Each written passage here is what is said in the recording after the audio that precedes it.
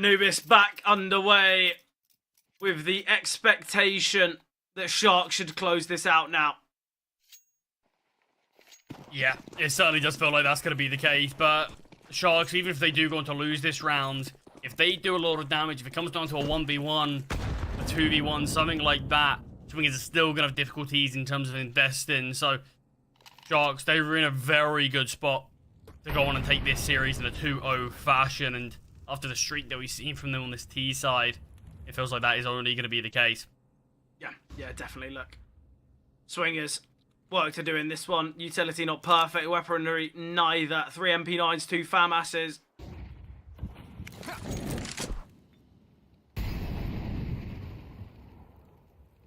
Guardians had an impressive game. Same with Doc. Guardian had some massive moments. Real turning point rounds and kills from him that he's had. But mid slowly being taken by the T's. You can see Swingers leaving it reasonably undefended. Just having Dash hold it from pretty passive towards A.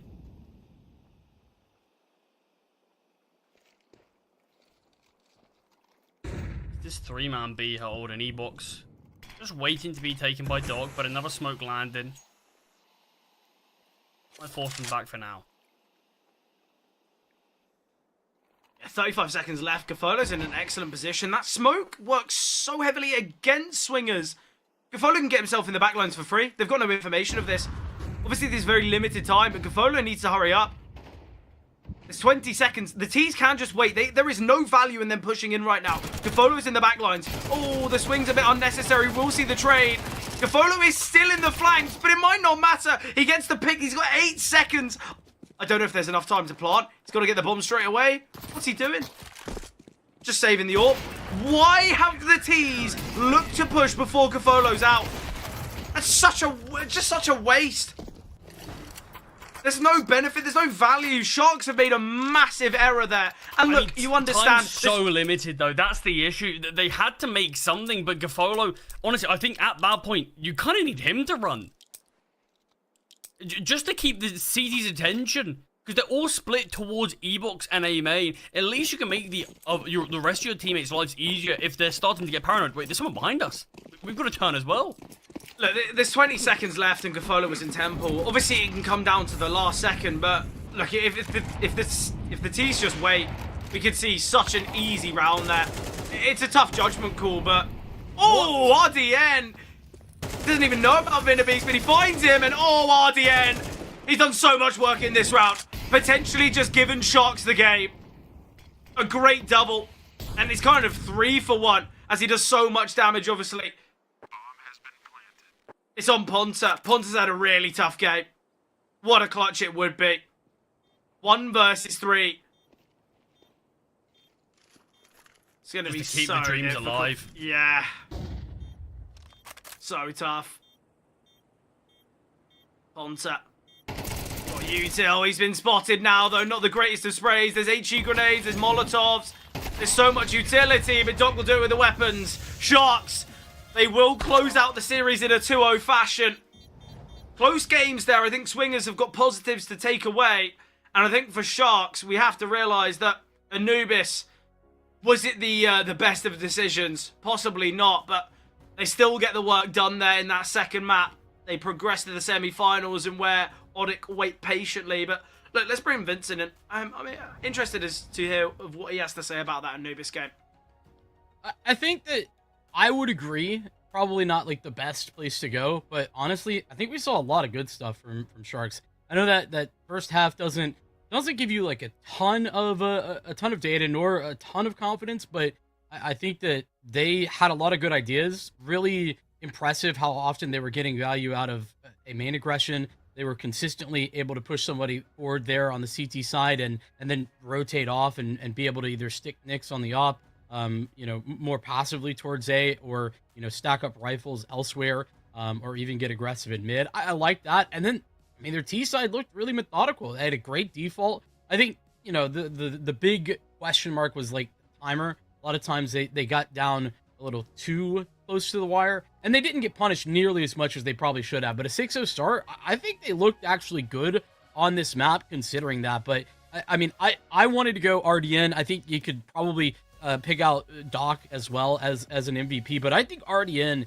as an extremity player was just so impactful, especially on Anubis. The amount of times that he is being set up to take space on A, and then able to get somebody into a better position deep into that space, and then rotate off and be able to provide support elsewhere was really imperative. And I mean, he was farming Ponter, who was often kind of the opposite extremity player, like both on the T side and the CT side. He did the same thing. I'm talking to CT side a lot there, but he did the same thing on the T side where he was the A player and was almost constantly making life difficult. They finally started targeting him there towards the end. But even then, when we talked about like the site takes and the executes, I mean, huge impact at the end there. I think well deserving of that MVP shout.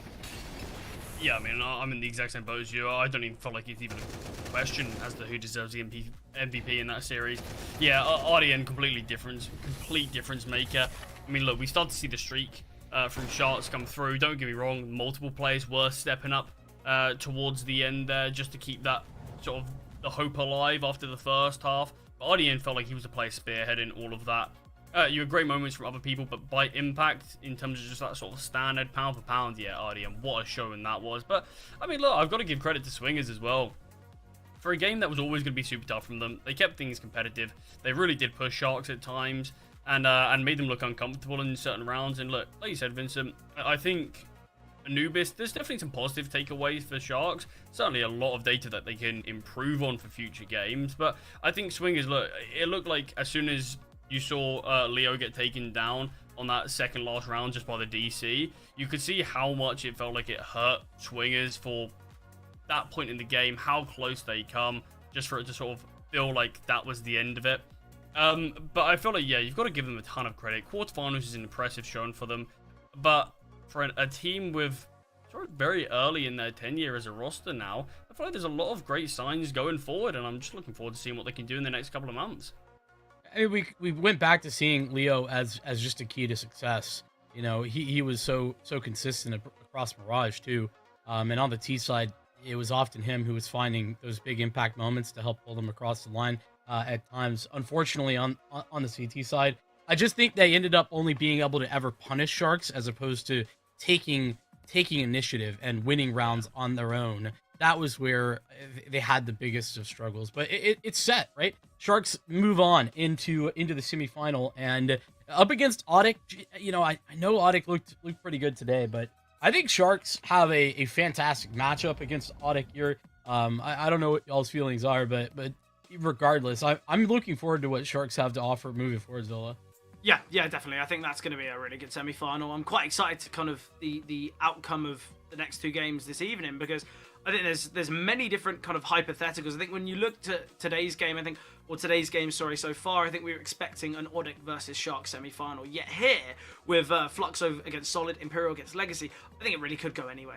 There could be an interchange of any of those sides, and I wouldn't be like, oh, that's a bit of an upset. That's a bit of an underdog story. So I think these games are going to be exciting. I think maybe I'd agree with you. I think Sharks have looked pretty decent. Hopefully you'd assume against Audic they wouldn't float a map, or at least pick a map like Anubis, especially with how well Audic play on it. But look, Sharks, they got it over the line. They won 2-0. Audic did the same. So I think that semi-final is going to be an interesting one. But for the later games, I think it really could go anyway.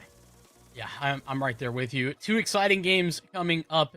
After this one, we got a little bit of a change, though. Here on the desk, we got Exner, Why Not, and E-Time coming in for those. But boys, it's been a pleasure. Had a lot of fun here helping you guys through these first couple of best of three. So we're going to go towards a break. About 20 minutes time, we're going to get started with the third best of three of the day. So stick around for more quarterfinal action when we return.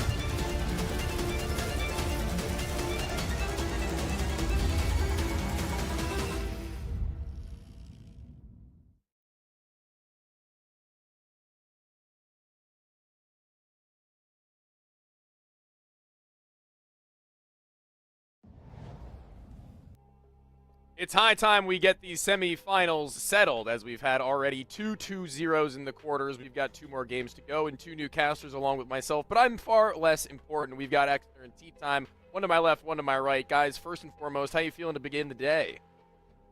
Yeah, I'm doing fantastic. Looking forward to carrying forward some action here in South America. Should be a fun day. I think we got the most exciting matchups here for sure. So looking forward to carrying forward some of the CS. Listen, right now, I'm just happy I've been called more important than someone else. And Why Not is lying to you all back home. I'm telling you right now, Why Not has been feeding me information all day long because he doesn't have faith in me to know the Americas region. And I'm here to prove him wrong. I'm here to show him what's up. I'm very happy to hear that. I'm glad to see that we've got a couple of passionate casters on the desk as well as we take a look at the recent games and how they had concluded. As I mentioned, they were 2-0s, the most recent of which having finished was going to be the Sharks over the Swingers. That being a bit deeper than I would have anticipated it having gone in terms of map score, but still a 2-0 with no maps dropped is a win for Sharks at the end of the day, with players in Audic also having gone 2-0, with Audic looking pretty solid. Terra still unfortunately struggling individually, but those aren't the games we're going to be analyzing and discussing. It's Fluxo and Solid to start, Uriel and Legacy later on. Starting out with the first of those 2 games, we've got Fluxo, a team that's been definitely building itself over time, with an interesting roster change, including history over Zevi, one that I do want to get somebody's thoughts on. And Exner, I know you've been here a million times and you've seen history's name, well, I mean, throughout history, I guess, no pun intended, quite literally, though. Yeah, I feel like, unfortunately, we've seen Fluxo go through the ringer in terms of roster changes. They've lost a lot of key pieces. I fear that sometimes this organization struggles to make the right move in South America, given the splashes that they made picking up players like Art that maybe look to revive his opportunities and revive his career. But yeah, I mean, Zevi was an opera that I really liked ever since he was on the Pain Gaming squad, and really made some splashes in that department. Bench him, trying their luck with a couple of roster changes, but they have to prove it at some point. CCT was usually where they were able to do it as well. They have so many victories in CCTs. They struggle to translate that though into like land qualifiers, and I always think that's this roster's biggest issue is trying to face up against the top dogs, whereas Solid are handling those players and rosters. Yeah, Tea Time, I mean, this Fluxo roster has been around for quite a while. I mean, this is history's second stint with the organization, as a matter of fact. So talk to me about how you feel this team's journey has come up until this point as well.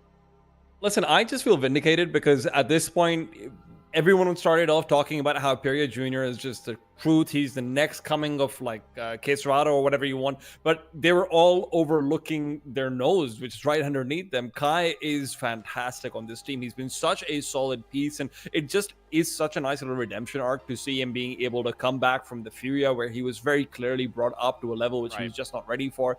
Comes back down, looks solid, looks fantastic. And I honestly think that there are still potential of Peria to be able to show up and really put up some big numbers, but he hasn't fulfilled it because his role is becoming increasingly difficult to translate through to a higher level. Compare that to someone like Kai, man, he's just doing wonders. I've been incredibly happy to see him grow the way he has. Fluxo is going to be, in my opinion, spearheaded by him. That's actually 100% true. I think that that's a really good core to look at least for right now, in terms of what we are hopeful and seemingly across the board from the three of us is going to be that Pyria and Kai dynamic duo, with Art honestly doing a lot of work in the rifling department as of the last, I'd say, maybe month or so. He's been giving them some of their best performances that we've seen from him individually, as well as in terms of calling. And I think that that can only really go up as long as they integrate their players appropriately, thinking that this is the right move to bring in history over Zevi. But that's something we're going to have to see in due time. We're going to need to move on now, though. Speaking of time, we have to move into the next roster of Solid, as we're running short on it. We still have a veto to discuss, but just, I guess, a little bit of a sprinkling in of what we were talking about on the off-camera. It's Nithon's introduction into this team is not the in-game leader, not a rifler, but as far as we're aware, a pure and solid AWP player, as well as Tamate, and both of them since joining, in my opinion, have looked practically night and day into what they looked like before, and this team the same.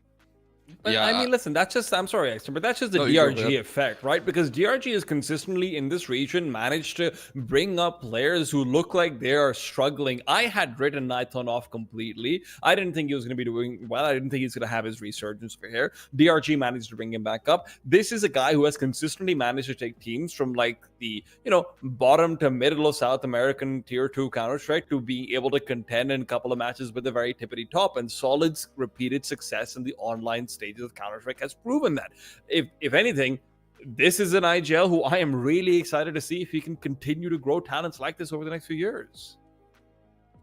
Yeah, I mean, I'm right there with him here. He comes from, as well, an organization that has been able to build up a lot of talent in the past. If you look at his stint on Sharks, I think you probably imagine he was able to bring in so much information and so much ability to build up this talent in players like Tamate, who are a little less proven in terms of leading to the top of South America, but that's what Sharks have been able to do in the past. I think DRG now bringing that in to Solid just makes their construction of this roster that much better here. You got a lot of history in between Nithon and Destiny, who have played together for so incredibly long and did such great work as a duo right there.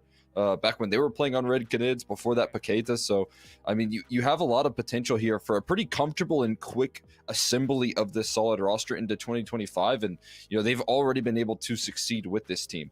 And I think let's talk about this, because this is a pretty funny fact, as a matter of fact. It's DRG who was on that Shark team. He effectively built up Che to be the player that he was, built up this player in Nisim, who we spoke about a little bit briefly in our pre-show. Lukowski he built up, Zevi he built up, a number of these players, actually 3 of the 4 of them having gone through the Fluxo camp immediately afterwards. So this guy is just farming up talent to have it taken away, to have himself get benched, and then just meet up with the team that was poaching all of his players in the quarterfinals here. It's like kind of poetic in the end of the day. I actually just found this out by doing a little bit of a deeper dive, but even then, DRG now looks to do some absolutely massive work in this one to say that, yeah, take all the players you want, I'll still find a way to get back to you. And we go into this veto, and that's where I think we're going to have some of our best conversation about that being possible, because I think that these 3 maps having already been determined are pretty decent if we're going to say that Solid have a chance to at least push us to 3 maps, as we are going to see an early ban of Nuke from Team Solid. It'll be Fluxo removing a map that typically they really aren't all that familiar on playing at all. They get their permaban more often than not in that Anubis, and then honest and truthfully, it comes down to who bans Train from run out.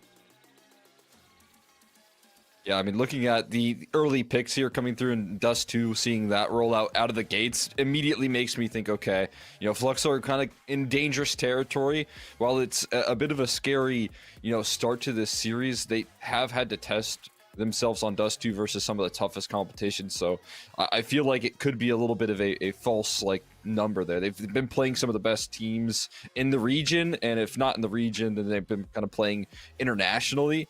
So I would say that Fluxo can still do a lot of damage here with the individuals on Dust 2. But Mirage is if we talk about one individual, it's just Kai's home turf. He's an absolute beast on that map. When he was even playing before Furia and that Academy squad, he could carry his Academy teammates through this map versus almost any team in South America, and they were always dangerous. They could always upset teams on that map, even though he was playing with a lot of people that, now are not even in really the scene here, not really relevant. He's the one that made it out of that squad. So it's just a massive opportunity for Fluxo to strike back there on Mirage. Yeah, I think it's going to be interesting over here. I think it's gonna be interesting over here, one of that we compare the offers, because for me, I will not lie to you and say that I'm particularly hopeful about what Nighthorn's gonna be able to bring to the table, right? History is obviously still someone who is on the newer side to being able to play with someone like Art. He, in my opinion, has a lot more room to grow. And yes, DRG is a player who I think has groomed a lot of talent, but bringing up an Opera who has been struggling, who has been given chances in many different systems, is very different to finding a rifler and making him better, because, you know, the roles are easier to figure out. You can put them in different places and whatnot as well. I just think across Duster and Mirage especially, this op difference is going to be massive. And frankly, Kai is going to have to step up to be able to make this competitive at all in Mirage, in my opinion. The one good thing, though, that I will say for Solid that they've got going for them is I think GBB on Mirage is a very interesting player to be keeping an eye out for, because he likes to go on these really weird kind of aggressive lurks on the CT side, some very strange push timings and whatnot as well. And that as a secondary piece can actually make DRG's calling across the map a lot more effective in a way where, you know what, maybe Nighthorn only has to cordon off areas of the map if GBB is doing this weird CT side aggression, and that can be enough. If it gets to Ancient, I'm interested in what Solid has to offer, but they have to force out that Ancient. I think Fluxo is set up for a 2-0 here. Yeah, that's actually interesting that you do mention GBB, because the last time that I got to cast him, he was somebody that I was very impressed with, particularly on Mirage, able to rat his way into some pretty powerful and impactful positions. And you say that you'd slot it up for a 2-0, and definitely, I guess, on paper, that would be true, but I really just want to see the momentum that Solid have begun to actually build up here with this roster change continue onwards. It's hard to read into these teams that maybe don't have really a whole lot of a system yet to be broken down upon, where if you change one of your star players, change your AWP, it's always going to be a little bit awkward for even somebody like Art to say, yeah, I have a game plan that I know can counteract this one. It's going to have to be him saying, yeah, Kai, I need you at your best, right? I need you at your best right now, Furia. I need to be at my best. These are the individuals needing to step up more than even Kai, I would say, in my opinion, personally, because it's Dust 2, it's Mirage. These aren't very tactically deep maps in which you really require all that much of traversal around a map or rotation. So if we do have a little bit of... whoa. All right, new blurt. Sorry, did I just expose you or what? No, don't call Dust 2 not tactical, please. God, It's this developed a lot. Dust 2 is listen, one of Dust 2 the more tactical maps nowadays. I agree with Take T-Tim long, on take this one. cat. Take long, take cat. It's a simulator. I'm over it. Either way, we do have a little bit of time before we do get to see them run that same simulator in a few moments, as we will have about a couple of minutes of break between us getting into the server. Don't go anywhere.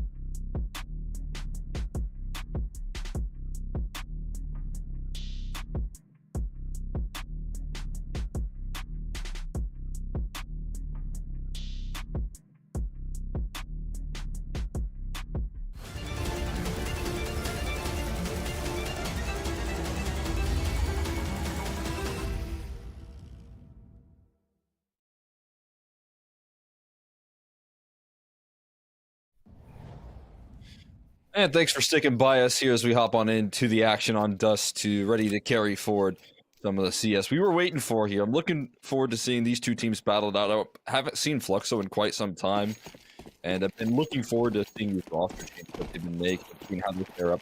It's a solid roster with a lot of momentum back. I just want to see what history is going to be all about. I haven't been able to catch too much of him on the South American side of things, and I'm kind of surprised because most of these players who I'm looking at who do get, thrown back and forth once every couple of months, I get to cover all of them. History is definitely a new one on the books for me, and on Dust 2 should be very relevant. This pistol round, though, is going to come through without a hit for the T side to get the bomb plant initially. It's going to be a full 5-on-5 retake. No kits, funnily enough. Art's got a flashbang, but that's not going to help you cut down the timing. You need to go in fast. Gotta make a move here. They're already flashing up towards long, and that's where it's going to be cut off by DRG. Forward for a quick kill and keep this long so nice and covered. We flashes to try and turn around for the Sharks to fight, for Solid to fight once again. DRG to try and initiate action. They're still managing to hold on to the sides. Tomatic does go down, but he's bought so much time. There's no longer any chance to try and win this one. It's all about the money, though, for the T side. Nighton continue to farm it up. Just seems like a round too easy for the Solid side. Fluxo putting all their eggs in a basket and never really came home. Yeah, they put a lot of emphasis on this B side early. Very much so big gamble that they call out and doesn't pay off at all. End up just sideswiping them on a free A site. Solid can't believe their luck. They're opening up the round. Quick and easy. Couple of saves, though. I think they only saved with History having armor, though. So you can't really get the FAMAS second round buy that we've been seeing quite a bit. Unless you want to go hero pharmacists. The glass You think- FAMAS. I mean, I'm not saying glass fly. You drop it over to someone with Kevlar. Oh, yeah, you're right. I see what you're saying. Is that a thing? Like, you tell me. Because, like, here's the thing. I recognize my limitations. I never talk about mechanics. I never talk about moves because I don't have that stuff down. I'll talk about strategy and macro any day of the week. You tell me. Is that a call? Like, hey, two people, drop over pharmacists. You have 3 pharmacists across the board. Is that a thing? I've been seeing teams do exactly what Fluxo did in that last round, where they play heavy retake, and then if they lose like 2 players, they just instantly save. Everyone buys armor, one person buys a kit, and then they call the save very early, and then they get 3 FAMASs in round 2 to buy out, and that is what I've been seeing a lot more common. I don't often see a lot of buying FAMASs for other people, because then you can just get everyone on 5-7s, and that's pretty scary as well. Tell you, man, 3 pharmacists, 2 5-7s, going to be the medic for all the 4 spies.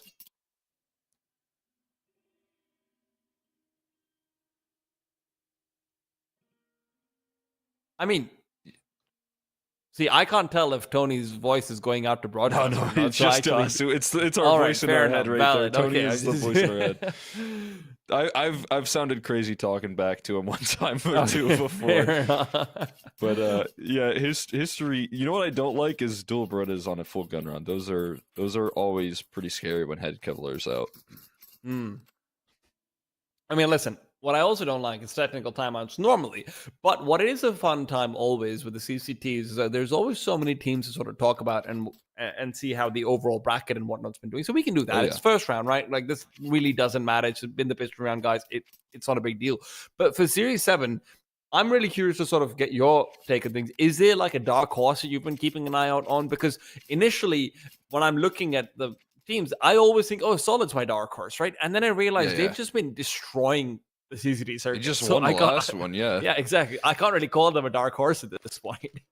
Yeah, I mean, right now I would say, surprisingly enough, it feels like Fluxo's a little bit of the underdog here. I know it doesn't seem that way, but with how dominant Solid have been, I think they actually could overtake Fluxo pretty comfortably. I think the dark horse most of all, though, is Sharks. They've been looking, a lot better here, a little bit more revived with the additions. Okay. I still got some question marks about Nyx. When he first came on the scene here with Sharks, he was doing some great work with the opping. I actually made a joke that Fluxo picked up Nyx the on wrong Sharks, Nyx. not Nyx on Yeah, Fluxo. exactly. So, I was like, maybe Fluxo picked up the wrong Nyx and meant to get the other guy because he looked crazy dominant. He's lost a little bit of his step, though, at the moment, which I would like to see him get back versus some of the tougher competition here in South America. But, confident victory over Swingers, who look good in the Swiss stage. I think if they can make a run, this roster rebuild is just going to be another one of those like coachy classics where he manages to pull a rebuild of a roster so quickly. I mean, listen, I think my dark horse might just be Imperial. And I know everyone's going to be like, well, they're the highest ranked team. But listen, guys, they're not even the best Imperial in the world. Come on. Come on. All right? we brought Imperial's B team, and I think they might win the entire thing. If that's not a hot take, you tell me what is. the Academy squad you're playing out. Yeah, there you go. But no, it's going to be a fun time. I think this bottom side of the bracket, and for context, because obviously we don't have the bracket graphic to be able to bring up right now, but the bottom side of the graphic is Fluxo versus Solid and Imperial versus Legacy, right? The matches that we're going to be doing today. I think the winner is likely to be coming through from this side. This is sort of that, death trap of a bracket that you are getting into, but unfortunately, that's just how it goes. Yeah, they're in a tough spot here. I think, Legacy with some of the roster changes, I think are definitely my favorites to take this whole thing home. I'm excited to see that next best of 3 because whoever wins that is going to be my favorite if it's Legacy to keep it up or Imperial to back it up. But I'm really interested to see that matchup. But I mean, for this one, you talked a little bit about Nython when it comes to his opping and the question marks. I think he's got his swagger back right now with this team. He's no longer calling. I liked him a lot when he was on Pain. I was kind of surprised to see them pick up a little bit of an older talent. At the time, even he was a little bit older, but he's back to his aggressive moves. He was playing up against his former team that just cut him in Red Canids, I think a couple days ago, maybe yesterday, in the opening round. And my God, did he look like he was back in his prime. I was excited to see that. And I want to see if he can actually keep it up here long term. Do you know how many Brazilian operas I have seen, quote unquote, go back to their prime? I really hope that's true. I really do. But unfortunately, I'm just going to bank on the 20-year-old hopper instead of the 27-year-old one who's gone through a pretty big slump this year. And I want Nython to rediscover this game because genuinely this guy was a joy to watch and a joy to tune into earlier on. And it just felt like he fell into that spiral, which a few players do in the South American scene, which is that in that sort of talent washing machine where you're just being tossed back and forth, there's detergent in your eyes, you're thinking, oh my God, maybe I should be playing more passive. No, maybe I shouldn't be staying true. And you lose yourself, right? You lose the color in your game when you're trying to be mixed in with all the whites of these riflers, right? That's just unfortunately how it goes. But being able to sort of bring that back, that's hard. History, he's a fresh sheet right now. He's got graphic designs all over him. He's got graffiti right now. There's interesting personality to it. This is a Hawaiian shirt that hasn't been washed a single time. It hasn't even shrunk yet. So I just want to see how it goes with the rest of the outfit. Yeah, he's saying it fits like a glove right there. That's no, I don't know. Hawaiian shirts aren't supposed to fit like gloves, Dexter. God damn it. They're supposed to fit like a shirt. I see. And it's the right size. It fits perfectly. Tailor-made right now for this roster, which is concerned when it comes to like these This is the worst part about casting with younger people. It's like, oh, guys, please learn your clothes. Hawaiian shirts are not supposed to be tailor-made. Come on, X there. You're the American over here. Yeah, that's true. That's fair. I do have one Hawaiian shirt though. I'm sure you look good. I should bring it out. No, please don't bring it out right now. We're on air. Come on, man. I don't know. It could look good. I'm sure I will. Whip it out for the second map. Hey, go for it. You know what else is going to be looking good over here, though? I'm looking forward to seeing how Art actually performs here across the series, because you look over towards the map that we have, right? It's Dust 2, it's Mirage, and it's Ancient. Every single one of these maps come through where Art, in his stereotypical role, and obviously everyone tuning in needs to remember, this is not Art of old. Art of old had the benefit of having Kesarado behind him, of having these players who he knows will be able to pick up even if he's giving down an advantage. So Art has been a lot more thought through is a nice way of putting it when it comes to the decisions he's taking now. But in situations where he's got a veteran IGL against him, he might have to be the difference maker in terms of rifling firepower. And I'm really curious to see how he's going to be changing his own game around him if some of the rest of his pieces aren't going to be falling together. Yeah, I mean, I think there's, especially like in the last couple of years, we've seen a lot more success out of aggressive players, a lot more setup for aggressive players. And now if you're able to be an aggressive player like, Art's style, and then call for the amount of support that you get. I think we're starting to see the fruits of his labors with this aggression, with some of the uptick in performance that we're seeing here from Fluxo, because he's still remaining as active. He's just a lot more rewarded for it. He's getting a lot of MP9 kills there, not up against ecos, but he's using the SMGs very effective on gun rounds, and it feels like he's getting a step back into this Fluxo roster, which I was always a little bit worried about. I mean, when you picked up Art, I think it was definitely the right move for this organization, but the roster changes that they have made for quite some time now, I feel like you watch Lukowski leave and you're a little concerned. You're a little bit worried that this roster just lost its key piece, but Art has honestly been able to take a lot of the aggression that Lukowski once did for this team, and still pick up that role nicely. So I was very impressed that this team kind of bounced back from that move, and are now able to still offer up some success in that department. I mean, the only thing that I was kind of disappointed by, though, I will say, is that I really don't feel like Peria has lived up to the potential and the promise that was sort of said, where everyone's on the lookout, like, oh my God, Peria is going to be the next big thing. And he hasn't been. Genuinely, he's been really struggling to adjust to the expectations of being able to play with a top IGL for the region like Art. Art might be someone who, let's be honest, there's been jokes made about him internationally. There's been a lot of talent who said that he wasn't up to scratch, but that isn't to say that he isn't the second most successful IGL that Brazil has had over the past 10, 15 years or so for Counter-Strike, right? So you're getting to play with someone like that. It always comes with an inherent pressure, especially when there's this sort of weird role overlap where Peria, for anyone who wasn't tuning into his prior games, was one of the most aggressive players on a CT and T set that you're going to see. But unfortunately, ever since he's come into Fluxo, he's actually been having some really fast deaths in the early round. And I do include situations where sometimes he will get a kill and be immediately traded. But it's not like that Lukowski effect where you get a kill, you back out, and you buy another 20 seconds before you get another fair duel. There isn't that second fair duel that comes in from Peria's hands, and that can be a problem. That's where I haven't seen his full potential come into effect, and I do kind of worry about whether it ever will. Yeah, I'm with you on that one, right? I think this guy has, for the amount of credit and praise that he's been given, you want to be able to live up to that. You want to be able to bring that to this roster.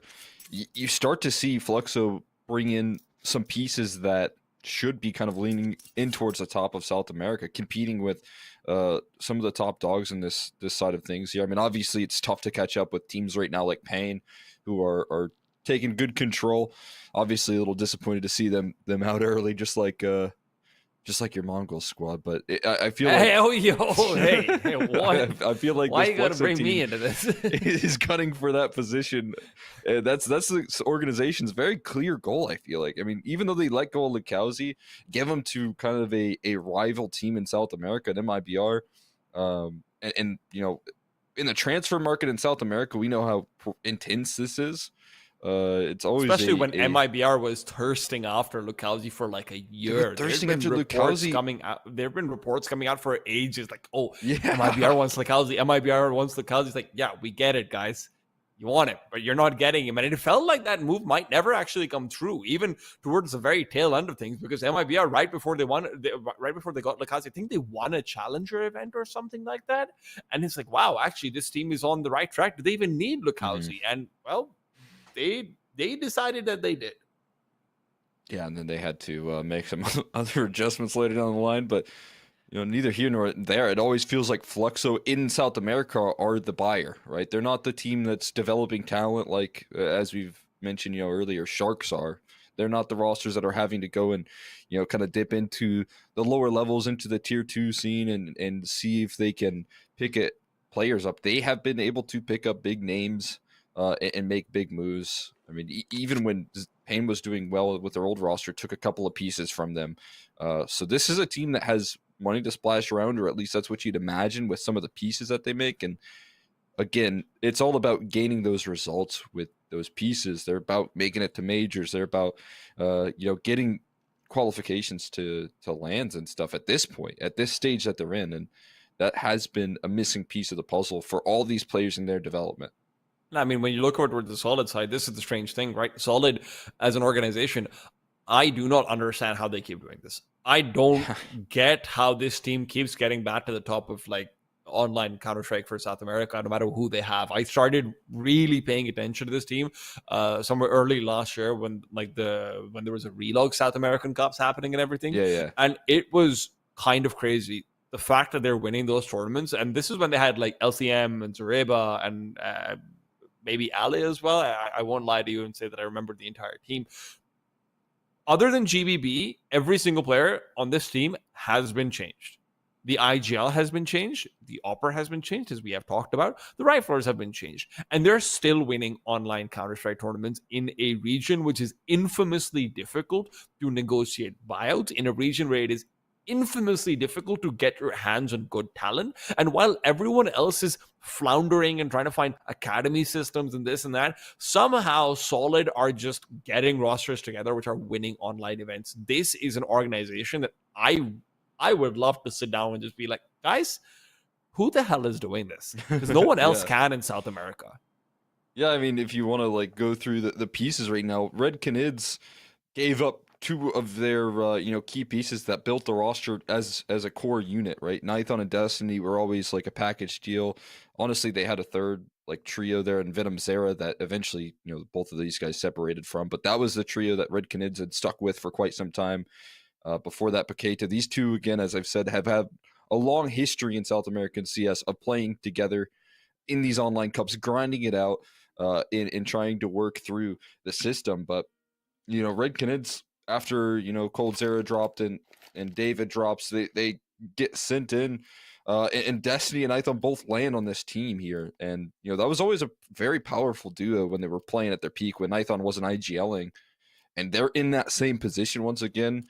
They are starting to succeed like they used to, and Tomate is a player from Galoras, and that organization just dropped a fairly strong roster, and then you get the ability to pick up Tomate, who is a player that showed a lot of potential in that Galoras roster. They, I think, overperformed in a lot of events, even though they didn't 100%. get a lot of big victories. They had the pieces, and it felt like they were coordinated very well.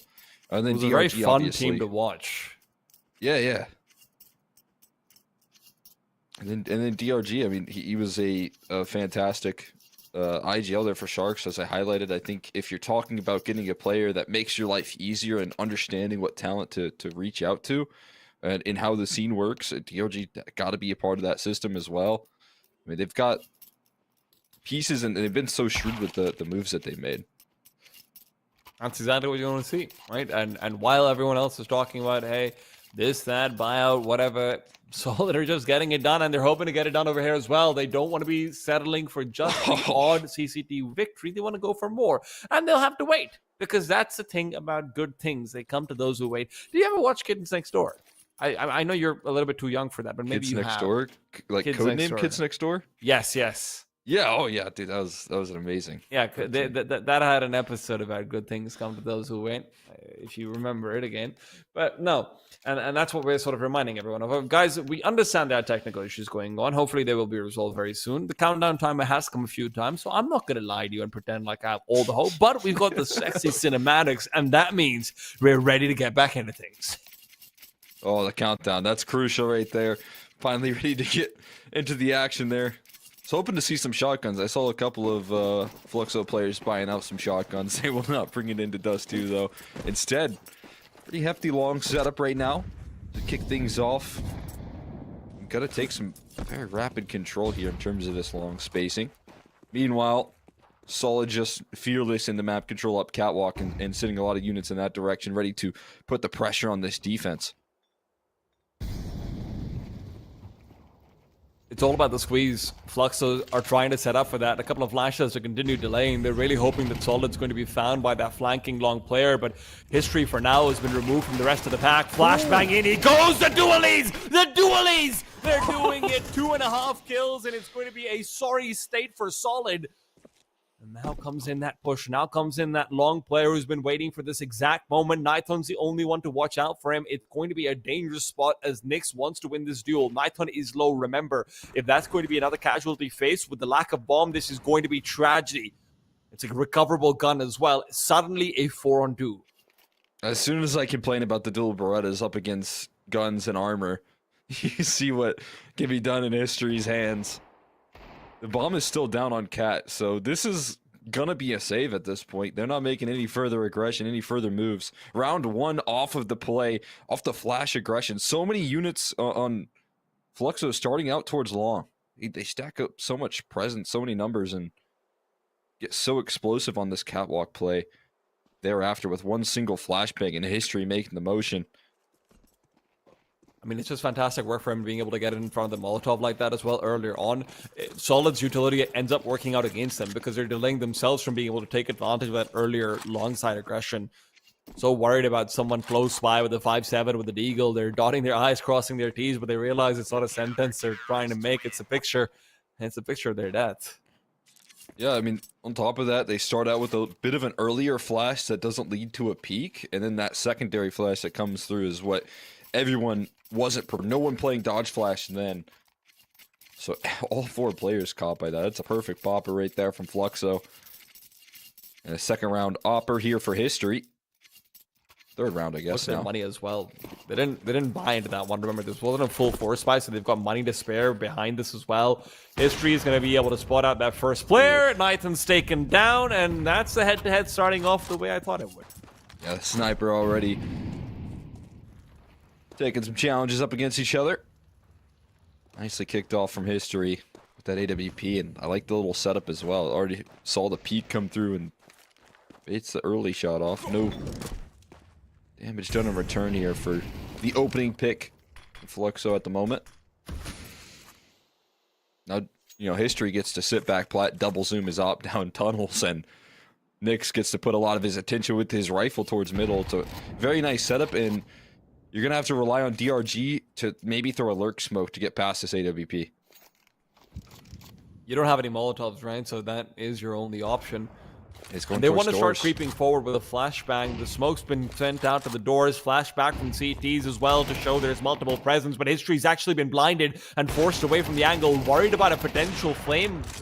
But no, it's in fact 2 quick kills and maybe a bit more where that came from. DRG finally shuts him down. Early flashbang does mean there could be a peek from Kai. Decides against it, waiting for the bomb to be planted. Will swing out, denies. No, the bomb will go down, so at least the money comes through for Solid. Fluxo, though, clean things up pretty nicely. Well handled at the end of the day there, but I'm surprised with the access that Solid do get in that bomb site. As I said, you know, op in the back of plat. History a little nervous about that positioning, though. He runs away, caught by the flashbang. Didn't expect it was going to be all that effective.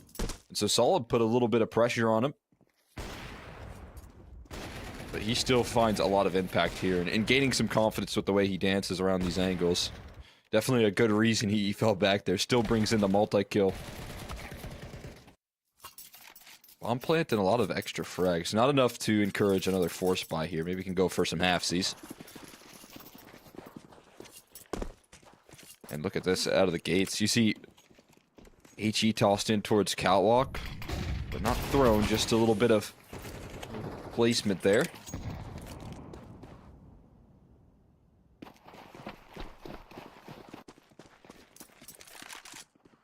Well, about to be receiving a lot of players out on towards that catwalk. It's going to be starting off with the wrong gun, A1, to try and shut him down, but it's the AK to be able to actually get the frag. Speria gets involved in the anti-ecos. Good to see him being able to pick up the numbers. That's going to be necessary for this series. Yeah, comfortable. Handling the aggression up, Cat, no problem. Gonna build up a little bit of momentum here for the CT side. That's around, you can gain some ground on here. Been liking the way that teams put a lot of HEs on catwalk or in CT spawn. Just toss it up. Do so much damage and avoid what is very deadly cat executes that come through pretty common. Default leaning in 4 towards A. Looking like they're going to make a pretty decisive move off that until they're smoked off. Python looking a little bit hungry with his AWP out of the gates, which I do like to see. Was given some setup to try and make a move with that op, but no one really giving him visual before that smoke blooms. It's interesting positioning for history where he's been left alone on A long with the AWP. It's not traditional. Not a role you would expect, but maybe just worried about a late lurk. It does leave mid to be completely open unless the rifles drop down, because there's no one from B who can reinforce easily. There's going to be at least utility available for the CT sides to keep away Solid, but Fluxo could find themselves in a bit of a pickle if Art oversteps. I mean, they have to really get a lot out of these rifle presence, as you said, with that op being posted up towards long, looking to deal with the lurk early. Gonna be tough for the rifles to hold up against Cat. Not gonna head in that direction though. The smokes and a lot of utility that's remaining here from Fluxo, multiple mollies tossed in. They're gonna have to adjust this one quick towards mid to B.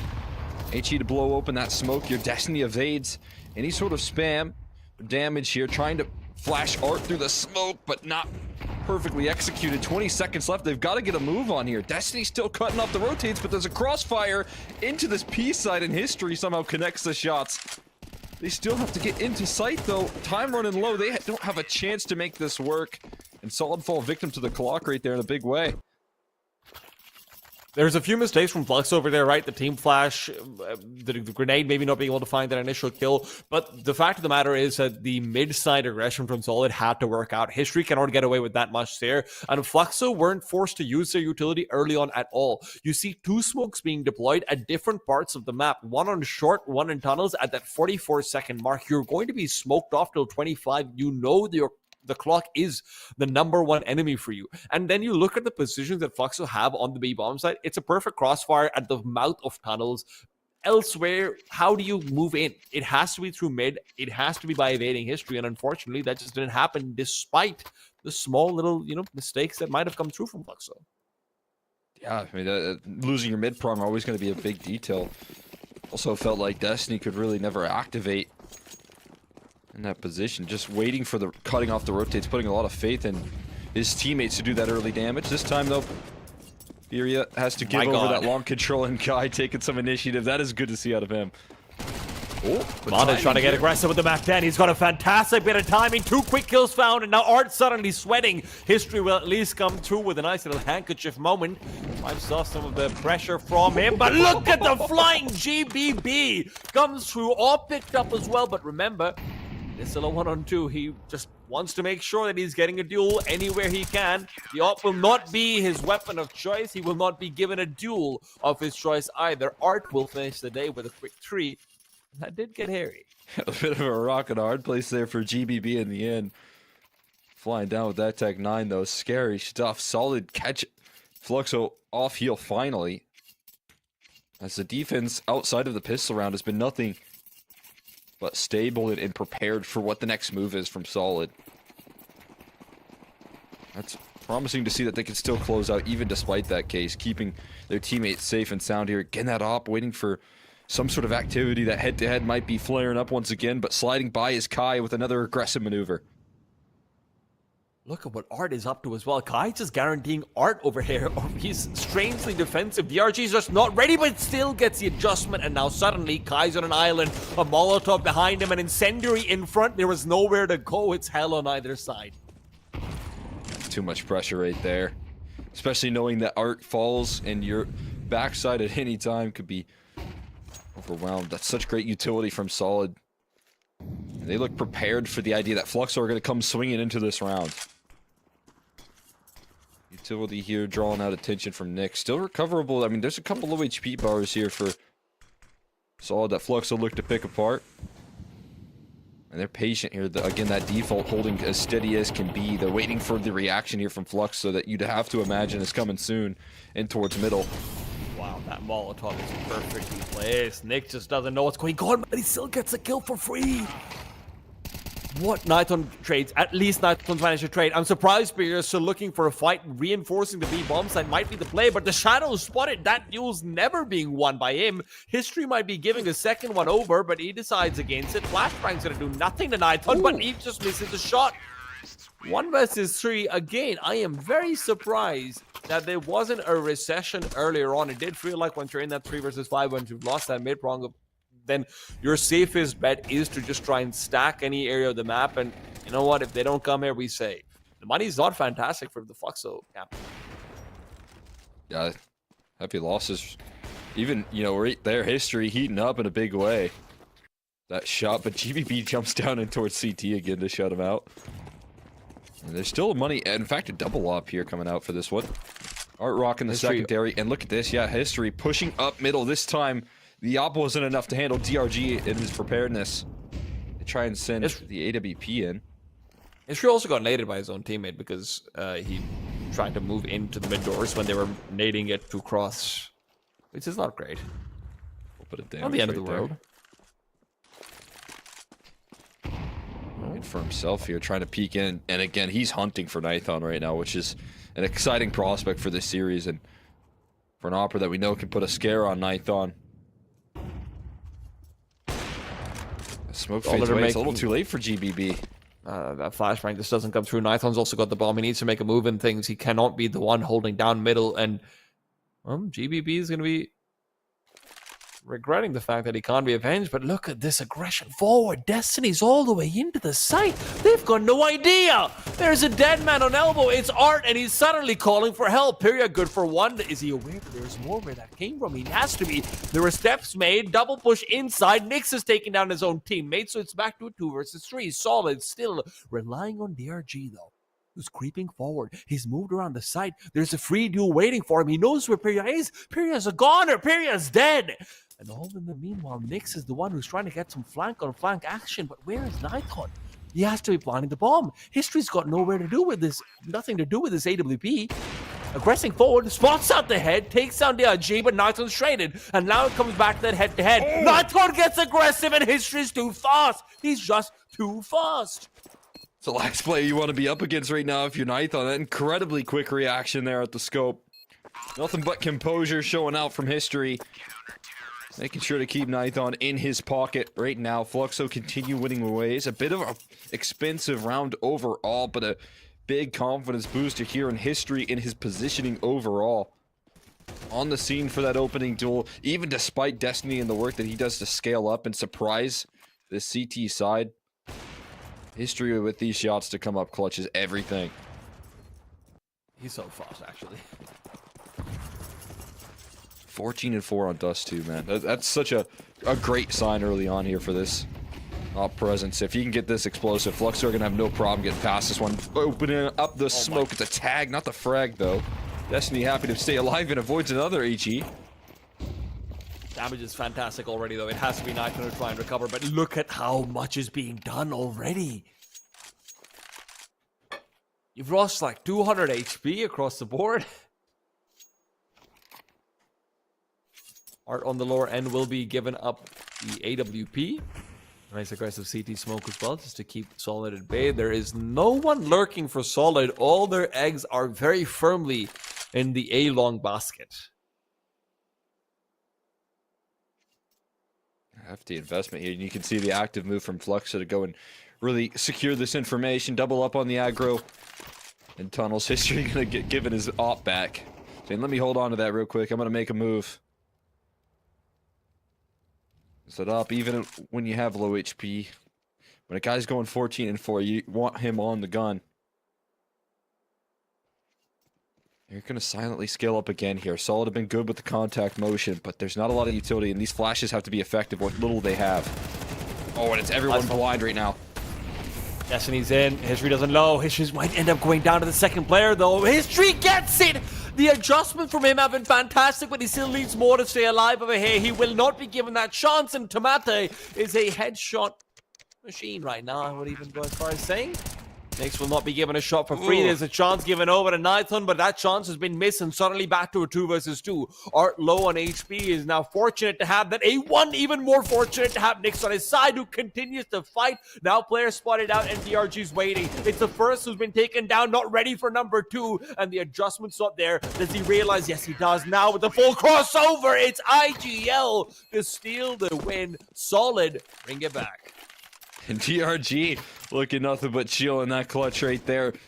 Crouched in the corner as he gets dinked down. He's 1 HP here. He doesn't go and hide. I'd imagine that's what Nyx would expect in that timing in which he was on scene. But no, he's still holding his ground. Does not fold on the bomb site here. And Solid get the clutch right back there with DRG in the impact. Saving that one from the brink there. honestly, even just their flashbang usage was fantastic to be able to get onto the side. They had just 2 left. one But now, Oh yeah, 2. It's crazy that you can get that amount of impact out of 2 flashes, Yeah. but that, I mean, that's the sort of approach Solid have been very effective at. It's, you know, very quietly taking this map control, but they get into a comfortable position where they're ready to get very explosive, and then, you know, bam, they're there before you can really prepare yourself. well, listen, there's no dualies on Fluxo, so I think we can safely say they're losing this round. Right, Cole? Isn't that how it goes? Yeah, only 5-7s. Those aren't scary. And this time the flash is never going to come through there. There's the activity out of Destiny. It's actually HE that they send his way, but he's a tank. It'll take a lot more to deal with him. It's Arch rocking a scout. That's a big shot. That may disrupt the game plan just a tad. Slow them down a little bit. They still seem confident in their motion out towards B, though. Yeah, I think the game plan is clear. Go find the guy with the scout and just shoot him. Oh, they can't shoot him! It's They can't not shoot working! him! Oh my... Oh my god! A double up right there. Collateral coming through from Art. It took him so long to finish the job. Only one survives. It's Destiny on low HP. There's a real chance here for Pyria. There's guns to recover as well if you get that first kill. Destiny doesn't want to take the peak, and there's a smoke down. Now, this might not be working in his favor, but if nothing else, he can push out and try and get those... Well, okay, he's going to say... Yeah.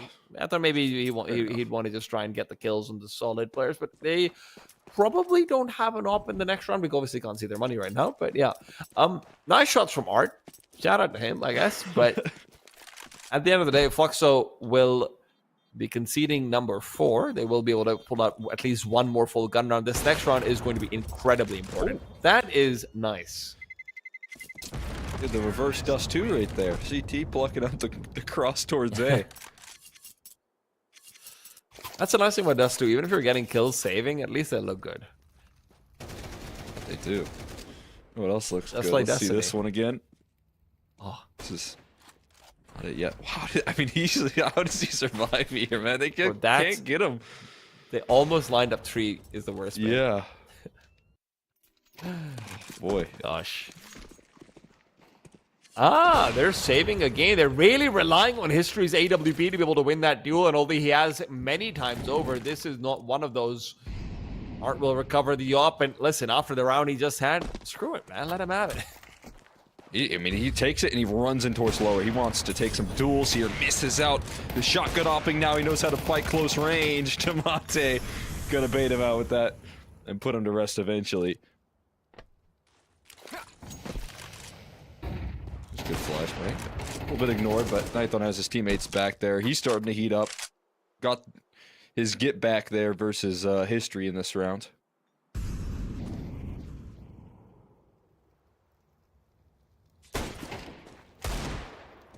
Oh. Okay, you know what? That's good old JW opping right there. Thank God they give you a pistol. Hey, what do you mean? If my sidearm, all my arms are my sidearms. It's okay. Solid have done a fantastic job of coming back into things, though. This is already looking like a much more convincing half than it felt like they would get. Fluxo could have run away with the enemy map pick, and Solid are showing us exactly why they've been able to come back into this. It's been some solid T-side calling, making sure that they've been able to rally the troops around some slightly weaker buys, and now they're in a position to fight for equalization after having, well, the world turn upside down with an anti-eco going wrong into History going right too many times. But Art's got a UMP, and I know where I'm siding for that gun. Good for one. That's what you can guarantee, but no more than that. Good for some fun right there. Speaking of rolling back the years, here for History.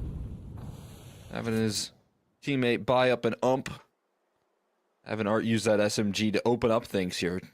Taking down a player like DRG as well. Always really nice to start it off here, but still leaves him in a 4v4. And that's going to create some weaknesses that Solid love to look to exploit here on the map control.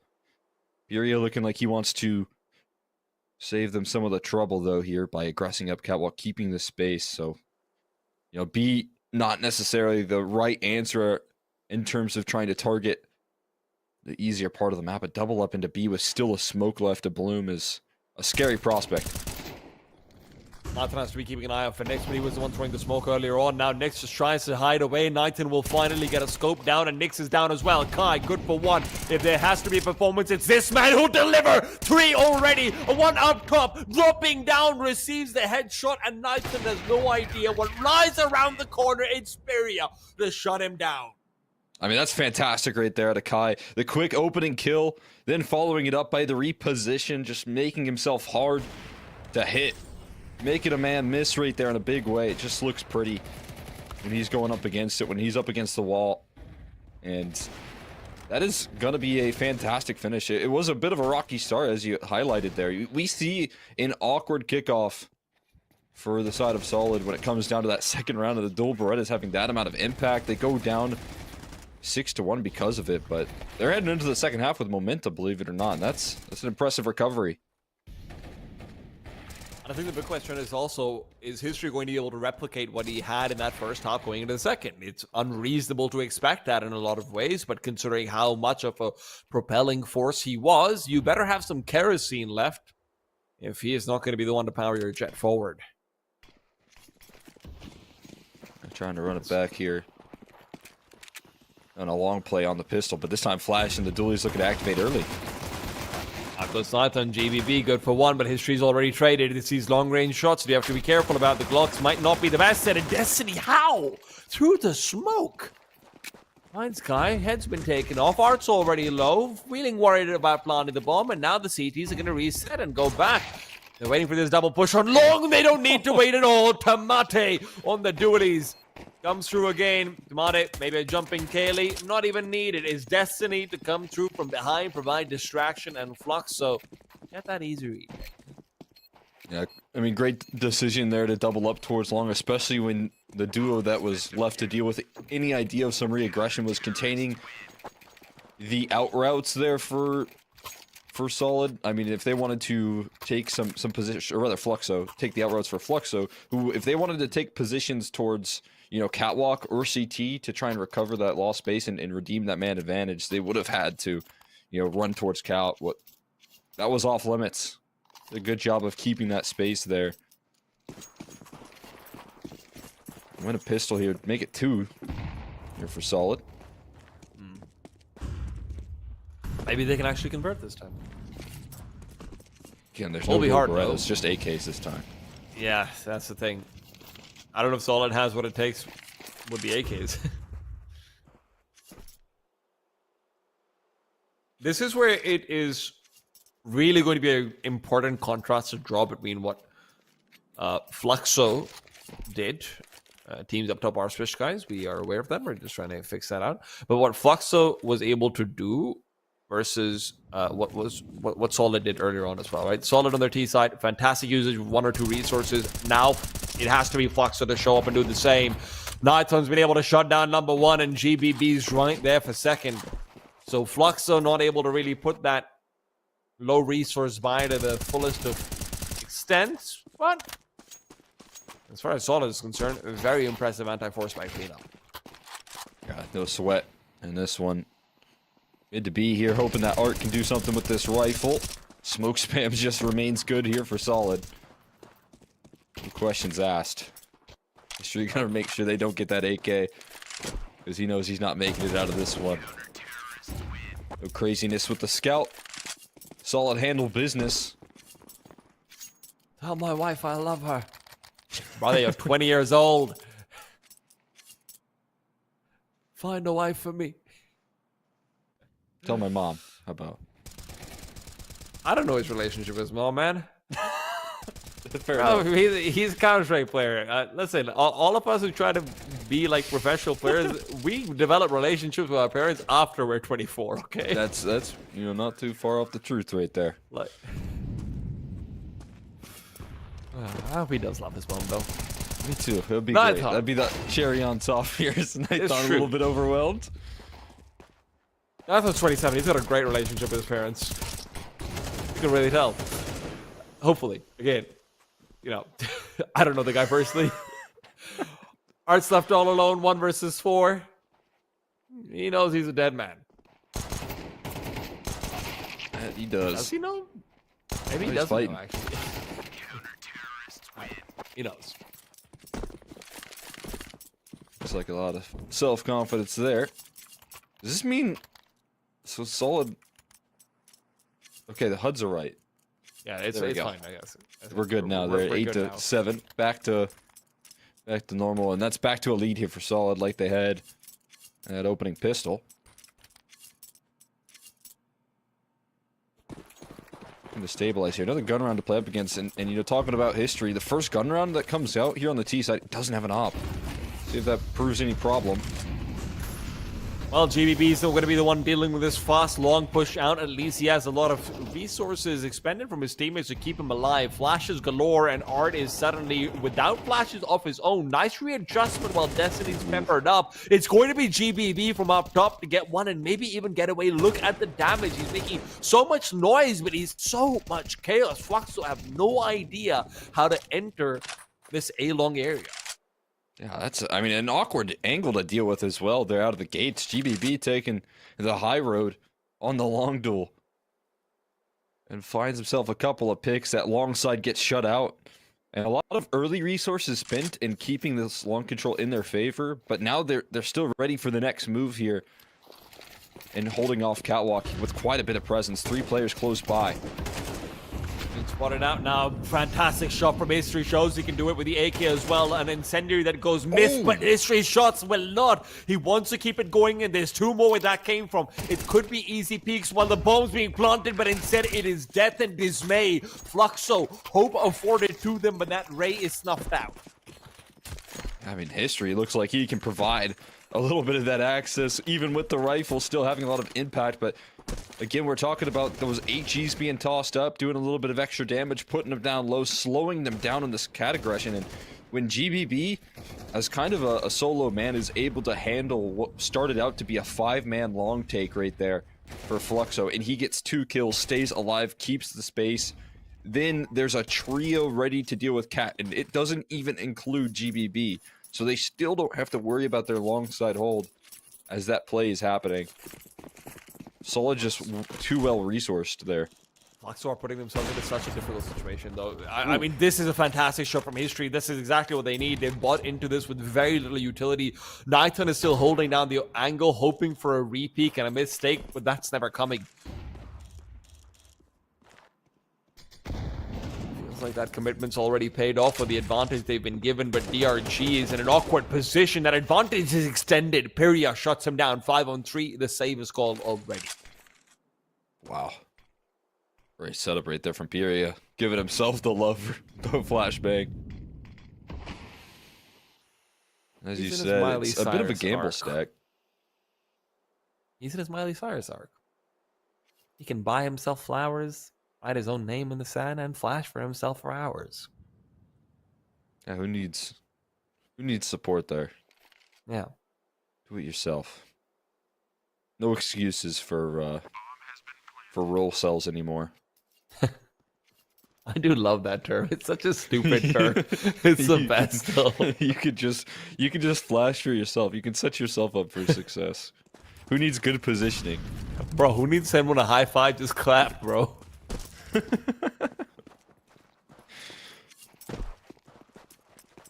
I'll clap for Pyria if he keeps that up. They're gonna hunt this down though. They're kind of circling around. I mean, that's a risky move to be going for. It's not like they've got the money themselves to really work with, but at the very least, with the utility, you can see the logic behind it. No one really to be displaced. CT's got smokes as well. Art will be peeking forward into nothingness, but like I said, committing too hard is probably not the best of ideas. Ooh. That one, though, is Art. Very nice. Getting cute with it right there. Little totem pole for the exit on the way out. Look at that. Sizzle You never on saw the that one steak. coming. Yeah, they forced a lot of discomfort with the what looked to be almost a guaranteed like re-execute into the B side as the round was ending, but they just wanted to scare him a little bit. Double up now out for the CT side. That secondary play. Well, now single. Maybe don't peek him. Give him, You know, the duels he's hunting for again. He didn't have it in the first gun round, but gets it out in the second opportunity.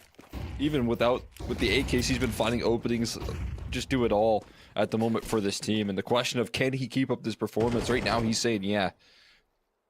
Tomate's trying to repeat back in with that flashbang. It'll be a nice attempt, but unfortunately, Kai is already too far back. The grenade to pop open the smoke. The B-bomb side is completely empty. They need to take mid, and they need to do it fast. They know this as well. They do have the extra HEs should they want to push through, but Destiny's wondering whether they want to reveal either. It's a 3-on-1 on the B-bomb side. Despite the fact that Fluxo is so split up, it really is impossible to rotate with History watching out, and Kai finds a critical kill. Solid. They simply can't play into mid control if they keep losing an early man like this to History. Yeah, I mean, they have a couple different options here, and like you said, fighting History in middle is not one of them. Nice exit from Nithon to make sure that he stays alive for now. But, you know, resources towards Cat might be the move in the future. You know, maybe a boost here for Nithon in their future as well, something along those lines, because History's just working them in middle here. Nyx is looking to work some exits. We'll find it. GBB falls in. Furia just snipes out Nithon here with his AK. So nothing held on to. Gonna have to figure out what they do with lacking economy now. Looks like the decision here is to get Nithon into an AWP. A couple more investments in. GBB might be sacrificing in this round, but again, what's the adjustment here? How do you try and stop History? How do you avoid him maybe? I don't know, but he's on the aggro every chance he can get. It really does feel like you might just need a little bit more of an anchoring sort of setup for the AWP to come through. And it always sucks on Dust too when you have to do that. But at some point, you know, when the guy is going 21 and 11 and is doing it across halves, across weapons, you have to give him the respect. Yeah, absolutely. You just want to avoid him at some point. And it's easier You know, said giving than him the done. mid duels here is so confident, so comfortable for him, but you know, Nithon running right back into that. Oh, Nice coverage, beautiful. though, able to sneak it onto Art. It's exactly the kind of angle you want to see from Nithon being held. Gives him the early advantage, doesn't have to take too much of a risky duel, backs off, recedes, and now you've got yourself exactly where you want to be. Destiny's ready. Is there an HE? Doesn't feel like there is. He maybe just wants to push through with a flashbang to help out at most, but there's a spam that he has to be worried about as well. Destiny's wondering exactly when to start pushing. He's going to be able to find one before he dies. That's all they needed, and now Kai is the one who's bringing things back, but for how long? Piria's commitment in from tunnels is perfectly timed. It saves his teammate, and with History still alive when his post spawned, this becomes all the more deadly, all the more dangerous. There's an incendiary and a flashbang, neither one of which might be used. There's an AWP arrow sticking out. Nithon's a goner. Now History might be as well. No, the History's not a goner. GBB might be as well. They're on the same team. I get things wrong sometimes, but History doesn't. No, he does not. He's just too good right there. Even that smoke push that creates a little bit of chaos. I feel like there's a bit of a breakdown in between this duo on B and the rotator rolling in through middle as well. You know, you want to be able to collapse a little bit more cohesively, you know, instead of kind of peeking in one at a time, leading into your B side, falling through the mid aggression. You want to be able to isolate those duels there as a unit, kind of close out from window and middle, which is what a lot of teams are doing. A lot of teams are just willing to give over the B site entirely, knowing there's probably just going to be one singular lurk that you can, you know, handle later down the line. Difficult time to call to bring in that timing.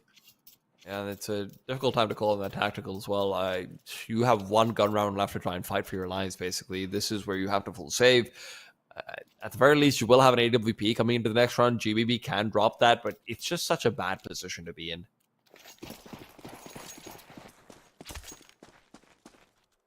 Yeah, whatever is being discussed here, trying to figure out a way to shut down History. Part of that conversation. We'll find out if they can do it. HE's good. Pistol's not quite living up. And they will just run their way into the AK spray.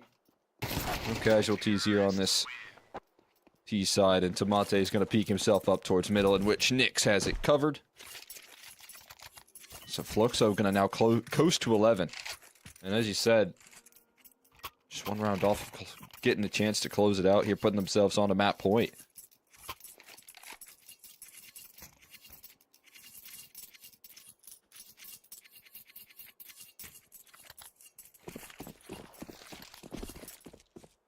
Doesn't get easier.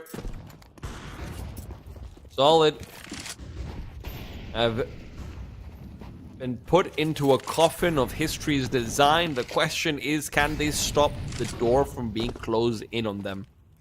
This burial is not guaranteed just yet. This round is the one where they have a chance to fight back. Knighton takes a more passive line, playing back inside the A side. It's going to be aggression from riflers instead in middle, and that too counter-aggression, not initiating anything. Understandably so, Foxo's been getting the better of them many times over in the opening duels.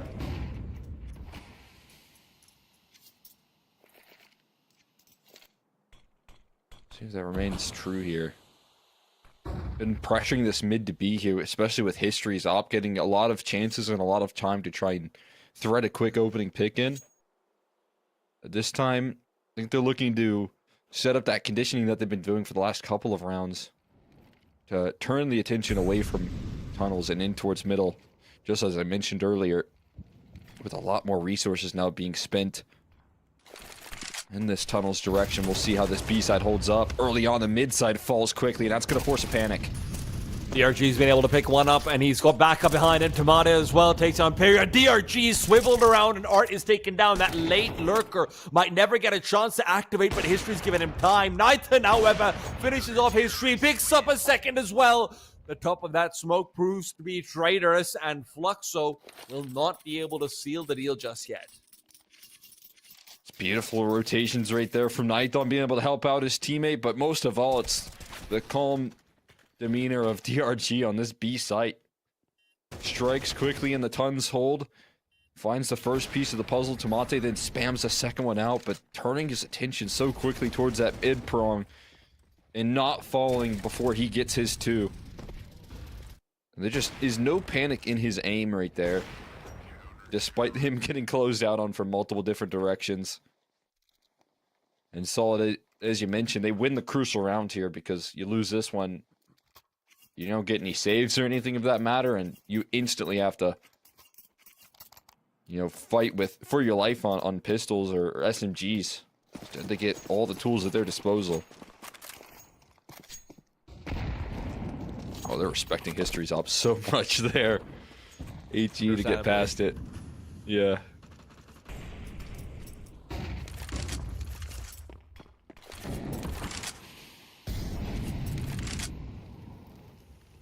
It's going to be free catwalk, give it over.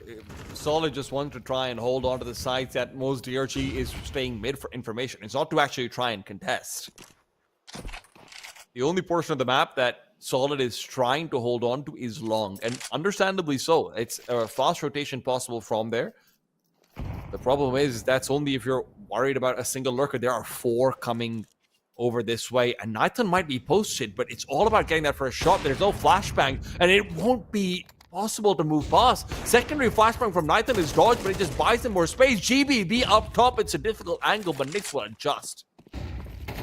That's clean. Still have that op posted up there, Nathan. You still have to get past him. That's a huge question mark.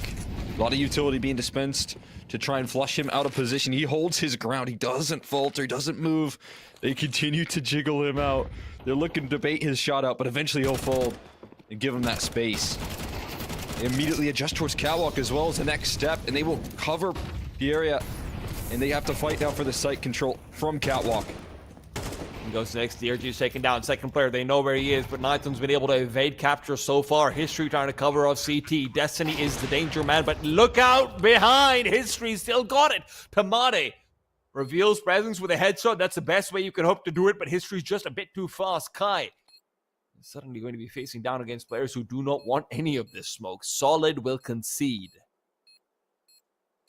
Just a couple low HP bars as well, but you get that op posted up in a very good position. Cover off the aggression from CT spawn. You're going to save the Destiny being low just the same. A little bit of firepower that you have left. It felt like all the right moves, especially with Nathan being able to strike with his op like that to open up proceedings and to immediately cause distractions and disruption on that long hold. You have to get something there out of GBB, but Nyx just blasts him. And as you said, it's a very hard angle to deal with, but Nyx too quick on the adjustment, and what an important time for him to come through and come alive here for Fluxo, just when they need him the most, to give him a couple openings like that.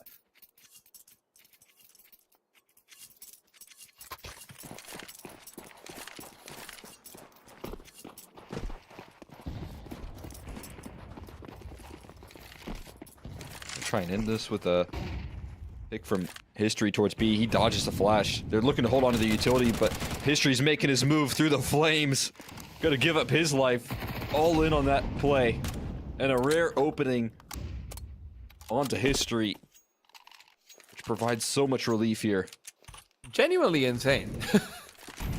The bomb is also back in the spawn right now for Fluxo. This is the worst possible space to be in. And that bomb might not even be entertained at the rate that this is going. That guy's going to be a little bit far removed. Ooh, right through the legs. For Python. But at least catches the information as there's more presence towards Catwalk. These footsteps seem like they're heard, though, and Art makes a decisive move to now reclaim middle. That's the next step of the puzzle. Gonna need another massive couple of openings here, but not completely out of this round in terms of pushing the issue on B. It's gonna be a push through the mid smoke that they've put down. It's Destiny who's completely ready for it. Shuts down Peria, and there's DRG with the second. So Kai all alone, a 1 versus 5. As much as I might have showered him with love, I don't think there's quite enough water left to be able to pull that one off. Look to out this one away. Nice tap on a GBB. Looking precise. Pretty sure, you know, Fluxo got all the money in the world here for OT. So if you're on the CT side, you really don't want to lose any more bodies to him. They won't. Destiny will go and take charge. Fluxo, with 1 extra life in this regulation, send History to look to put the nail in the coffin with his op, but not able to close it just yet. Ready to shut the door in front of Solid at the moment. Instead, gonna have to do it in all the rounds here in 24. It would be heartbreaking for Fluxo to allow their opponents to come back in a fashion like this, and Kai wants to take things into his own hands. A grenade at his face will not matter. It barely tickles him. Destiny's blind as a bat, and he's got no echolocation. He does have bullets, though. Somehow gets to. History will trade. GBB maybe not even expecting the kind of success his teammate was able to find over there. It is going to be more duels to be taken out in long. The Molotov to try and force Nathan out. He doesn't have a smoke, but he will have that position still held on.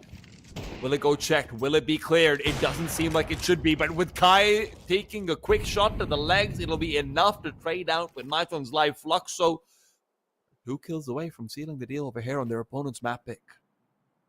Getting close to the finish line here. So close they can taste victory. HE to blow open that smoke if Tamante so chooses. But instead, a gap in it, and he'll capitalize. DRG will be able to find that second as well. It feels like Solid's not done yet. History, the man who's done it all, the man who's opened almost every round, must now close one. The bomb is near the site. At least there's no problems about covering that distance. He will be allowed to do so as Solid is elected to split up. The bomb can be planted, and it will be. History's gone for that full commitment. Suddenly, the ball is in the CT court. Is he ready for the long peek, though, coming up from DRG? He checks for it, but DRG's already moved past. He's playing from behind the side boxes. It all comes down to the flick, and it will not come. DRG brings it back. Solid will somehow clamor to get 12. Wow, what a finish right there. DRG making a quick move, as he has been so quick with his play, so quick with his motion on that flank, and every time he's been called upon in a late round in a clutch, it feels like he's always available to deliver. And what a big factor out of a leader like DRG. Having nothing but composure and poise in the biggest moments when it's required. It felt like the round was over when Nathan's unable to find the kill to Kai as well. When he gets taken down and you're looking at the positions coming through, you just think, all right, this feels kind of dead, but yeah, fantastic adjustments, great second kills as well. And unfortunately, Fluxo, either I didn't notice if they had the flashbangs or not, but they just weren't able to keep out their enemy team occupied when they're trying to make that crossover. DRG Gap in the smoke as well, right? Yeah. Yeah, Tamante threads in a kill there. DRG looking very good with the op here, actually, and rocking it on the secondary has been able to put up a little bit of a fight. He's 20 and 14. I'd say that's more than a little bit of a fight. Yeah, fair enough. Don't do my best opping IGL from Brazil dirty like that. Oh.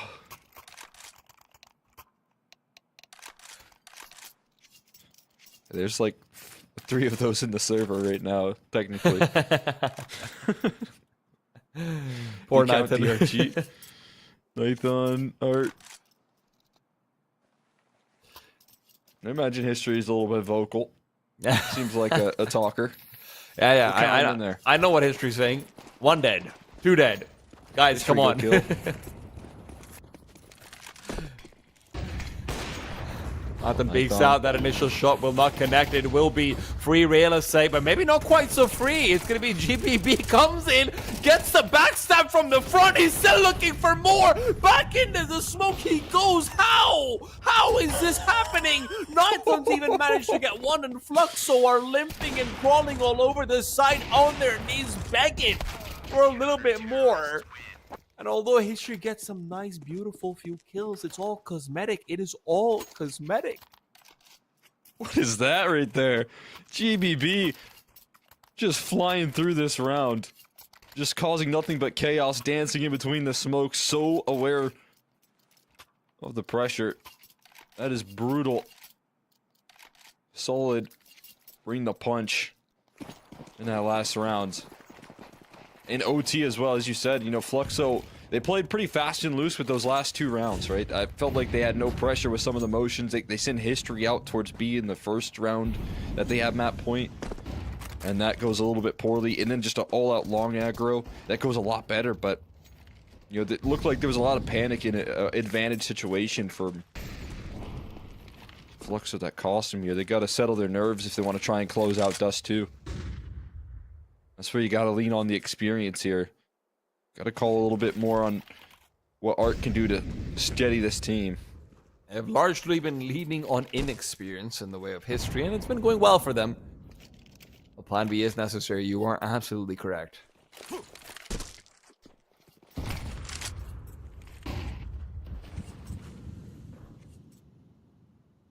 Where does that smoke go? I think on top of those the new Vanguard? boxes. Oh, that looks like there might be smokes pretty close by to each other. Nathan, happy to punish, and that bomb is still going to have to cross by an AWP scope. Nathan is waiting for exactly that. If History falls, that could be it. But Art's been able to take a lot more space, and GBB is ready for Nathan. Still responds, but still that bomb is stuck.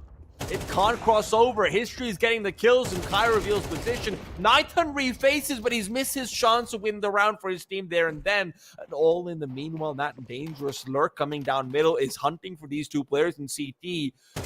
Ace will find him turned around. Good for that first. No, he's missed it. It'll be DRG to trade and back to a one-on-one. Kai is low, 51 HP. And an M4 picked up that grenade. That grenade! Right to the dome.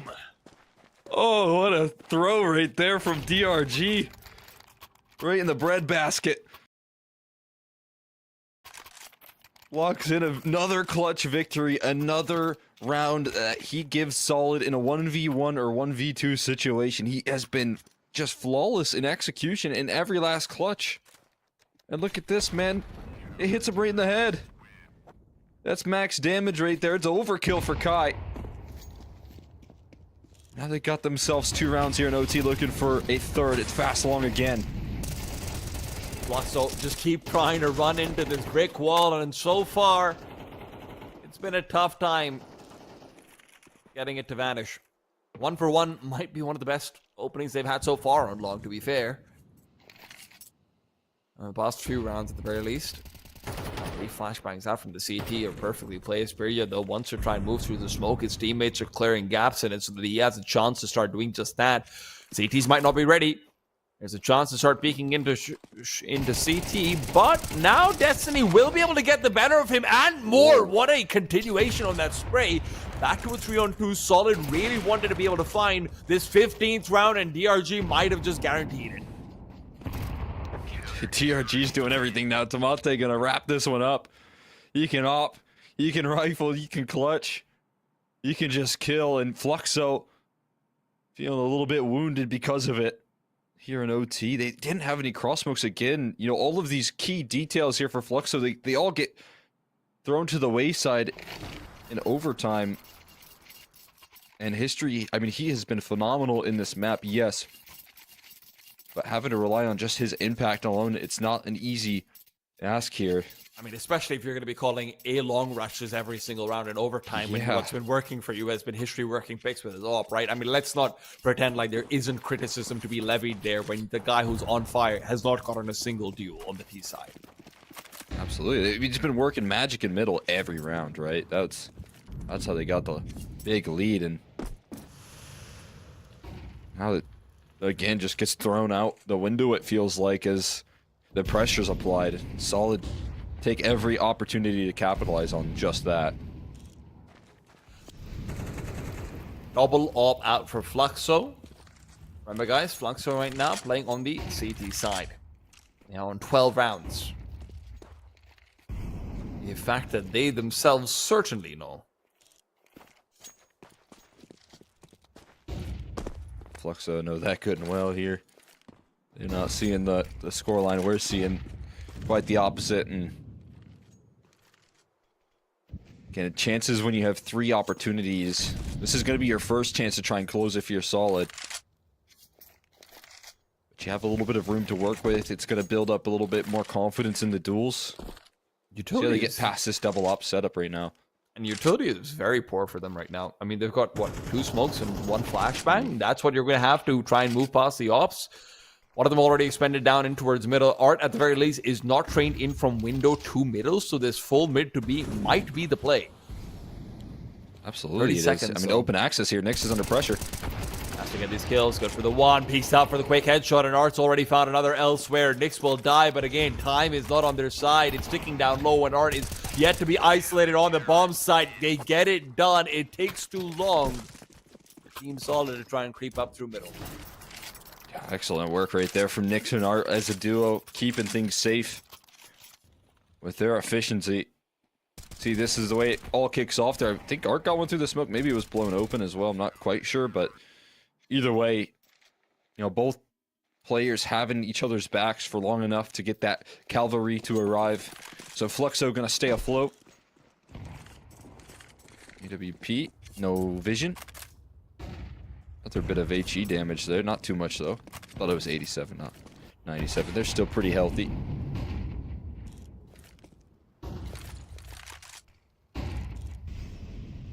See what the next option is. I mean, saving onto that utility a little bit longer here is definitely going to be key, but with History in the server, it does feel like you have to throw so much utility just to get map control here. You can see the boost early on. Destiny has somehow actually bypassed it for now. Gone without visual, and a quick scale up the catwalk as they retreat and Solid fill their position. That boost has wasted so much time, despite the fact that they've still been able to get full shot control. Art on the op is just a different player, apparently.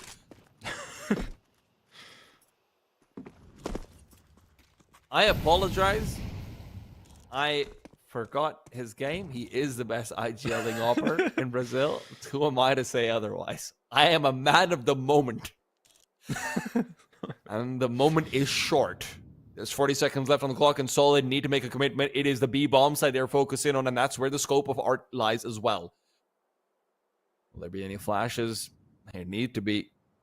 Nitron tosses one out. It's Art who goes by unflashed, unscathed, and you can't say the same about his opponents. It could be the ace. Hunts for it, finds it, stays alive.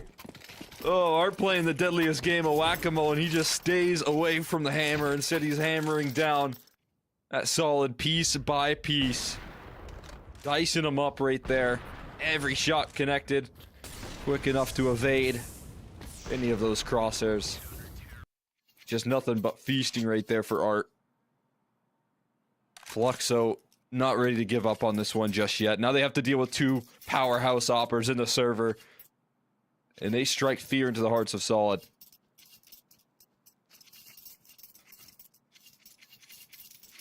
thought it was bad enough when it was DRG and Nighthon. Suddenly got to have art and history. And it's one of the most important rounds to do it in as well. Remember, it was down by 3 in overtime. That's a death sentence. And suddenly that sentence, the full stop was turned to a comma, and the finishing is "and then?" question mark. Could still be Heartbreak Saloon, the good old CSGO 16-14. Haha. Classic.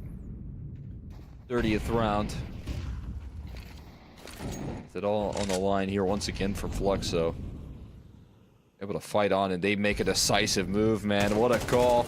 What a motion here. Pyria strikes for 2. Completely blindsiding him. Bro. What a massive move to make here in the 30th. I mean, you do have to love Fluxo.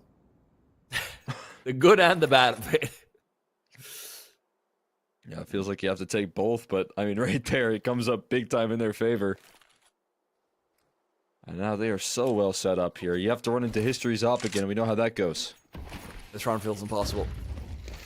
How do you move past this? Flashbang is good, well placed. The Molotov back towards ramp will at least displace for a while longer, but there's HEs where that came from more and more and more. Bomb will be able to make the crossover and be planted, but it's the back that you have to be careful about. The flank is inevitable. Nix is the one to deliver it. Tamade good for 1, but while he's reloading, Nix gets freebies. Freebies and freebies. 15 and 15. Fluxo will equalize. I mean, dude, what a move from Pyria. That's just nothing but balls right there being put out, and Fluxo with nothing but confidence close out 3 in a row. Take it into another overtime here just when Solid feel like they're close to closing out their map pick. We go again. Gotta give credit here to Fluxo. As you said, you know, sometimes they just get punished and you look a little bit silly, but when you get rewarded like that with a double entry, free of charge and the escape, you couldn't ask for a better start when your back's up against the wall.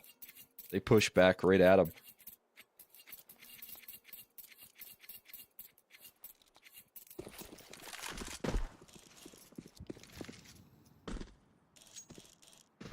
Not giving Nighthon any duels here. Never really gave him a chance to win an opening fight. The double ops between Art and History haven't really been mid-centric for a lot of these. They've been either on the B site, letting the riflers do a lot of the heavy lifting and avoiding Nighthon and his AWP. And they've done a very good job of using the double ops more as, let's not use utility early on machines rather than, you know, let's try and get an early pick in that regards. I mean, if you can hold on to your mollies and smokes and multiple of them with, you know, a minute left in the round, you're in a great spot. Yeah. That's a great HE right there. No deals being offered up at all by Fluxo either in any of these traditional spots. If you're not taking duels and you're keeping your util, look, you're gonna have to hit some shots, but so far that's not really been their problem. Last finger for Kai. Oh my god, Kai didn't even fully need it. Gets a straight extra bullet in the corner as well. DRG could have gone down to it. Nix wants to push, and he knows why. It's straight in he goes. Could be 3. Pulls out the USB. It's not going to still shut him down. 2-on-2, and the bomb can be plotted if it's tossed over, and it was not. History will quickly punish that error. DRG was brought down low early on into the round and still managed to survive all throughout, waiting for a push in from window that'll never come. Takes that first duel into tunnels, knows where number 2 is. History's around the corner, just needs that one magic shot to shut him down. DRG will do just that. Feels like it's IGL Flare on IGL Flare in overtime. Dude, I mean, he is just unstoppable in the clutch. He doesn't even react. It's a 1v2 when he's on 1 HP. And as he closes it out, he just breathes a sigh of relief. This is not over yet. Nothing to smile about at the moment, but DRG certainly should be feeling happy. He's able to bring these clutches to life every chance he gets, man. He is unstoppable. Ice cold. Smoke for the molly. They're going to try and fight forward here. The area blinded up, so is Sky, but they just ignore the flashes and fire through them.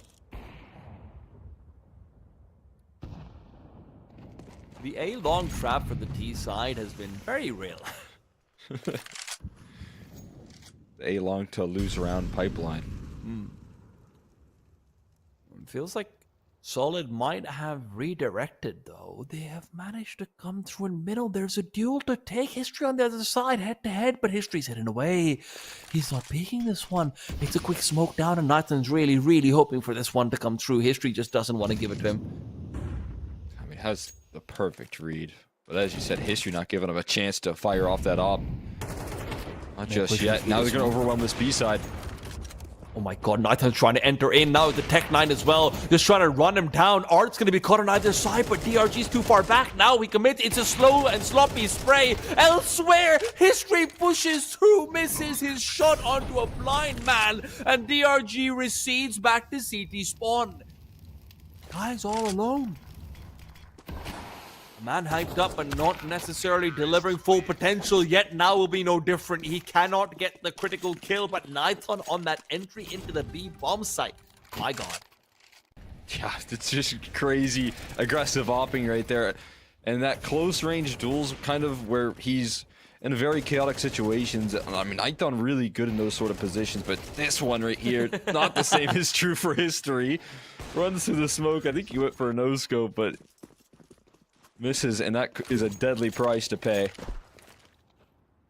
DRG continuing to lift them through this T-side. They couldn't get any T-side rounds with 3 chances to close, but now with the pressure off, they're right back to winning ways here. Art going all in. Fluxo have lived on those motions. They've been successful in a lot of them, but this time it's punished. There's another aggressive play being lined up right now. It's out towards A-long where Kai really wants some of this smoke. He wants it so bad, and understandably so. Will he ever make the move in time, though, is the big question, because B is severely weakened, and Solid are looking to make a decisive move out into the site. Nice force back out of History. History's been forced to expend that smoke as well. They have no idea what's coming over to the B bomb site. Nyx will have 0 reinforcement because DRG is keeping mid busy as well. Nyx just needs to get it done with a FAMAS. Not the ideal weapon for the job, and it might be concession right here. History's opt to try and retake the initial peak will not be afforded to him. Everyone just hidden away from window. There are re-smokes available as well. Plenty of them, but History finds Nithon receding back. Back flat area. Nade out is good as well. It's going to be GBB feeling the pain. Are there flashes? Doesn't seem like it. Are there kits? Doesn't seem like it. It's getting closer and closer to the clock, but Pirius found the critical kill. Trades galore. GBB still alive, and it's going to be swapping out for the M4. History needs to get it down over here, but he just cannot deliver in the clutch. It's again 3 in a row for Solid on this T side. Yeah, another sweep here, and it's going to give them 3 chances to close on the defense. 3 chances on the T side wasn't enough. They respond with another 3 in a row, and can they close? Heading into the second half of the second OT here. Fantastic move. I mean, you develop a 4v5, and I think the big difference maker in this round is if they can get these B players rotated over to offer up support in time, but there was such a quick move here from Solid. They don't hesitate. They just go all in on the B play, and they catch a weakened B site there with only a single defender, and he had a FAMAS. He's not going to be able to get the massive multi-kills, surely. Double up back in play here. DRG back in full swing of things here. Art's trying to get aggressive and maintain the position. That's... okay, that's a move. Oh, head spotted! Head gone. History. Sorry, buddy. This time it's DRG on the other side. Oh, timing though for Pyria. Is he able to find this though? Yes, he will. Nithon wasn't really ready to try and go for that mid cover either, otherwise it could have been a quick trade. DRG, however, will at least be fine from beyond the grave, knowing that Pyria has been forced away and the advantage is still there. Smoke is awkward. Oh, yeah. And it perfectly threaded. Pyria breathing new life. And another chance. Tamate expecting the respect, but not giving it. From a 5v3 to a crumbled round, all at the hands of Pyria, who changes the tides instantly. Double ups maintained here for sure, but that's going to be a save call. And Fluxo are hanging in there. Please call a tactical timeout, Solid. I mean, That is the first kill. You know what? It's a bit of miscommunication. That's fine. Probably thought Nathan's covering him off. Nathan was quick switching at the time, I think, just to get a bit more movement speed to get into a better position. That's okay. Whatever. But after that, I mean, the second frag, the smoke is incredibly poor trying to reface into it when there isn't that, sort of secondary mid to B smoke, which is what you're going to be very worried about. That's going to be putting more pressure onto Tamade. I understand he's trying to reinforce, but then Tamade as well is just completely blind. It's a strange position.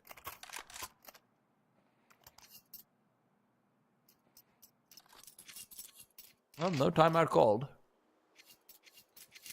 I mean, you have to imagine at this point here, you sweep multiple OTs. That was the best chance they've had to close by far, 5v3. Miss out on it. Got to be some sort of block in the mental here that they got to overcome. They don't call timeout, as you mentioned. Try and do it. Not just yet, at least. AWP on the right line here. Nighthawk not even watching lower this position. Instead, lines up a collateral, rather. Nearly a multi-kill there. Does a lot of damage on the area, but they at least trade it back here on the CT side.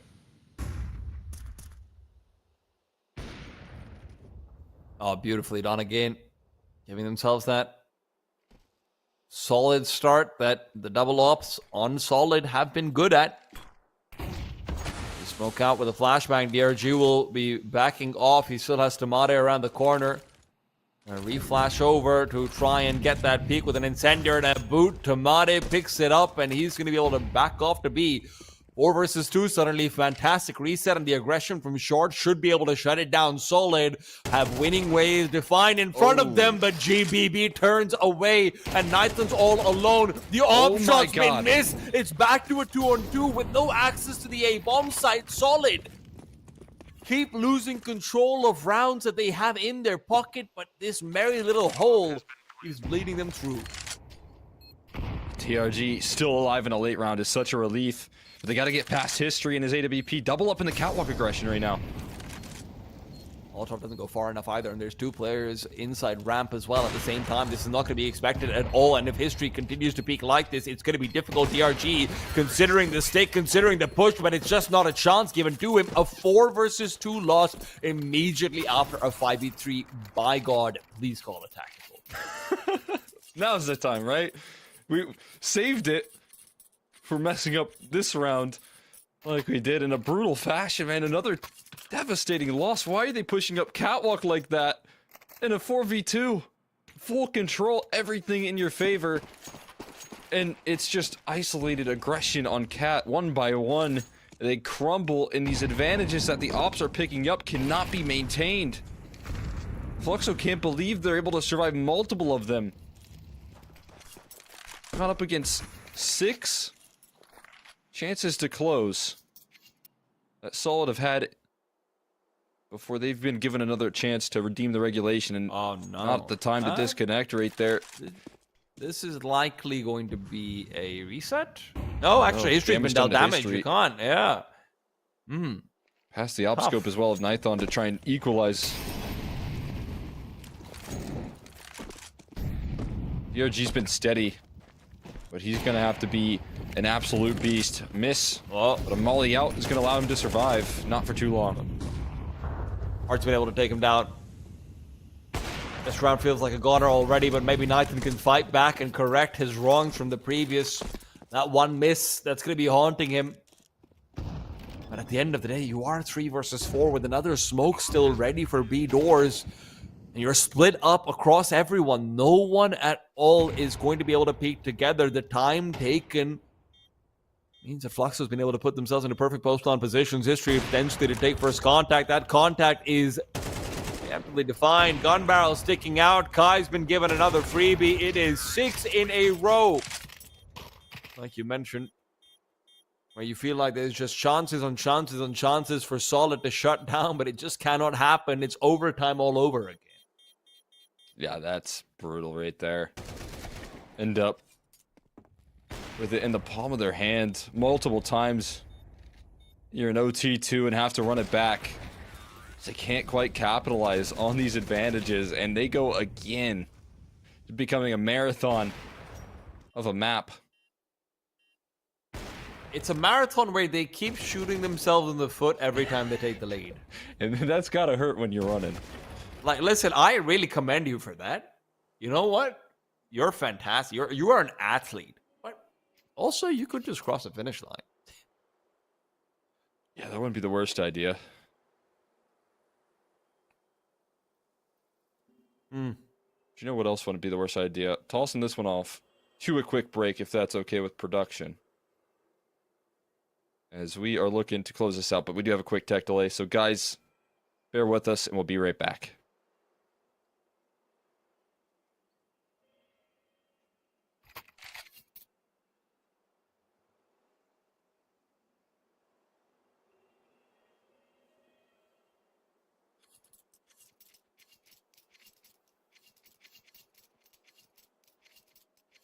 You remember how when Machine and Sponge had their fantastic no costing round? That's what we're doing over here, guys. But without the round as well. We're taking it one step ahead, guys. 30 seconds, no costing, no gameplay. Whew. I don't think I'm gonna last 30 seconds, guys. Damn, how'd they do it? This is why they're the GOATs and I'm not.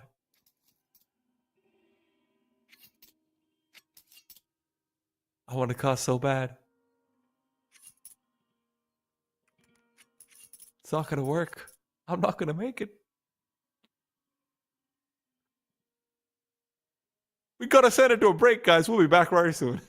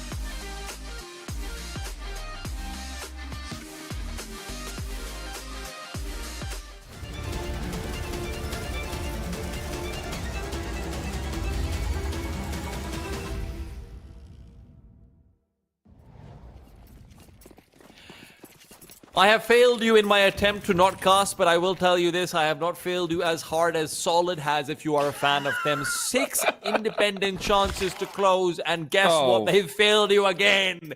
Tomate dies. Poor guy, man. Thanos out of the server right there.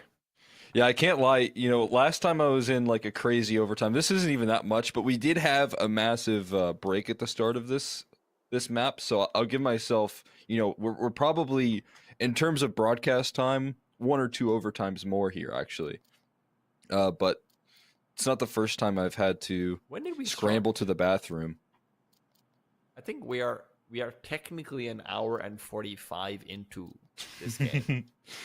So last time I had, you know, a game that long, I did have to also go scramble to the bathroom quickly. Because you drink a lot of water when you cast. It is true. And that was on I actually Anubis. want to go refresh my water, but that takes me longer. So, yeah. That's the thing about water. It's Has to good. go in. Has to go out. Listen, Exner, I'm so glad sometimes that Tony's voice doesn't go out to everyone, because I can hear what he says, and he has just told me to talk about brands who are definitely not sponsoring the broadcast, and therefore they will not be discussed. Give us the money. Give us the money, or we're not mentioning your names. No free clout. No free clout. Exactly. That's what I always say. No free clout. Yeah. Unless we're talking about other teams inside the CCT South American Series or the CCT European Series for that matter. In which case, you know what? You guys can get that cloud. True. Yeah, I mean, technically it's all just one big happy partnership between the teams and the TOs. I wouldn't call it happy. I don't know what the partnership's like. Listen, man, every marriage from the outside in looks all nice and peachy. I don't know what's really going on over there. I don't know. Maybe there's someone who's annoyed because the laundry's being left outside. Maybe there's someone who's annoyed because they're always late when they go out. You never really know what's going on behind closed doors. And that's why communication is important, right? You always have to but make not sure that communicating to the communicating. outside world. You just communicate lies to the outside world. Let me tell you this, okay? Because you know what? I'm going to be your older brother for a couple minutes. Do you have an older brother? I don't care. Today it's me. You need to be able to lie to the rest of the world about how great things are, because if you tell them the truth, that just reinforces it. Because you know what? It's called manifestation. You're really trying to tell people, hey, man, things are pretty good. Like, yeah, whatever, sometimes things get down. But you don't want to be that guy whose entire life is about how, oh, my God, things are going badly. No, communicate. But communicate to lie. And that's what matters. We're bringing lying back in 2025. Back. Lying for fun. No, I'm lying for respect. Okay. For people to respect me and my relationships. There you go. Or at least, more importantly, I hope my wife is lying, because no one's going to respect me otherwise. We do have a lot of replays coming out from the past few overtimes. Those you guys can actually have some Counter-Strike to be keeping an eye out on. And if you're wondering, wow, 18 and 15, Solid really should have closed the game. I'm wondering the same. Yeah, and you know what? At this point, Solid need to lie to themselves and say, we can close out this match. We can. I think they've been doing that for a while, buddy. I mean, these replays are insane. The way that we open up rounds to how they close. They're just trying to run away from them. DRG, you can't run. For context, the only advantage that Foxo has found in the past 3 rounds is when someone disconnected. That's the only time they've had an advantage. Yeah, DRG was supposed to have a teammate on that site for some reason. It was not the case. Tomate's so back, though. Hopefully we can get things running once again. Yeah, fingers crossed. DRG is 31 and 21, by the way. Yeah, History is 35 and 21, but history started off 14 and 4. That's the difference. Yeah, well, I mean, DRG also has probably 3 or 4 1v2s sprinkled in the mix. So that's just rounds converted right there for the squad. Meanwhile, history probably has a lot of openers that also win rounds, but either way, just a back and forth between those two powerhouses at the moment. This time, Presence on Kawak with the rifle. Nicely done from Destiny. Even manages to back off. Oh no, Destiny's been replaced by Nice. And history realizes, wait, that's not the kill feed I was expecting to see. Back to a 3-on-2 is Fluxo with the advantage they found will have full control over this A site and a bomb that can be planted. Keep an eye out for middle. DRG is about to be found. Sorry, buddy. Hot hand or not, Nix is going to get your back instead. So, Tamade, the man of many disconnects, is back and he is hoping for a couple of nice connections instead. Flash is where he turns around and Art says, I'm okay with shooting blind. That's all fine by me. This is the first round that Fluxo have won an OT where their opponent is not on map point. So they finally got a little bit of relief in that department here for Fluxo. Been constantly battling with their backup against the wall in OT, but they start out with a little bit of effectiveness. That's a crazy stat, actually.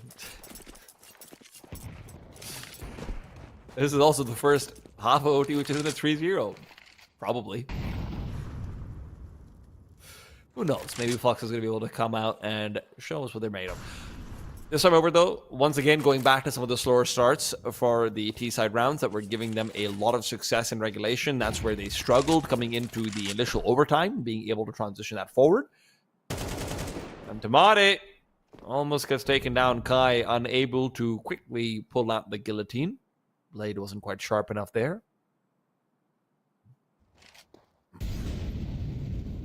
To escape it for now. DRG this time not rocking the double up. They invested a little bit too much in that in the opening round and finally punished for it. Still effective with the rifle as we've seen.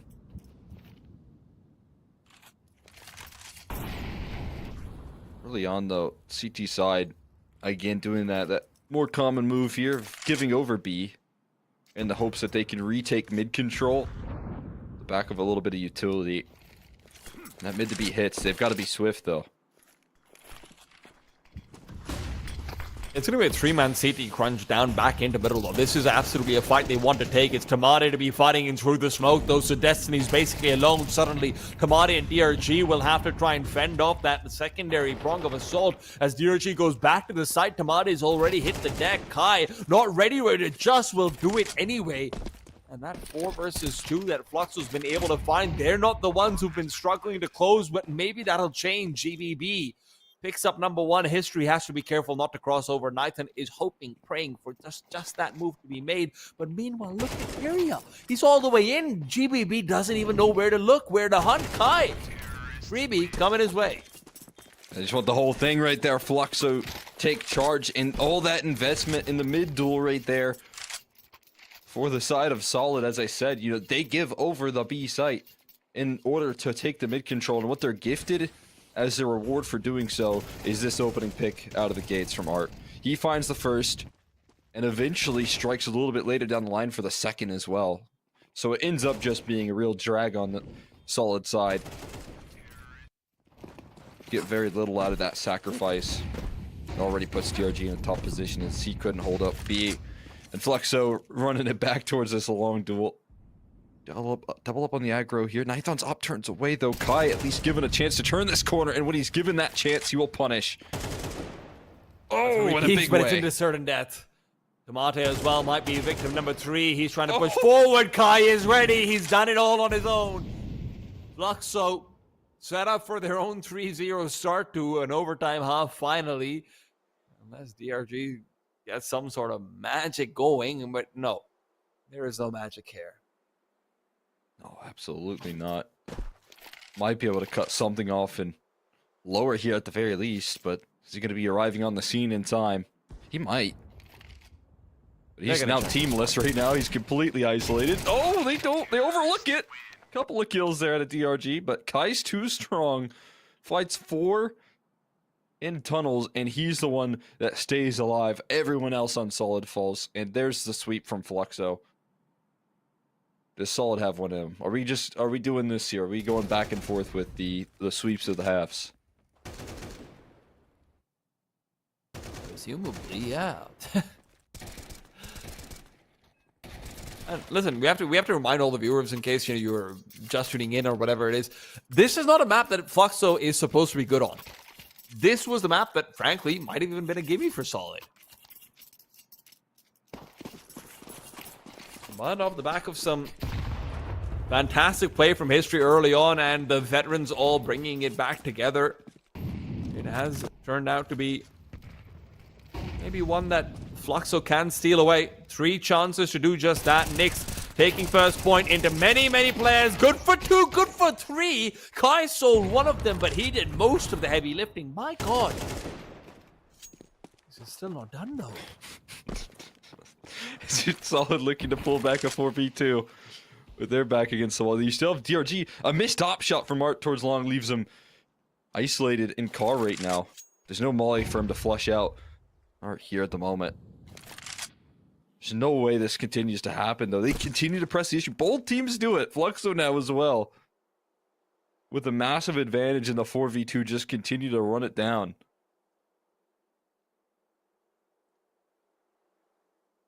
Surely Someone this can't really happen think again. there's a push coming in from mid.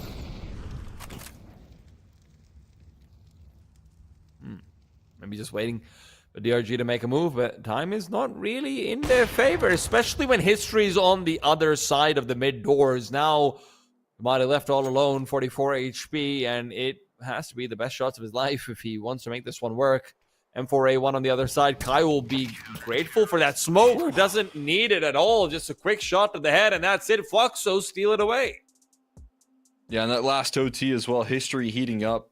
You know, past the point of a boil, you're able to have a lot more impact in closing out, giving them that sweep, providing a couple crucial op shots. Kai in the last 2 rounds as well. 4 kills and upper, you see his full impact here. And, you know, they had to survive in multiple overtimes to get to this point. They still fight their way through such difficult situations of 6 map points in a row that were in favor of Solid. They failed to close out their map pick, though. And now they have to fight on Mirage here up next. That's Fluxo's pick, though. Before we get there, we got Tony on the sidelines ready to break that one down for you. That's quite a map to break down. Been a while. I'm glad to be here, though. Glad to be back in the booth talking about this last map. As you can, I guess, apparently see the outsides of my green screen now. That's also very cool. We can talk about the idea that the AWP on Dust 2 is one of which has been discussed extensively in recent history. Dust 2 putting out an article today, I believe, about it being the most op kills per map on average at 8.17. Blowing that away in 9 rounds did history, doubling it by the time we had hit round 20, and at the end of the game, and these are as far as I've counted, maybe I missed one, but 30 out of absolutely an insane number of 39 kills in general were op kills. That's crazy to me. He crushes that stat, blows it out the water, but that's not even the end of it. This game devolved slowly into madness where it was a game of snipers everywhere. DRG picked one up at one point when they went into overtime. Art had responded with the overtime switch into their CT side by doing the same. It was a war of attrition to where Nighthon had actually caught up to the level that history was playing at a point in time, to where a way huge overperformance in regulation wasn't really enabled going into that overtime, as we talked about maybe a couple other riflers even then stepping up to the plate. I think Furia actually in overtime had a lot of really good impact. And then from that point forward, it was just a DRG game trying as the in-game leader to call around what was going on. Unsuccessfully so, with history kind of circumnavigating even that, and finding his way to have impact, as Exner was pointing out, even on rifles. And T-Time, I think he did a pretty good job of conveying the ideas of how many blunders there were in this overtime affair as well. Talk about the devolvement of the buys, it was the devolvement of the calls in general. They were floundering, man, advantages, finding 3 rounds in a row, again and again and again, on both CT and T sides. That's not something you can often say that you have happened, let alone that you let slip that consistently. And Fluxo aren't going to give you the luxury of being able to do that all too many a time. They had their chances, and simply put, they just weren't able to put the prize in the bag. And that is kind of where they find themselves now. They're going to be putting themselves in an awkward spot where they're going to need to really step up to that next level and heat up on a map that is not really their comfort zone. T-Time had also made note of the fact that this should have been their gimme. It's not. It's not looking great, and by the end stages of it, it seemed that everyone from Fluxo had heated up. History had done all that he needed to up until that point, and Solid a little bit deflated. It seems that we will have another map on the horizon to see if they will be able to bounce back in just due time. I think, personally, I'm going to have to lean in the way of a 2-0 following that one slipping through their fingertips, though, as we will send it to about a 10-minute or so break. It is going to be myself, Exner, and T-Time to rejoin you just after this.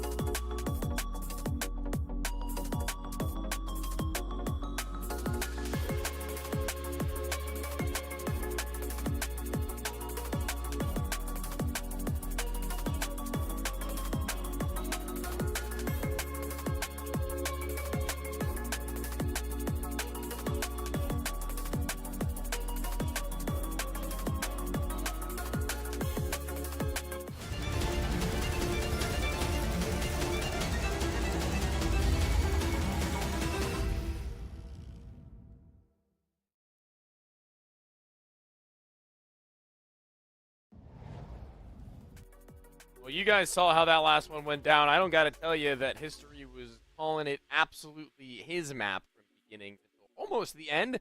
Everyone else started to heat up little by little, but by the penultimate conclusion, it was Fluxo had so many more players online and available for their victory and capitalized on the fumbles and frags that were missing out from their opponents. Because I do have another map to present you. I have two other casters to present you as well, who will be bringing you that map for the extra time. The voice that you've been heard, having brought you that last one in Dust 2, which is the Barn Burner. It was ultimately the map pick, and Solid going to the wait side. One in which the really only way that they could have been going into 3 maps in our minds at the very least, if we had agreed on the pre-desk, unless there's been a change of heart. This is going to take a little bit more than an uphill battle, I would say, for them to make that. Yeah, I mean, I would definitely have to agree there. After what felt like just a mental collapse in a big way there for Solid, they had so many advantages, so many great chances to close.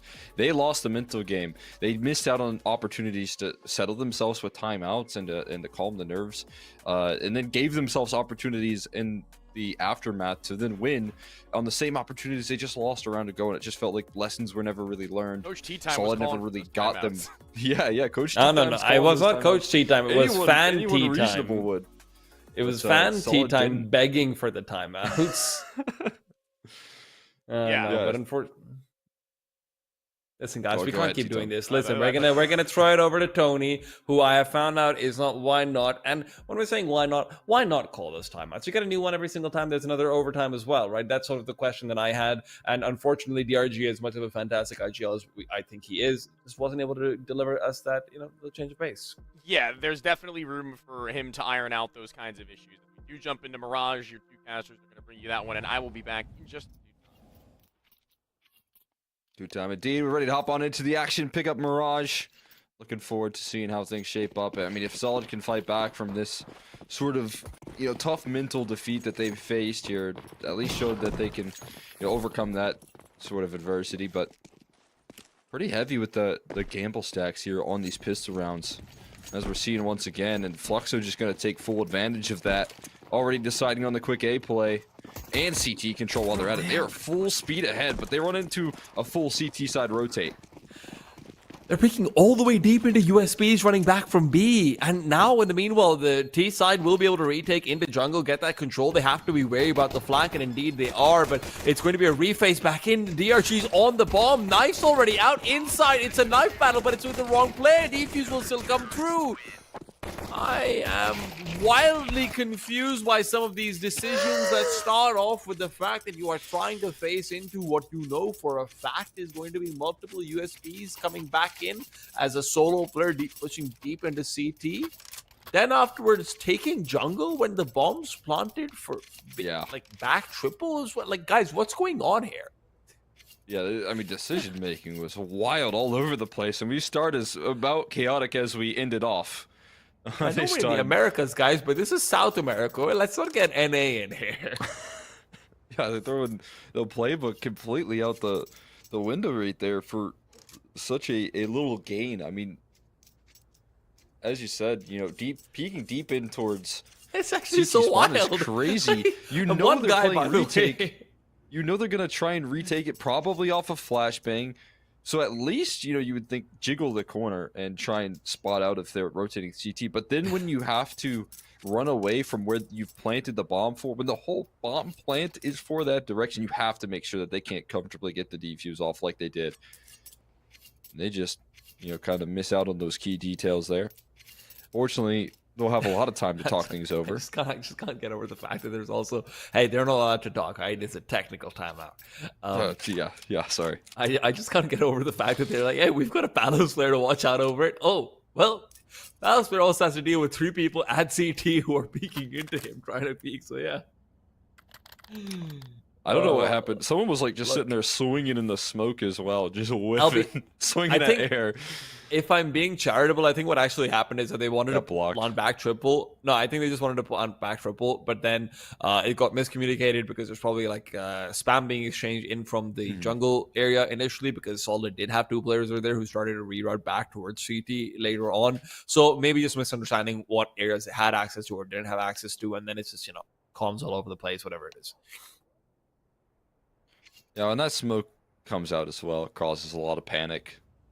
They couldn't quite stabilize from that point. I mean, the good news is, get the bomb down here. It's going to lead to a buy, but we know what's coming out with that backstab that we got at the tail end there from DRG.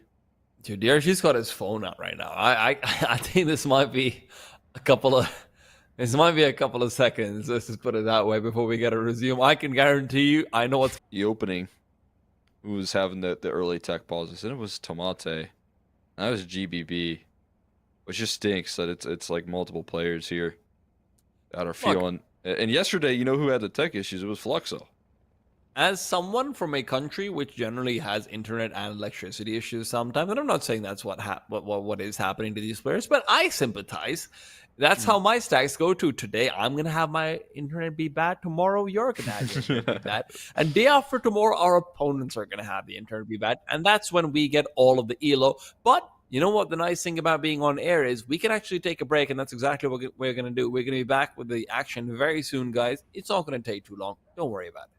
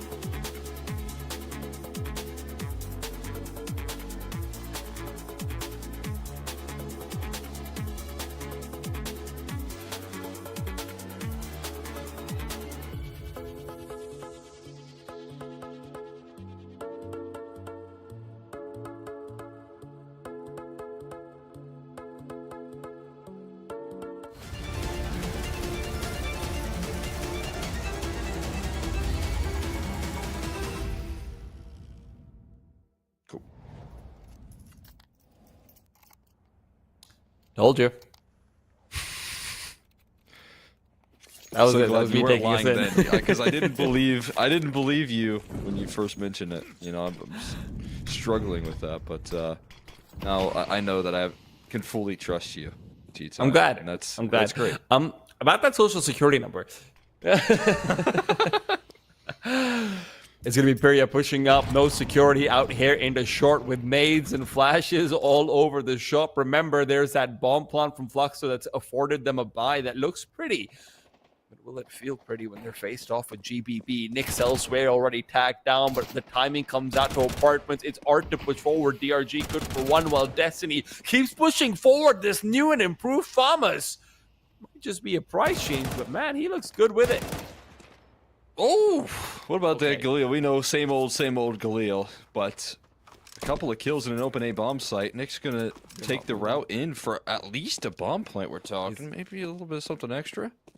I thought he's gonna push forward into jungle and look to get a kill as well. This is actually just ridiculous. They have been given so much in this round. Nix is even going to be able to reroute back to Palace if he really wants to. DRG is the only one with a kit over here. He also has basically no HP. They do not have a smoke either. It all comes down to the first duel. If DRG dies far away in an awkward angle, no, not too bad over here. Don't pull out the flash. He still wants to peek forward behind them, just buying time now. Knighton knows it, and he's turned away. It's just certain death. Solid will once again recover a strangely difficult round. Yeah, they hold together in that 1v3. I like that, you know, there's not any hesitation coming through from DRG, and that 1v3 goes with his low HP, just figures out where the player is. As you said, though, you know, that bomb kind of being dropped potentially is a big, or that kit rather being dropped is a big problem there if he was too far extended. But right on top of that bomb is perfect location. Knighton with a very comfortable finish. Pricey into a hero AK. I like this decision. Not all in from Fluxo, but giving Nyx a little bit of trust. And so if he can provide more damage, then you head into your full gun round with some efficiency. I thought they're going to be going for a B rush when they miss out on the jump as well. This could still be difficult. DRG, the incendiary is down, but that's a CT side incendiary. He needs some bullets to make that work, but DRG is happy to provide, at least in the case of one. Nick's still alive, Figure scaling up. He's the one with the bomb. He doesn't want to drop too soon. The grenade is good. DRG will finish off what he started with the HE, get a few more where that came from, and finally, sanity prevails. DRG just such a stud. Remaining so calm. Gets a molly off to kind of provide some extra damage and keep Fluxo out of comfortably scaling into this bomb site. So they're never allowed to take the space. And on top of that, dunks down an HE. Just getting that utility out to deter any further aggression from Fluxo. Now it's the first gun rounds here. And they'll avoid falling into those any of those vulnerabilities of how powerful these executes can be from Fluxo and how decisive they're going to be. Art's already moving into connector right now, putting the pressure on. Meanwhile, the rest of the team is ready to strike on A. Arthur's got a very good position with the AWP right now. Art's going to be moving back and playing a late lurk instead. This execute is everything, but Nyx is blind completely, can no longer scale up. The Molotovs are depleted. Finally, one more thrown around the corner. Nyx will get the opening, and that is critical. Madi has so much more to do because of that. Still, they are waiting for Art to come back, regroup with them, but they have run out of utility, and the one that they had deployed earlier on is now extinguished. Things are getting hairy. Knighton still covering off the cross with the AWP, worried about a late lurk to come through, but one that might never be there. Yeah, I mean, you still have to be concerned about Art here all the while, but that lack of utility that's left here on this T side is going to be a huge problem. They have to wait for Solid to budge on some rotates here, but hearing that jump through, they're not going to budge at all. Destiny keeps things nice and level. And another op shot from Knighton there, covering off Kai. You still haven't dealt with the double CT presence back in spawn as well. Now one of them taken down. It has to be Tamade to go for a secondary peek. Keeps himself alive around the corner of the smoke while the bomb is being planted. Nyx discovers Destiny. It all comes down to Knighton, really. Tamade not in position to do too much. That HE doesn't find the weakened player. Nyx will be A-okay, and Solid will move back to save. That double CT presence just comes in a little bit too late. Wasn't holding down the line. Had to re-peek back into it because they were worried about a player already being there. Ends up being certain death. Yeah, I mean, the biggest concern right there for Fluxo is how do they figure out a way to plant the bomb comfortably when there's a double in CT and you spot out a player in jungle and you know that op is over towards catwalk. You're questioning the positioning of where the other two are, but when they peek forward, then you know. Then you get the smoke in towards CT. You finally are able to comfortably plant the bomb. And that's forcing the next move onto Solid right there. Fantastic entry pathing from Nyx. Yeah. Great util to allow that to happen as well, but unfortunately they just didn't have that second wave. It really did get very awkward. I mean, this is the kill that changes the round. Peria being able to find DRG because I mean, he's obviously a little bit more worried about that default crossover. He's not thinking there's going to be a Palace lurk this late in still.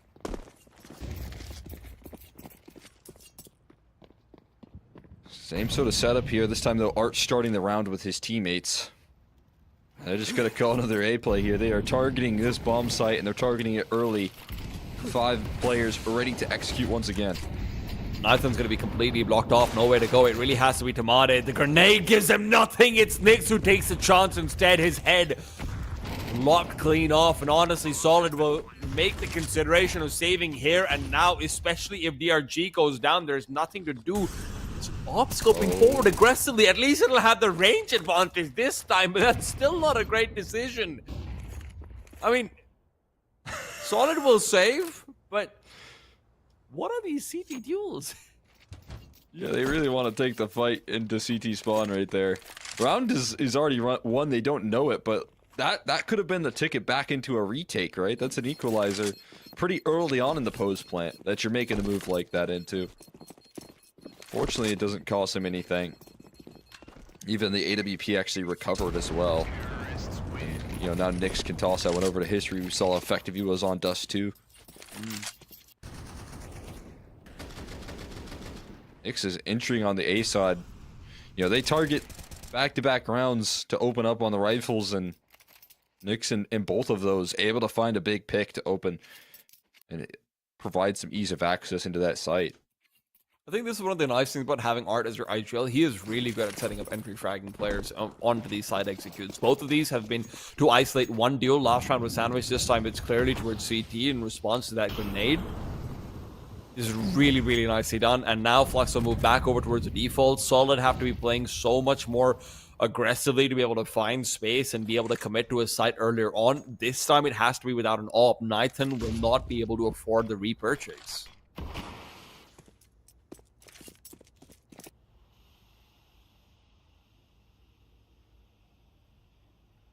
I like the decision making here. Again, having Art lurk about. CT side's ready to collapse, though. Looks like with a lot of attention turned this way. Just another smoke actually sent in towards bottom connector, so not making that move just yet. Kai eats an HE. Gets his util set off. Art's turned around, but still manages to catch that flashbang, unfortunately for him. But this A-bomb site looking mighty vacant again and again and again. The bomb is not making its crossover. They're worried about CT presence, and a late flashbang back towards jungle will at least be useful. Good deep Molotov means that the lack of climbing up from Nathan is important, but watch out for Kai and his late lurk through. This could still be a weak CT side if they can keep them away with the flash. Pyria watches out for Destiny, and he's caught him out all in the meanwhile.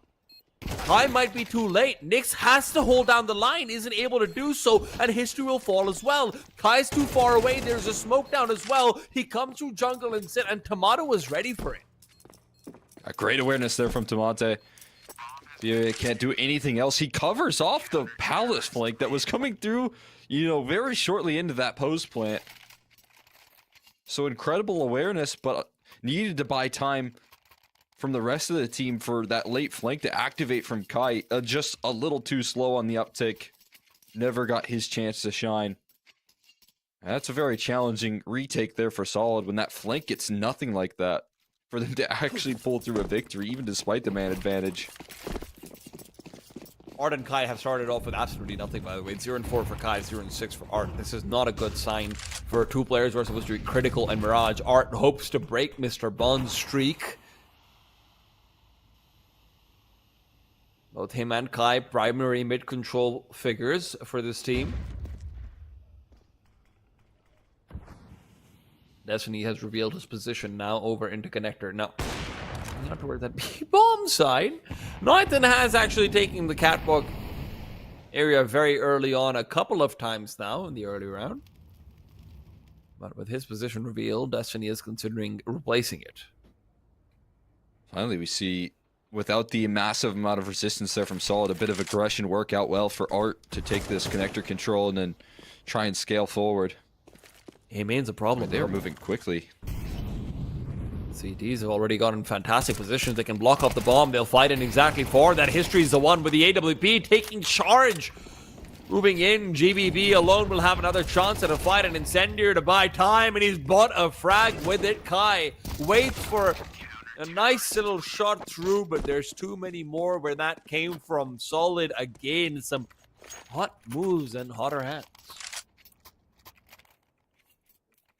Excellently handled right there. That double up in aggression, especially when Art and Kai start to constrict on that A play through connector, and you've got that palace control. You know when it's that empty that they've got to be somewhere on that A side or playing retake, and that little decision making to go from under balcony at the start of the round to into A main was perfectly timed for them. Not able to get a kill just yet, but was able to threaten the round with his control in that last round. You find a kill now, that's not going to do him any favors.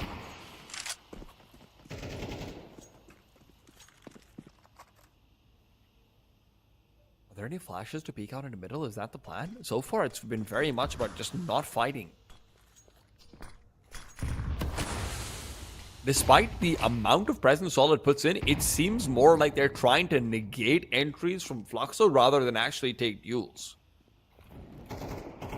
Destiny, though, he's about to change that. Spots up ahead, will be able to cast the back. Kai has been taken down again and again, just in impossible circumstances. Now, History's got a nade in his hands as well. Fluxo on their own map pick are falling apart. This T side has yet to truly bear fruit outside of an execute or two. Solid will find 6. I might have to go back to their bread and butter here, and those early A plays. Having Nyx on the entry, setting him up for success. Because this mid control that they've been trying to route into has been met with nothing but excessive force from Solid. They are rolling on the aggression in this department. Feels like they have different ways of winning in that mid department as well. Last ditch effort though could be making no, they're just gonna save in kitchen. Thought maybe they'd try and make a late play. Don't want to run into DRG and his AK, that's for sure.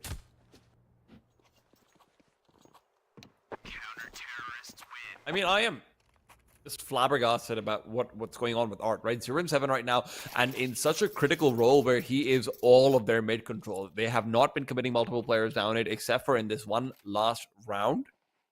Art is very often left on his lonesome with only Kaida as somewhat support.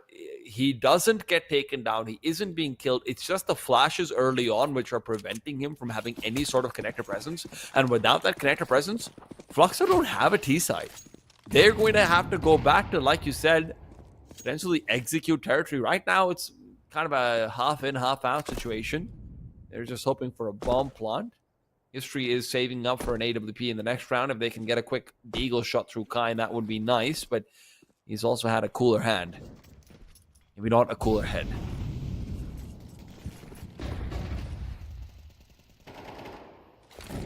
Trying back towards his hate plays. As diagnosed. Time not the best of purchases, but another HE to try and give Nithon some vision enough to take down the area.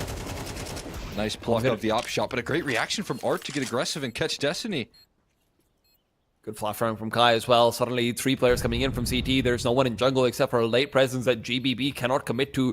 This is a fantastic position from Nyx. This time he's going to have a free duel. DRG will trade, but Tamata's death makes it so much more difficult. A smoke on the bomb is useful and all, but Kai right behind it will be able to spot out the player, re-peeking back over. It's GBB to find the timing to push through. History waits with a knife, will be able to swing it. He misses the chance, will reclaim it, and that might be Fluxo's way back in again. It's the early A-site execute to punish that overwhelming mid-presence that Solid keeps trying to throw their way.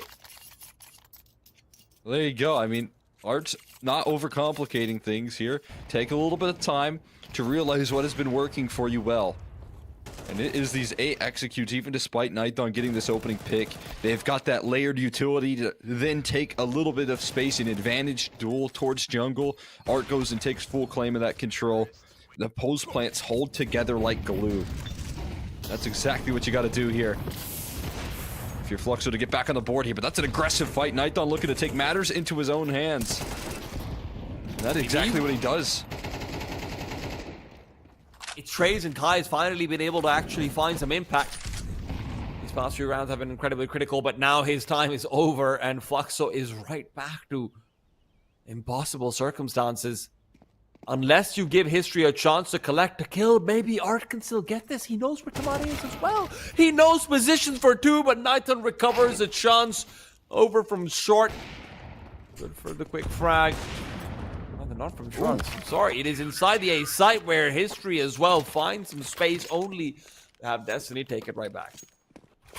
My God. Can't believe that's where Nighthon goes to reposition. Right there. Playing on top of Triple. A bit of a scary spot to find yourself in, but these mid duels have not been going well for Fluxo. It remains so. Solid just keep throwing numbers at this problem, hoping that that's the direction in which Fluxo head, and they're rewarded handsomely for it. This is also the first time Solid's actually pushed forward to take those fights, but Fluxo was really not expecting it either. It really felt that way. And a head-on collision was not something they were entirely prepared for. Art is open and praying. How much I can tell you.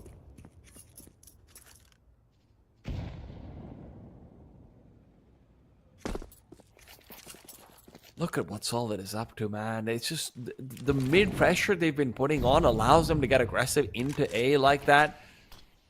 Just fantastic. They're going to be able to go all the way through, and Fluxo will have a timing where they can really collect on connector, but they're going to be too afraid to even try to exploit it. Yeah, understandably so. Be a bit of a risky maneuver. How many people do they want to boost up in towards window? Pierre the first. Aren't going to join up behind him here shortly after. That's a nice shot there from Nighthon, aware of the vulnerabilities. Oh, Art's the only And one Art with an just AK. jumps past his crosshair. They know he's gone over, but they might not know about the weapon, and that could be dangerous. It's a solo 1v1 on the A site. If Art can get the swing onto Destiny, that's a bomb plant, another rifle to pick up, but there's that chance gone and over with. CT duels might have gone their way a couple of times before, but now it feels like even if it does, would it matter? It might. It could It go might. B. Problem is, History's one with the bomb. GBB needs to be taken down. He will not be. 1 versus 3. B site will not be too reinforced. The History gets the crossover. Bomb can be planted. Will be fully committing down to it. Flashbang will not matter.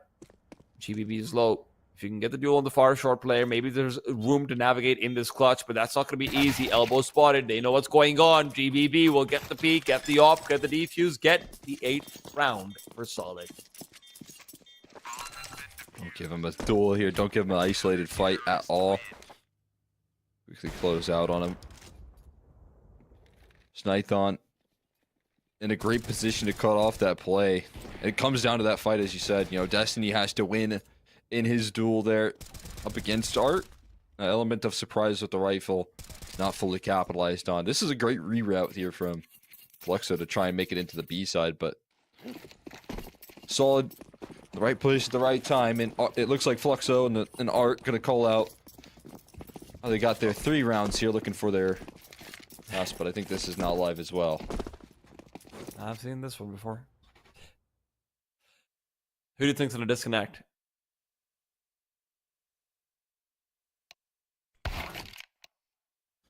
Oh, everyone. Goddamn. Talk about subverting expectations. Everyone falls. But enough about Fnatic and their old song. What was that? Every gravedigger goes. Yeah, that one. Who's gonna bury my body when I'm Is that the one where JW does the... Yeah. Yeah, the classic. The delayed artistic guppy, I think it was. You know, I feel like Fnatic's never wrong, they're just early. Because now we've entered into the It's true. esports teams into boy band transition period that we're in right now. Listen, Fnatic is absolutely always early. They really wish they'd won those majors when they were $1 million instead of 250K. True. Poor guys. They've been counting their they just got dollars right those early banana cups is all. now. But Well, Fluxo hopes to get some fruit out towards this A bomb site. It's the only thing that's worked for them so far. Another round is absolutely vital. Flashes well placed, but that was never the question asked. Kai moves over. The bomb be planted? Well, it can be if it was Art wielding it. It is not, but still, we'll be able to replace him. There are 4 players potentially going to be coming in from CT spawn. This is madness. This is absolute madness. History is either going to have a field day or he's going to be sent to the ground. He's missed his first chance, but GBB will not. Nathan takes out History as well. And all in the meanwhile, it has fallen apart. The A site will crumble. It's a T side who are on the nice little sweet bits falling on the floor.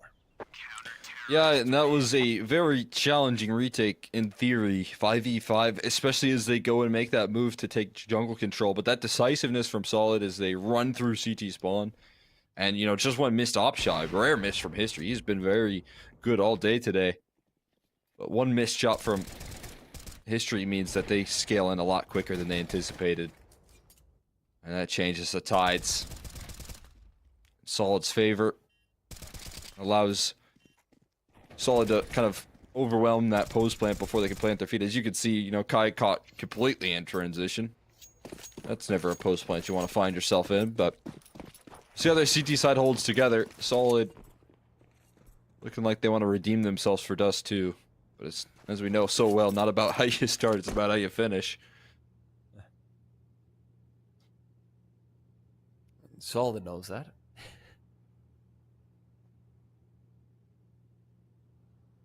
This is such a difficult angle. I mean, how am I supposed to see Tomato's face with the way this camera is pointed?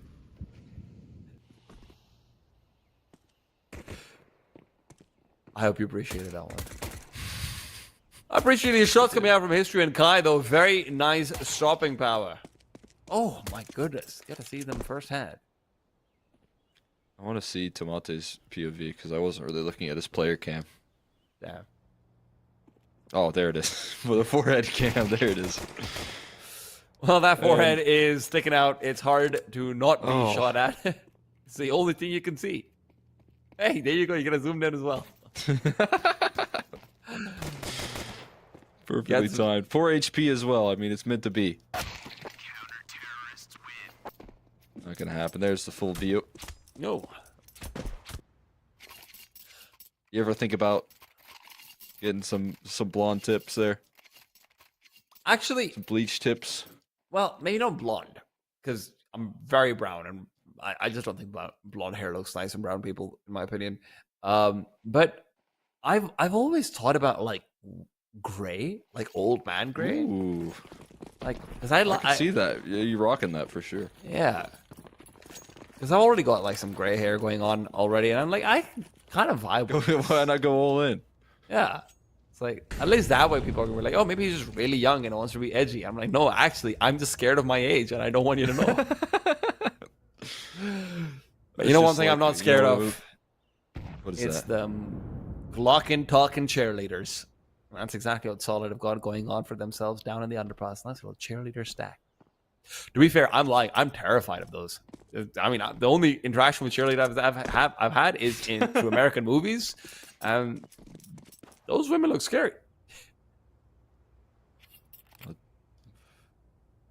Just ask why not, man. He knows how scary women are. Specifically cheerleaders.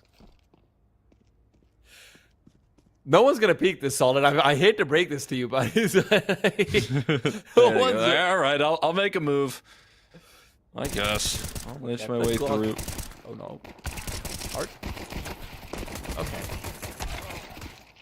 Oh, still went down though, unfortunately. Listen, he needed that one, and History managed to recover the M4 as well. He obviously only had the USP, so he'll have the AWP in the next round as well. This is exactly what Fluxo wanted to have. 5-9. You win over here, you win this first gun round, and you're back into things. Absolutely. I mean, not too far off that when they win the pistol, how confidently they start to shoot, and how much struggles we've seen Solid try and capitalize on these advantage situations here. See if that remains. It also is where, you know, History is in his favorite side. This is exactly where we want to see him shine. Take some of those duels that Dust2 was affording him as well. It might not be as easy, to find those picks, but you have to make a move on.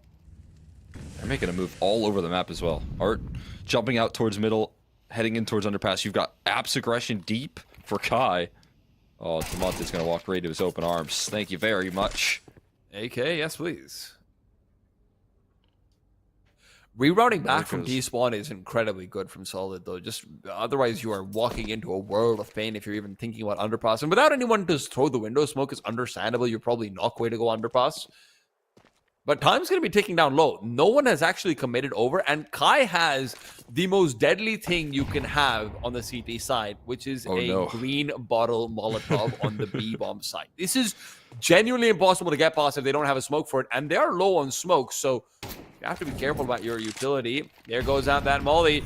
Kai's gonna be able to block them off initially, and as GBB pushes forward, it's a stray headshot, the moving bullet, and DRG will return one more. 3-on-3 though, Art keeps it in. What? GBB just keeps it going. You have to save it. You gotta keep it in motion right there if you're GBB. He's on the fly right now landing these shots. And yeah, I'm right there with you. It's a non-starter here for the most part. Even contending, looking for exits of A is so questionable. GBB's pulling out the MAC-10 mojo when he's got an AK in his hands. It's working. It's a whole lot more effective when it's an AK and it one taps your head. And you're still kind of in motion. Look, I just want to know how many swear words were just said by Fluxo right now. That's all I'm asking, right? They get the advantage. They have a good pickoff in apartments. They've got information across the map. B-side anchors ready in position to find the player dropping down. And bam, moving headshot. And bam, shot to the head of Art as well, right in. It's okay. Sometimes rounds just deteriorate like that. Yeah, I mean, I'm with you on that there. As you highlighted there, you know, Kai's got the big Molotov. He's got everything you could ask for an anchoring position, but instead just falls flat quickly. Really good time on the smoke for this one, actually. Considering the fact that Solid are setting up for what could be a full execute, this is going to be making things a little bit more touchy. They've had to double up inside Palace as well. That's where the bomb is coming in from. There is history. What is he up to? This is still Fluxo seating 3 players on the B-bomb side, and Solid have decided, you know what, actually we can't commit to this. Fortunately, they do have utility to be able to redistribute across the map and go back into a default state, but going into that this late into the round, you don't know where the op is. Yeah, don't have a clue here. Forces Solid with that deep smoke and early fight into plan B, and we'll see what plan B really is. Pieria. Fluxo have got... Oh, just gets that info. They have another flash or anything of that nature? No, it's just going to be a smoke down and great flash in return. He still finds one. Is he going to be able to pick up the second as well? But GBB and Tamade keep things in their favor. It has to be a quick peek out from jungle, but the flashbang keeps it away. Nyx as well. Just impossible circumstances continue to unravel. I mean, what can you do with an op coming back in on a rotate, on a retake from this position? It just doesn't seem possible, especially when they're already bombarding your teammate with util. You have to go back and save.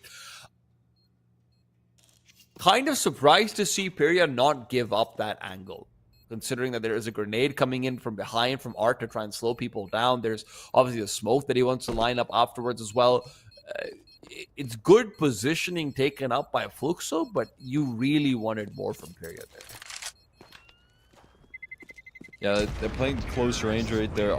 Very easy to flash first things first, and then secondly, needs you to be instant on those kills, and he gets flashed off. There's not a chance really for a multi. I thought maybe the idea was for him to take that contact and then for that flashery aggression, but there's no flashes. It's just HE comboed with the smoke. And it's not in his hands, it's in his teammates' hands. So then there's that delay in communication that gets called out as well, and I think that A side crumbles because of it.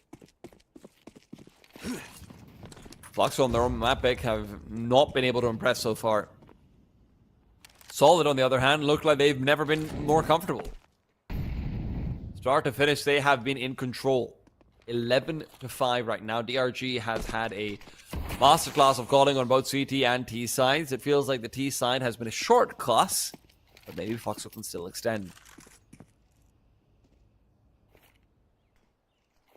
I'm going to give him a taste of their own medicine. A lot of resistance in towards middle for the defense as well. Op included in that, but that's going to expose him. Wide open there's Art. Arch has been completely caught out. History at the very least can trade on one spot, but Kai is the one who's really a Viper in the midst. History adds another to it, so Kai's death will be avenged preemptively. Wow. That's the best kind of vengeance. Bomb recovered. To the player on the side. Over towards B. Nyx waits in, gets a freebie. Bomb's been dropped as well, and now suddenly that shot that's been missed means... Whoa. Okay. Not the cleanest, but it's all good. 3 players kept alive. Fluxo will prevent game point from coming through from Solid. A nice track there from History. Gets a second shot there when you don't get those often. And that CT side op being... It's not quite as explosive as it was on Dust 2 to kick off, but you know what it can bring, and we just saw a little bit of it in that last round. Got another not live, I'd have to imagine. I mean, you look over towards the scores right now from Fluxo as well. Kai has gone from being, I think, 1-7 or 1-6 to now being 12-13. History started to recover a little bit more as well. Art is still, kind of far behind, but Fluxo have started to at least shoot back. Unfortunately, you need to shoot so much harder to be able to make this recovery on the CT side when it feels like Solid at any point can just trip over and reset your money. Even now, after you've won a round with 3 players alive, you have not been able to build up back. And still having to overcome that fight here. Meanwhile, on the other side of things, they're going all in on this buy. They're looking to keep the pressure on it, especially with GBB with a little extra economy. He can probably make some good work, do some damage with what he has at his disposal.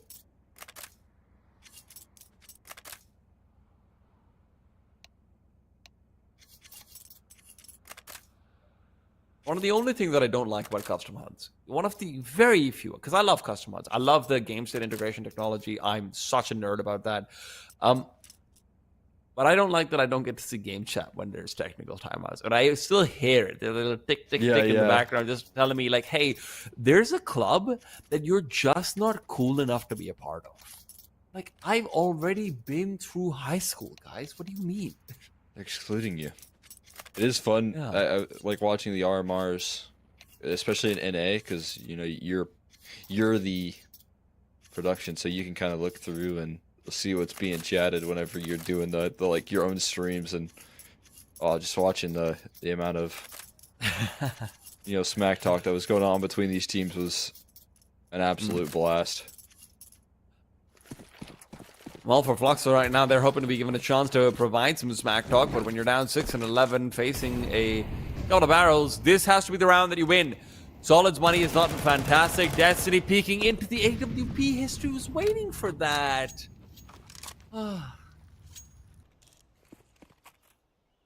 even a flashbang.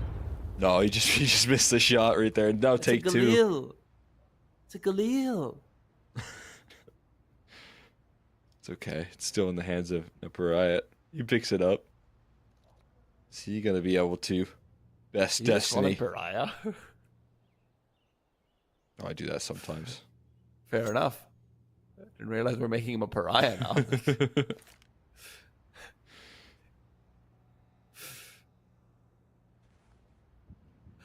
Solid have actually gotten 0 map control, but because of that early kill, Fluxo is in tatters. They have no idea where to go and what to do. There are like ants on the map right now. And maybe these ants have made the right call. I brought the food Because home. there's been this aggression all the way through Palace to have cleared out the ace site. Art has made a call, stick to B, stick to B. Not too worried though, 30 seconds. Priya watches out. DRG's been caught. Nice shot from Nyx mid-air, and GBB gets the jump on Kai and more. Where that came from. The dismantler of B continues his tricks, and Priya will not be given a chance to take him down. It's all about art, and GBB's got no reason to peek, so Priya will do it for him. Finds a bomber right next to him as well, and while the scope will be around the corner, Priya's hunting for an ace. Shadow spotted, time low, game still on. Oh my god, what a massive amount of impact right there from Pierre. Able to close it out. I didn't know Opping was a part of his game, but a complete bailout for Fluxo from what GBB did to turn the round in his team's favor. And then just needed a little bit of initiative to try and flush this AWP presence out of the server. But he's causing so much attention here, creating so much chaos, and look at this. A little bit ill-prepared for that activity. Just when he needs to strike, he comes through just at the right time. That round is massive. Solid don't even get a bomb plant, remember. Okay, Art. Okay, Art. Get those anti-ecos, baby. I'm not going to talk about the fact that 6 of his 11 kills are anti-blocks. Yeah, I'm not. He's always where he needs to be. And hey, to his credit, he didn't get any kills last round, or 2 rounds ago, I guess now. But he did, you know, get him in the right place. And that's always a good value. But yeah, he's farming up some sweet ecos right now. That's for sure. At the end of the day, the right place is the place where you are in 13 rounds for the other team, and that's what Art is all about. Oh yeah, about that score at the top of the screen right now. Not concerned about the one on the bottom as he remains towards the bottom of middle. Trying to take this control here. He's got a little bit of presence. That 1-2 punch in between. Destiny's thinking of lurking forward. Yes, Tamade to give him backup in through Palace as well. This has not been a normal setup with 2 players dedicated out towards this A extremity very often at all. There's 2 smokes now being popped out towards mid, so Flux will have to keep paying attention. This is an isolate CT setup if I've ever seen one. Yeah, now you're going to see Kai pretty much just jump spot here with a full belt of utility. Well, he actually utilized as well. He's going to try and use that to take some time to get into the site potentially, but does feel like Fluxo are kind of getting their hands forced right now in concession of this map control. We'll see how they react to taking it back here. DRG's been able to find Perry over here. It has to be a move from Nyx. He spots out, finds one more, and it's DRG who just doesn't respond to GBB's death. 4 versus 3 now brought back to just 3 apiece on either side. The damage is fantastic, and Nyx will shut down Nathan before the bomb plant. A flashbang forward as well, but it doesn't go where it needed to. Kai is going to be swearing. That flash was supposed to do more than it does, but both players low on this T side. Tamade doesn't care. A wallbang certainly possible, but not lined up at all. Nyx has got the HP and a kit to boot. He will find that first, second position known. No, Tamade could still be behind that triple box. He's stuck behind CT. Head found, given up, easy peasy. Oh man, what a bit of confidence right there from Tamate. He's been having a bit of a tough time of it here on Mirage, but it doesn't look like that when he swings in the 1v1 like that. It's such a monumental moment. That flashbang being missed is everything. Yeah, that's brutal right there. Bounces off the wall, doesn't blind him up. You can see on that right side, Kai would have had one wide open for the taking. Instead, ripped away from him. And that's going to be a chance to try and close it out.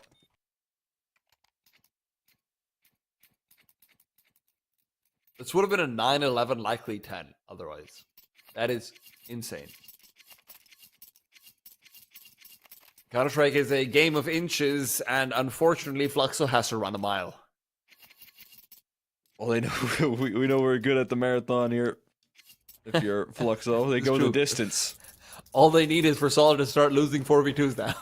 Yeah, well, I mean, they have done it already. I don't know if they can rely on that again, though, right? That's not a winning formula. Tell that to Dust too. True. See if Mirage shows the same story. right place for history now. But he still has to ride it. Oh, Destiny spotted out somehow or the other, but it's just not the kill for Period. It really looked like it should have been. Been able to at least disrupt for a while, maintains position as well. Will get Destiny finally. Does he know there's another player? Where that came from, it won't matter. Still gets a double kill in close range on the AWP is a peak that is maybe not the best. Are taken down. And smoke back to top con. Solid is still yet to commit. The CTs are going to be able to repopulate A. Trying to bring in the cavalry here. I mean, smokes are soon going to fade. You only have a couple flashbangs here. So again, it's a question about how you plant this bomb on the side of Solid if the end goal is A. Oh, Nick's got the timing. No, not quite. GBB gets it done. All comes down to history, and there aren't flashes. There are not flashes to clear him away. He spots out the bomb, takes it down. Kai's unexpected. And a Doesn't boost. need to peek. He knows it as well. There's no reason to. Nathan needs to find this kill. He's realized what's going on. Nathan's going to be taken down over here as well. Solid cannot close it over here unless GBB gets it done. Ammo is low and he still gets it. Wills this round into existence. It is the full ace. 20 on the board and none as important as his last few. Yeah, the last 5 that he gets right there. GBB breathing life into this T side when every moment got difficult for Solid, and when you just thought Fluxo was going to build back into this map, they get denied by GBB in almost every situation there. On the B side, when he's on the fly, finding these kills, threading them in effectively. This time on the A side to close with an absolutely massive ace. So that means we go the distance. Ancient waiting in the wings, but Tony waiting just the same on the sideline, ready to break that map down.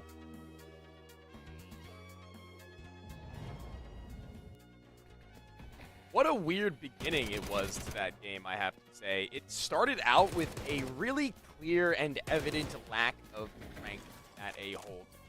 Solid spread by Fluxo, but not really capitalized on the instances that they were able to get through. You kick off that game with a bewildering pistol round that ends amidst smoke, to where I never really actually knew where anybody was going or coming from. It was just a flood of players from all different directions. You guys had to take an entire little moment after that was done to break it all down for me to catch back up in my own mind. So going beyond that, it was Fluxo trying to take themselves into the A site so consistently, knowing that it wasn't as strong as it was, trying to pressure in through mid, and unsuccessfully so in that direction. Found the retakes from Solid were just that, really, really well done and well composed in many of those instances. They relied on their individuals to be able to find themselves back in the bomb.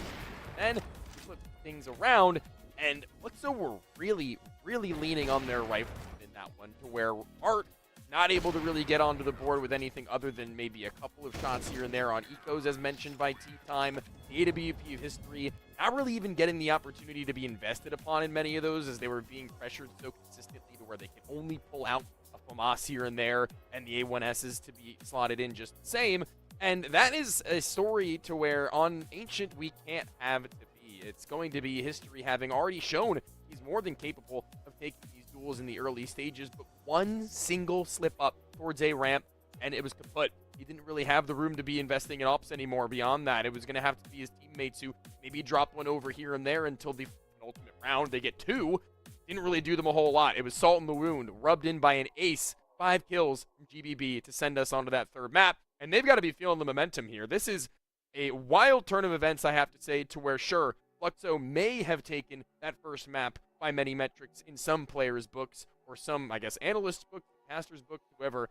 That map, that one was a little bit awkward. We're going to have to see a turnaround from Fluxo if we're going to have belief in them on this next one, or else it's going to be a barn burner as intended in just about 10 minutes' time. Don't go anywhere.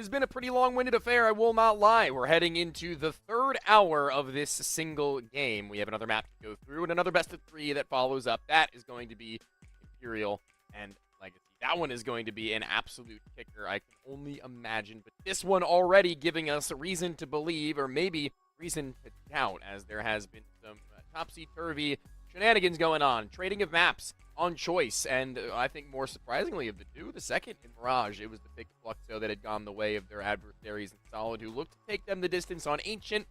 Not really sure what I come to expect from that one. It's been a map they both play. It's been a map that they both played relatively recently as well, with some decent success. And in turnaround, I think that it certainly looked a good bit better from the side of Solid than it had previously, but a little bit questionable, I would say, the fact that we haven't really seen the same level of top-tier competition against Fluxo that we could say about their other maps, if you guys agree.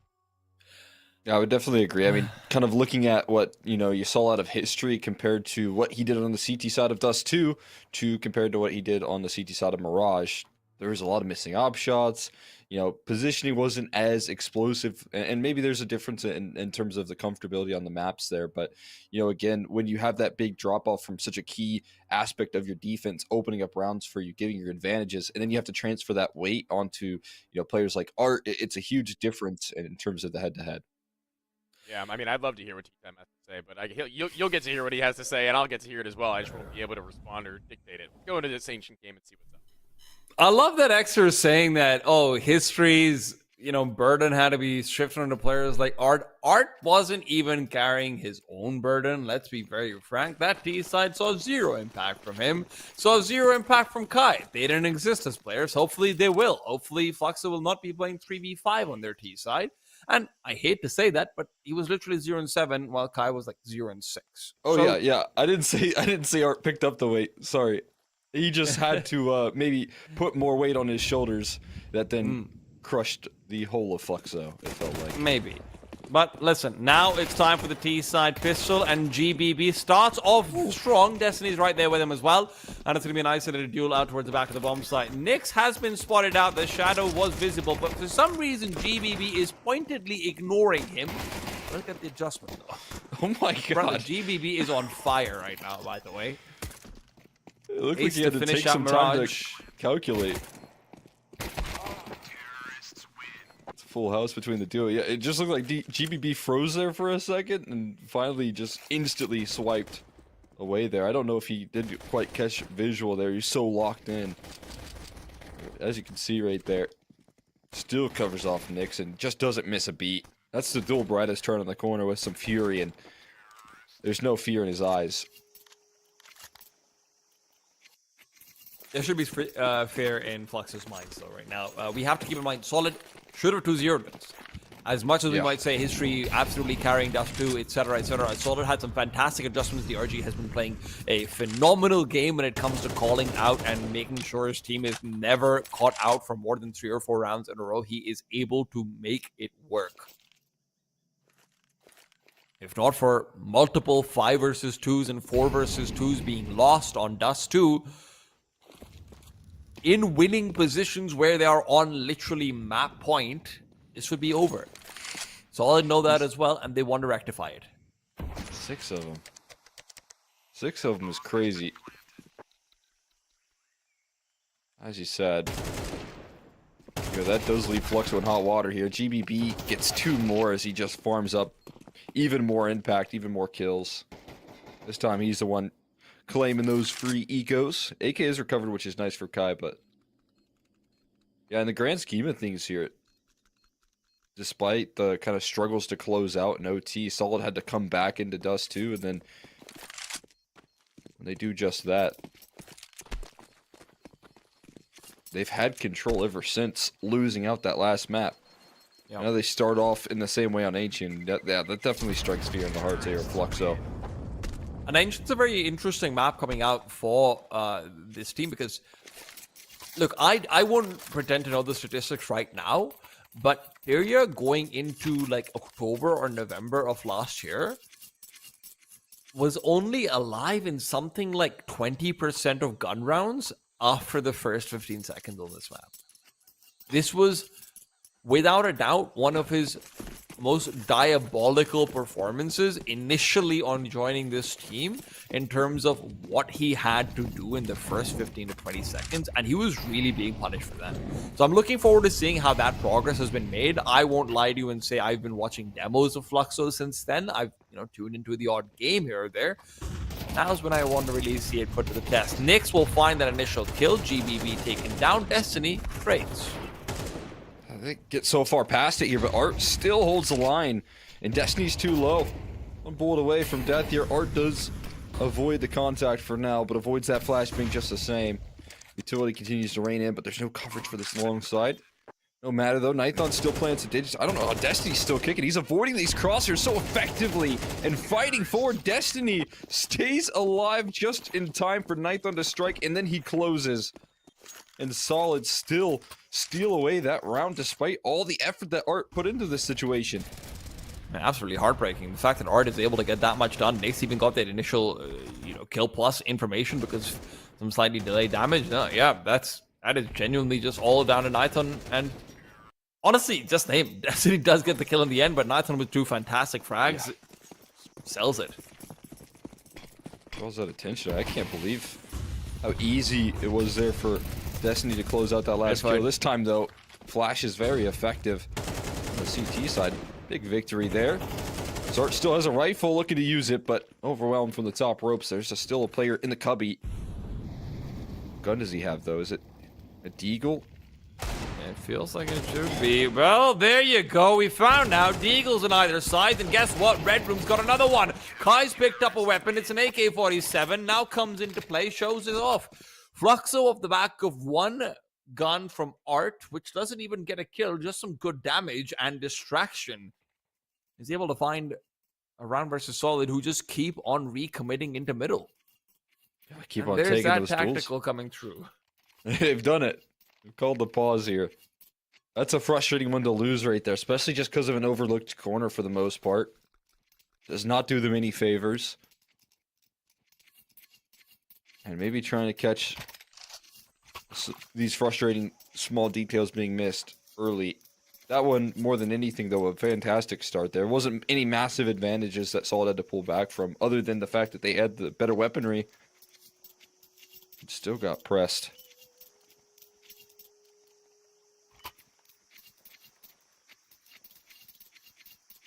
Now that better weaponry tossed over into the hands here of Fluxo, AWP included in the mix for history, as we've highlighted.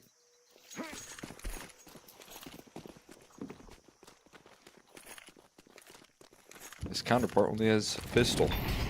Good position to find yourself on. Try and build some confidence back into this thing. See if you can do it again for Fluxo. Oh, Nate is fantastic. Solid are walking in wounded, and they are feeling the pain thrice over. Art, where were you in Mirage? What is that? Exactly what I wanted to see. The Legend of 2018 ECS Season 5.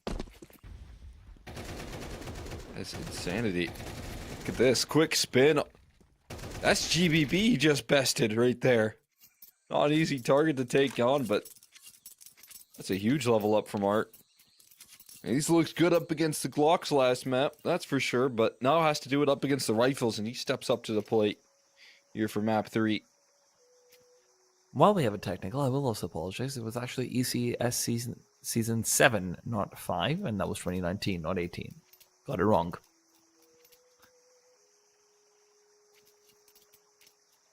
I only know this because Tony was speaking in my ear, telling me that I'm a fraud. He's saying that I don't know what I'm talking about, and I should really stop trying to give out historical references. Yeah, I mean, well, I it's hard apologize to Tony and the audience. It's hard to get everything right when he's constantly in your ear, telling you how wrong and how much of a fraud you are. This is the problem. People just don't know what analysts are actually saying to us behind the scenes. That's the problem. You're wrong about this, you're wrong about that. Guys, we're casting. We have to do this live. You guys sit down and take notes, you nerds. All that writing in your notebook. Oh my god. Especially when they have actual notebooks. Isn't that just the worst? It's so Like, pretentious. guys, please. Grow it's up and use a laptop. 2025. It's literally a quarter of a century into the new millennium. We're still on pen and paper. Just the worst. And, you know, some of these ex-pro analysts, they've got to start worrying about carpal tunnel. They're writing all these notes down as well. It's true. It is true. Little do people know, one of the leading causes of carpal tunnel used to be in artists. And that's because they were always holding a pen and trying to, you know, make beautiful work happen. And that seems like it's understandable, right? You are sacrificing for beauty. You are sacrificing for actualization. You are sacrificing to breathe life into creation, effectively. Meanwhile, you've got a Counter-Strike analyst. These damn nerds are sacrificing to write in a notebook, bro. What is on? It's okay. It's okay. I know Kai isn't... He doesn't have the best rating, but it's his rolls, I swear. Write that one down in your notebook there. Well, game's gonna be back on. We are fortunately past a short technical timeout. Shout out to Tony for helping us get through that one. Solid are gonna be on the full eco. This should be Fluxo's easy round, and well, you can see why. You can see why. That's pretty clean, actually. One mag for all 5. That's fun. That's gonna help his rating. There we go. Nice little spray down. Perfectly executed. I know. I heard Tony scribbling, by the way. Well, listen. Right now, Fluxo need to put the head to the ground and listen to what Art is talking about. He's had a great few rounds, and hopefully he can continue to have that success out in middle. Looking forward to seeing what history can find. Of course, Ancient is not the easiest map to get picks on. It's not impossible. It's not a nuke. But you have to be very methodical. See if they can continue to show up here. Having, again, 2 slow to start players look this good out of the gates here is really building some confidence here for Fluxo. Got Kai and Art. Both late to start in that last map. And Art certainly making some big statements here in map 3. Double up in towards Dave's side. This flash to be avoided, but oh, it's perfectly placed, and the trade's even better. GBB, again, as soon as things go wrong, it feels like he can pick up the pieces for Solid. Oh, Destiny's watching out for this one. He's so ready. Gosh, that is disastrous. The A-bomb site suddenly open, but mid is where the problem lies. It is history. He can find this. He misses the shot. He misses the chance. Back to B they go. Kai has to hold on. That ace from before, those empty calories are put away. It's steak on the menu. Meat on the table. Do you have the stomach to take it down? Kai's trying to flank. Nathan's ready for it. No, I've lied to you. They've both dodged each other. Made a gamble call here towards B, really hoping that that was the end goal. That was the direction they're heading, but Solid managed to evade the crosshairs so effectively. All a game of timing at so many different moments, but timing that Solid favored themselves in. That was bomb that was kind of backpedaling as well. If that gets dropped, it is thrown up into the air. There was 2 players in, you know, A side, one in Donut and one on A side proper. So that mission to recover the bomb and still close out the round was up in jeopardy. But managed to avoid the biggest of their problems and Solid right back on the board. And again, you know, we see these strings around from Fluxo on the CT side where they build up a little bit of momentum. And it feels like GBB is just a wrecking ball that comes in.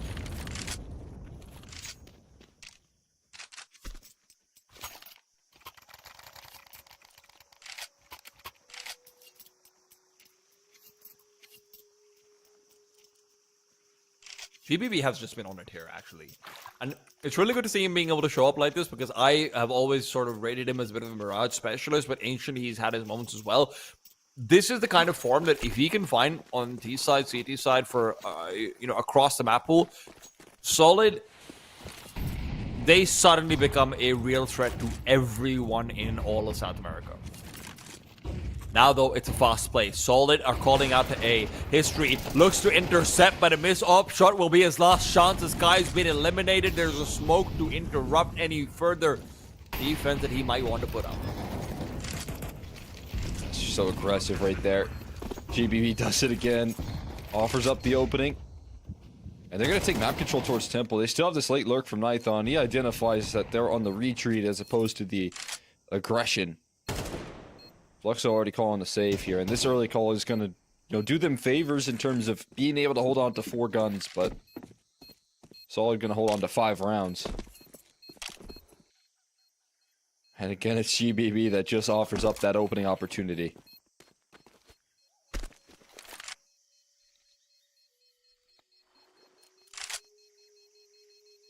I mean, he has been, if you include that last round of Mirage, this is kind of cheating. What is that?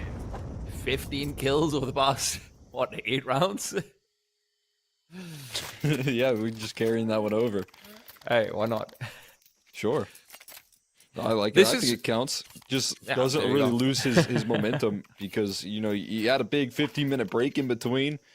Mm-hmm. You have to keep up that energy here. It just doesn't look like he cools off ever. I have to say, DRG has also been doing this a fantastic job. From Dust 2 to now, yes, Dust 2, absolutely, there are places where he should have been able to stabilize the troops and close it out. There are failings to be leveled at him, but we even bring it back to that relevancy now on Ancient, just fully controlling, changing up these bases as well. Now, slower retake over to B. It's going to be finding 2 players back towards Cheetah. Nyx is completely alone. He'll be able to find that first kill, and the CDs are pushing forward. That defense finally being mounted. Second player not expected. This is what Fluxo needed. What a phenomenal turnaround right there as well. Already able to provide his one big kill and then following it up for the rest of the squad. It's honestly coming down to another GBB opener that probably should have gone his way with how good he has been and how much time he had, but couldn't quite connect with his entry pathing, and Nyx just wins that duel, manages to distract. By that point, you're starting to thread in other angles into the mix. Fluxo find their way back into the swing of things. But you gotta keep carrying forward on the CT side. It can't just be a flash in the pan. And now Flash is heading in towards Catwalk. Art's past the smoke, and he transfers it onto GBB. Just holding mouse 1.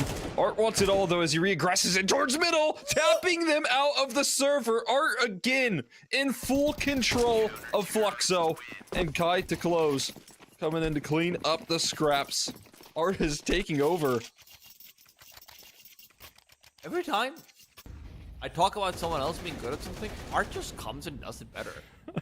On Dust 2 was opping IGLs. Now I'm talking about GBB so good at these timings and making these plays for himself. Art just takes that round, resets T-side economy, and puts him in a position to guarantee 6. He's 11-7 right now. Insane. Oh my god, he's blind. Still fights back, and History is hoping to do the same. Unfortunately, not being able to show up quite as much of a scorching effort. The dual leads, however, ever loyal. Indeed they are. Yeah, History's been really good with those dual Berettas. That's one thing to guarantee. Heading into the last round of half, they'll even pick up an extra AK right there, which we know can be very valuable in the hands of the defense. But most of all, I was a little nervous after watching Mirage. I was thinking, is Art just eco-fragging? Is he just doing it up against the pistols? No, Ancient proves otherwise right now. He has gotten, 2 rounds that he has won pretty much single-handedly with his impact, with his ability. And it's up against rifles. Oh, he's looking to make it 3. Oh no, he's going to be taken down. GBB was ready for the second as well, but he can't collect. Watch out for this cave push that might be planned. Period decides against it. He's been called back. They're not worried about mid. They'll have that reclear. Nyx is caught out in the open. Tomate is able to take him down. And that leaves the B-bomb site largely undefended. There's only one player here, Peria, who'd been pushed back from cave, but Kai has somehow won the duel out in middle and has History backing him up for more. Resmoke is good. Resmoke is great. It's going to give them a clear path forward. But the problem is, Pyria is not going to be waiting around either. Is DRG alone and clutches he has one, but here's a knife about to be put right in his back. Fluxo are up to 7.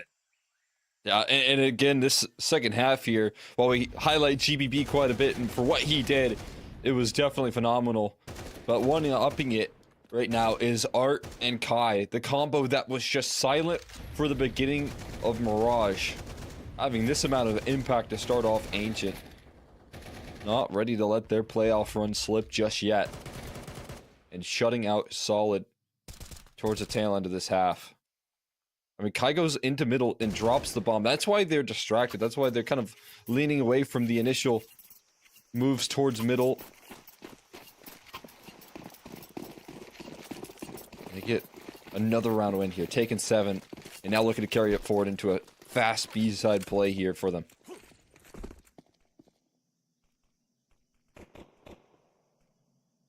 So far, Solid has won every single pistol round in this entire series. Can they make it an undefeated streak, or will Fluxo be able to tilt on their favor? GBB good for 1. Pyria Jr. already low inside the site, taken away. The dualies will just continue to flay them alive. GBB wants it all, and he will deliver a second ace at a critical juncture. 2 aces in one series right now is crazy, and GBB now getting a chance to activate on the CT side with a pistol ace. Dual Beretta's raid boss. And a boss he is. So he will not let them enter into this B side by any means. Great setup from the CT side. That DRG flashbang, you can see how well coordinated it is for this defense. You know, those pistol rounds are good from Soldiers. You said that makes 6 for 6. Yeah. Feel fair sometimes, but you know what? You can quickly get past the pistols. You can quickly get to the gun round. 7-7.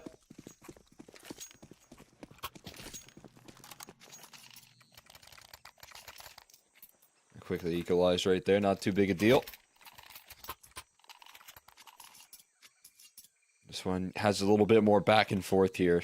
And as it was on Dust 2, it looks to be again on Ancient as well, where it just feels like you're looking at big star moments for these players and these teams to lean in on.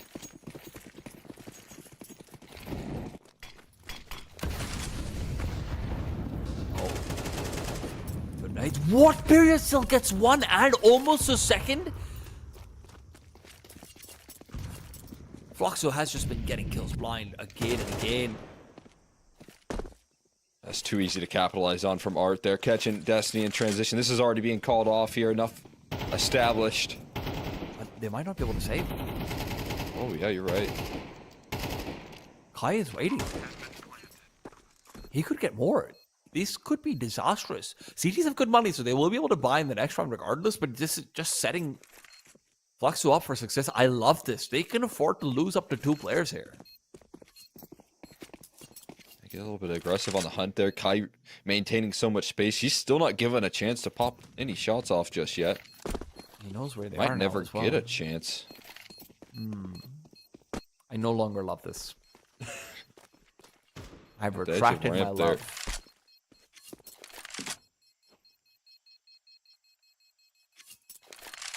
Am I about to be a really toxic relationship? Are they going to push in and I'm going to love them again? No, might I've stayed be. true to my word.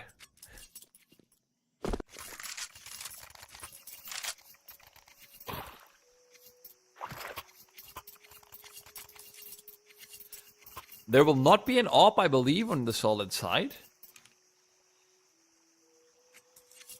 Right? Okay, no, there won't be. All right. M4s across the board is fine. On Ancient, it is sometimes even preferred. What is the call with them, though? It is going to be, once again, a little bit early mid-presence. Not fully fighting for control, though. It is just Destiny to start moving back after those initial wave of flashes is avoided. It is a full commitment. Great reflashes from Nighton to give them the 5 versus 4. And next reaction here out of Fluxo to try and scale out A, but a little slow on the uptick right now for Art and Nyx. It's going to leave them with the rotations and support arriving on the scene. Just a boost right now. Art, is he going to have the element of surprise? It doesn't look like it. Monte fully aware of that possibility, and he goes to clear it. That's the 3 left alive. Fluxo was really hoping to be able to double up here, but instead it is on a single casualty on the CT side. The bomb is on the ground, and Kai, who has been lurking since the last round, is still yet to be given a duel. He's dodging everyone. Kai is going to be able to find a player with a back turn, potentially. I mean, it will... Guys, I can promise you we need to be looking at Kai here, or GBB. That's fine too, actually. To be fair, he probably gets this kill. I lied.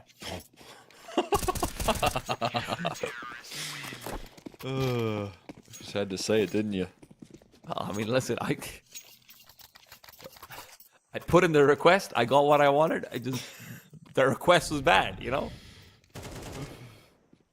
I mean, that's fair. To trust GBB in that situation is definitely not all that surprising. Just little legs of damage there for Kai before round expires. Nice adjustment, but That was actually very nothing nice. really else. It's impressive what Kai is able to do here when it comes down to lurking, staying alive, being elusive. But I do want to see a little bit more activity out of him if he's going to be lurking about there. For Art and Pyria, those are your activity guys. Yeah, fair enough. They are active as can be. Not only they're actively looking for duels into Red Room, they've got 2 players who can cross over, but look at this response from Solid!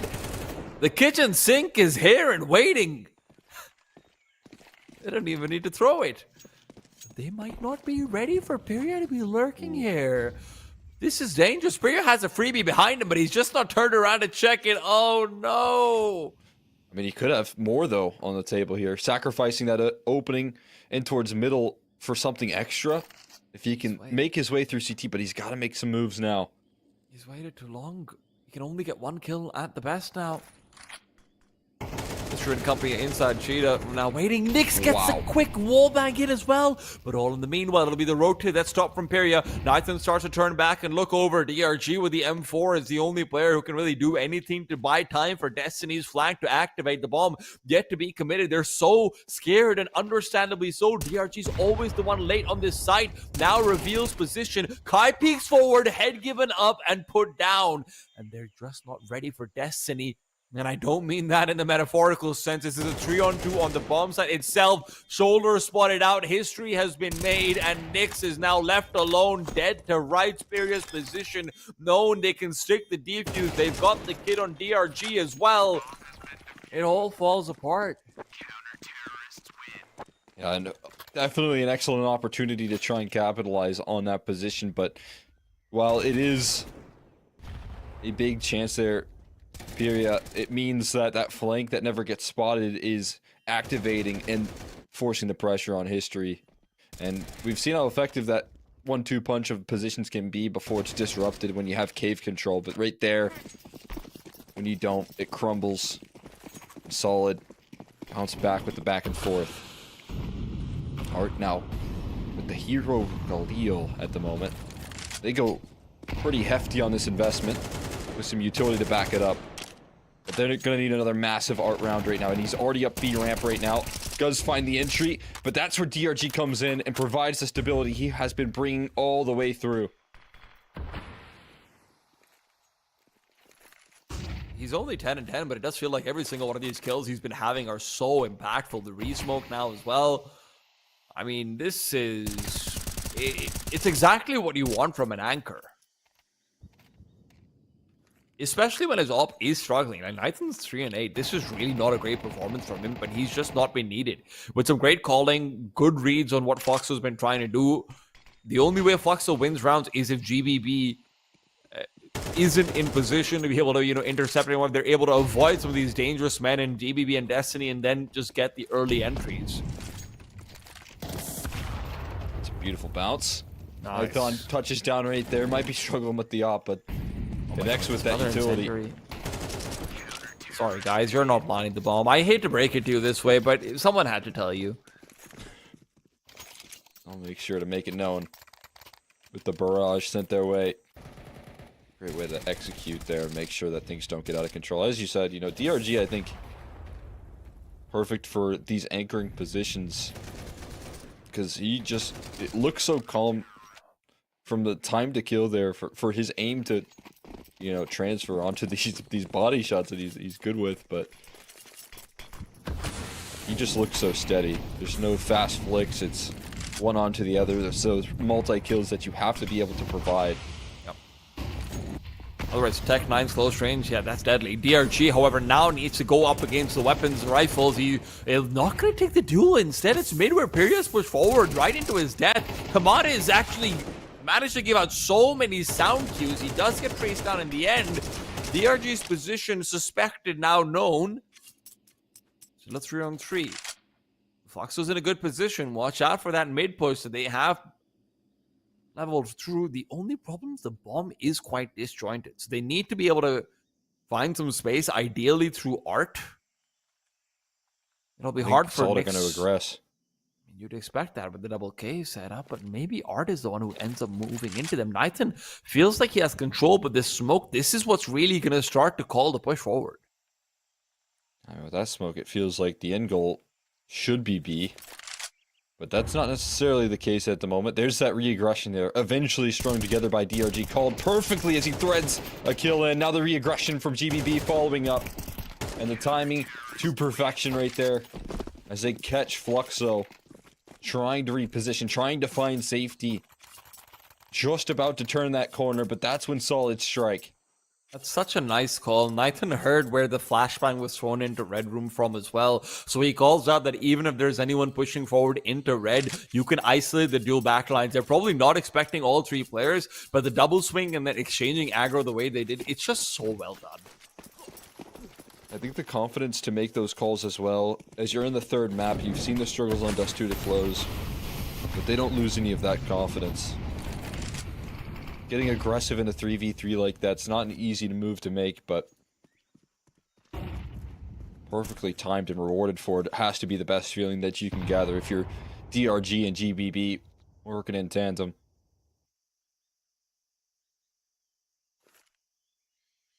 They're gonna have to do it again here on this B side. Do have Tamate though, helping out as well.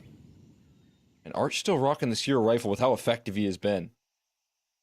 Completely understandable here. Keep feeding the hot hand. Unfortunately, there doesn't really seem to be too many other hot hands you can ask to deliver right now.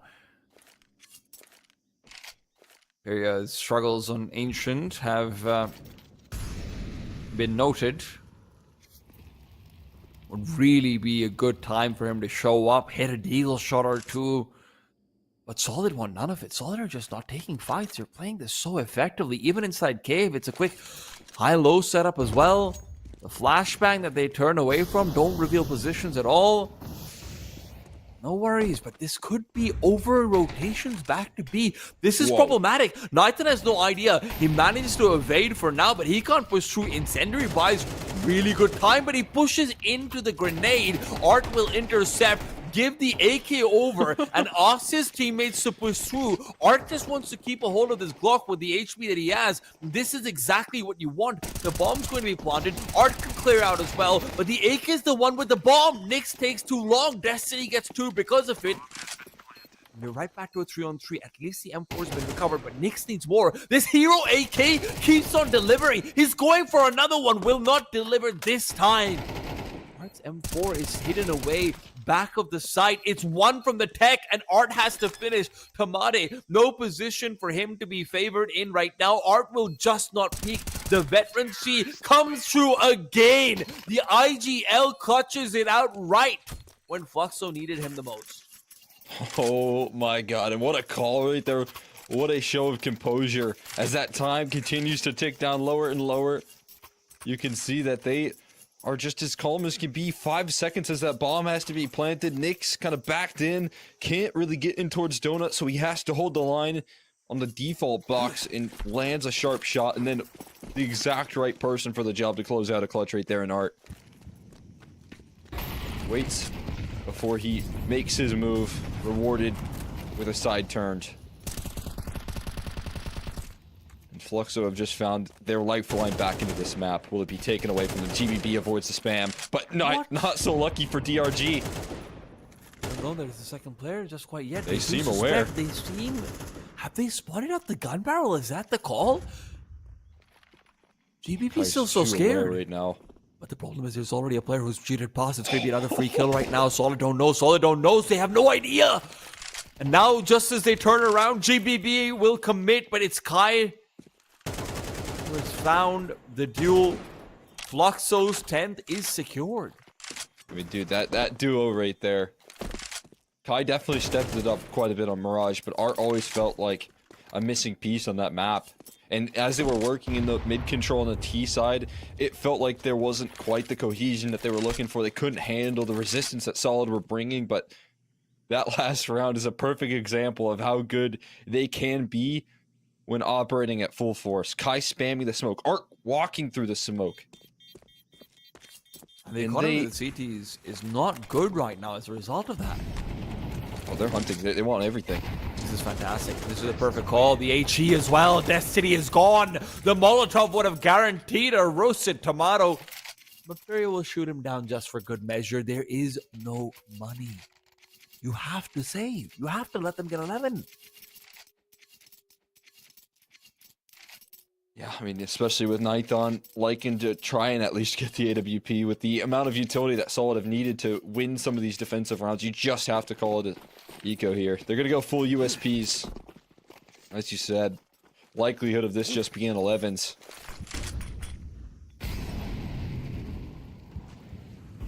Fluxo hanging in there. That eco going to go down as the big change. Oh, Nice AG on the Destiny. he's lucky to be alive.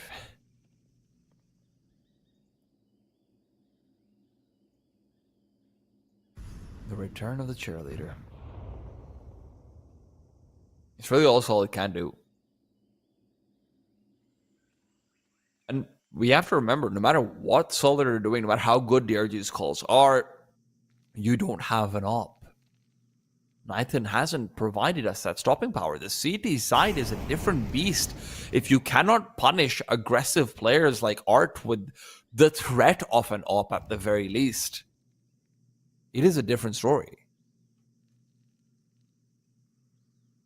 Yeah, it feels like he's just much of a non-factor right now in terms of positioning. Art's going to clear out this A side, so this is a sealed deal on the round. But sometimes I think oppers on this map can kind of get caught in the allure of posting up on A, being there, but that's not even the case here. It just feels like Nithon not even popping shots off when he gets that weaponry out. And that's got to change here and now. Coming up in the next.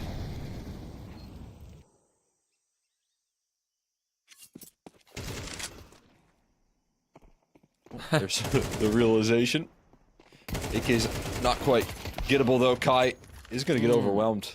And they do bring a couple casualties into the mix. I don't know if it's going to matter in the grand scheme of things, but it will allow for the CT side to potentially grab some AKs. Well, they really wanted that one. Another kill from Nithon as well. Comes a little bit of a costly endeavor, but we're kind of reining in towards the end of regulation, and all that you care about at this point is rounds converted. This is the ultimate round for the CT side. You lose over here, your game might as well be done. And for a team like Solid, which has capitulated under the pressure of victory, now they bear the stress of potential loss. They have to overcome. They have to come through.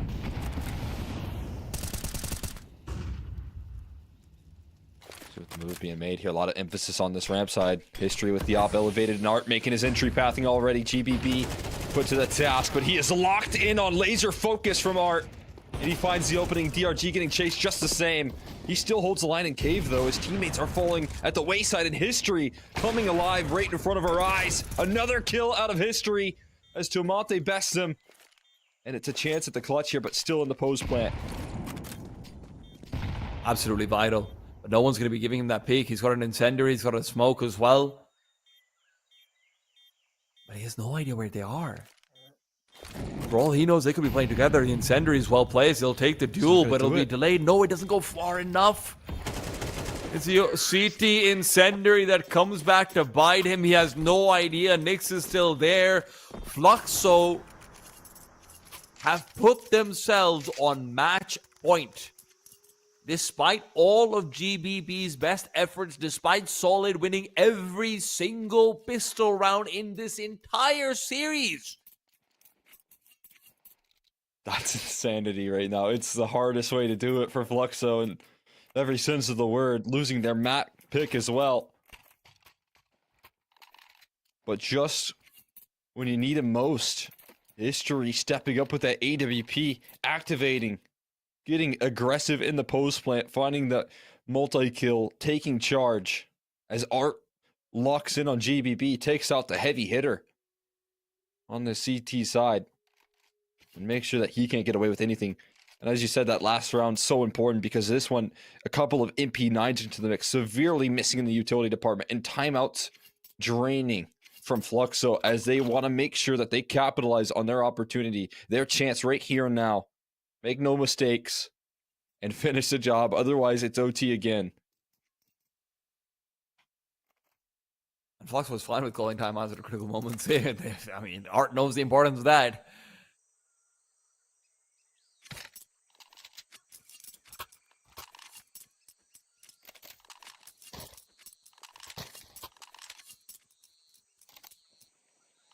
Maybe this is the change they need, though. The weird, wacky buy to try and get them across the finish line. It's always those pesky MP9s, isn't it? They always strike when you need them most here. Well, that remains true, though. To get in their face here. They're looking to do just that. Wind it up. Furia forced to run away. Quick cave control from space. Flux, so they don't want to be fighting out towards middle at all. They will not give a chance to the CTs to win. It's a double in Molotov setup, but for DRG to consider re-peaking, this might not be the best places for him to go. Kai making moves. He goes into the double setup. It's at least one found by Nathan, and AK can be picked up as well. Will not choose to upgrade yet. Will now do so. Flux has to be careful. They actually don't have very much space at the rest of the map. A side is also a little bit more up for debate. To try and push into GBB would be worrisome. Yeah, it looks like Solid just in a panic to rotate all over the map, but Destiny provides a little bit of safety and security. Catches out Nyx on that lurk. Still leaves Justamante, as you said, over and towards his B side, and he's just playing a passive angle. So scaling into the site is available for this T side. They can even go for the full bomb plot of hair. The problem is what Art is up to. He's going so incredibly aggressive. History, the AWP needs to get the kill. He'll be spotted out making a move. Pyria tries to take advantage of it. Will succeed. Art goes for more. Nathan just not ready. Not ready for that close range duel. Art needs to be careful. Can't be giving up his life for free. Not that he intends to. Fluxo might have lost the advantage early on, but this is what they were truly fighting for. The element of surprise. 3-on-2. Destiny pushes through. Op shot missed. Destiny picks up one. Pyria is down on the dumps. And AK now recovered. It will not matter. History and Art shut them down. Fluxo steal the series away. God, it feels like we're just in a museum right now watching a long game of Counter-Strike. But Fluxo looking pretty in the close in those last rounds that they needed to pull it together. You have Art consistently finding impact on this T side, providing opening kills, and giving Fluxo safety in the playoffs. It was a drawn-out effort on Dust 2. They had to fight tooth and nail up against 6 chances for Solid to close. And that 6 opportunities Solid are going to be feeling as they now find themselves eliminated.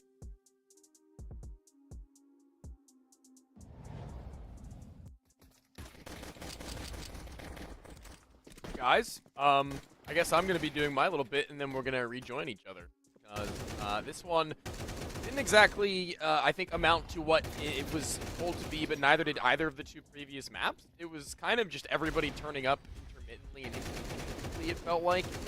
a three-person affair in a couple of different maps, being mainly that Art and Kai resurgence one that you really can't deny was the only way they were going to come back into the series as it was, with history kind of fading off from this map as well as the last. I think that what we'd seen on Dust was not carried over very well, but unfortunately for him, Python wasn't exactly blowing the competition away either. So it's okay that he can take a little bit of a backseat when that's the case, and the in-game leader is stepping up to the plate. Damn, did he put up a performance as gone by. I think that we kind of saw a slow ramp up from Dust from him. I think it was pretty well noted on that he was starting to pick things up when he got the chance overtimes. Then he started to heat up in that second map while finding maybe a little bit towards the end stages to where he was extremely abysmal to start with. Only made note of a few kills here and there, but finding the mid kills is most important, I think, because they consistently crushed it on their takes up the shelf. There was never a point in time, it felt like, on their CT where they weren't taking it convincingly, and when there were fights going on, it felt like they were just being lost out by the T's entirely. If you guys do agree, I find this to be a very big Art win. Yeah, I mean, I'm right there with you. I was singing his praises all the way through there. It felt like, again, the weight was definitely on that duo's shoulder to lift up on Mirage T side in between Art and Kai, and they didn't quite pack the same punch that we saw on Ancient. It was a completely different story of two players that needed to get activated, finally finding their form, and really turning Ancient into a much different story, and one that Solid wish that they wouldn't be really reading into here. Is I mean, that level up was so incredibly impressive from Art. I didn't know if he had that availability in him consistently. Yeah, I mean, you guys already kind of saw all of it unfold, and we have another game, so I don't want to take up too much time. But T-Time, give me your thoughts first and foremost, and I guess last before we do our little bit of a close here until that next best of 3, on what you kind of saw as the shift that was needed from Solid that we didn't quite get to see, because by all measures they should have closed that game like we said. It felt like, at the very least. Like, it felt like they should have closed it in 2. Ancient was always going to be a little bit more up for debate, because that's where Art has so much more that he can do. And we got to see that, right? We get to see Art putting people like Peria in positions to be able to get Red Room. Now, Peria doesn't necessarily always capitalize on that, but Art is very good on the T side at putting players into positions to succeed, on Ancient specifically, and none less than him. We saw the impact that he was able to have, and it's not like Solid didn't have their chances as well, but Nathan just didn't exist on Ancient, unfortunately. It just wasn't enough, right? You can't play effectively 4 versus 5 when it comes to the firepower department unless you have someone going insane, and while GBB was doing that, they were keeping it level. When that stops, no longer the case. Yeah, I couldn't agree more. Congratulations to our 3rd semifinalist, our 4th yet to be determined, but in good time, my friends. This one, in my opinion, is as good as a best-of-3 matchup that this tournament is going to get. This is a grand final to be seen in preview in the quarterfinals, in my opinion. So let's see how this one bangs out in just a little bit. As you can see, we've got Fluxo awaiting them in the rungs, having just been determined. Audic and 9Z. Audic and Sharks on the other extremity of the semifinals, and that grand final yet to be determined. But there's still so much time between then and now. But not so much time between our next game. We've got about 20 minutes just under for Imperial and Legacy take center stage. We will be back in just a bit.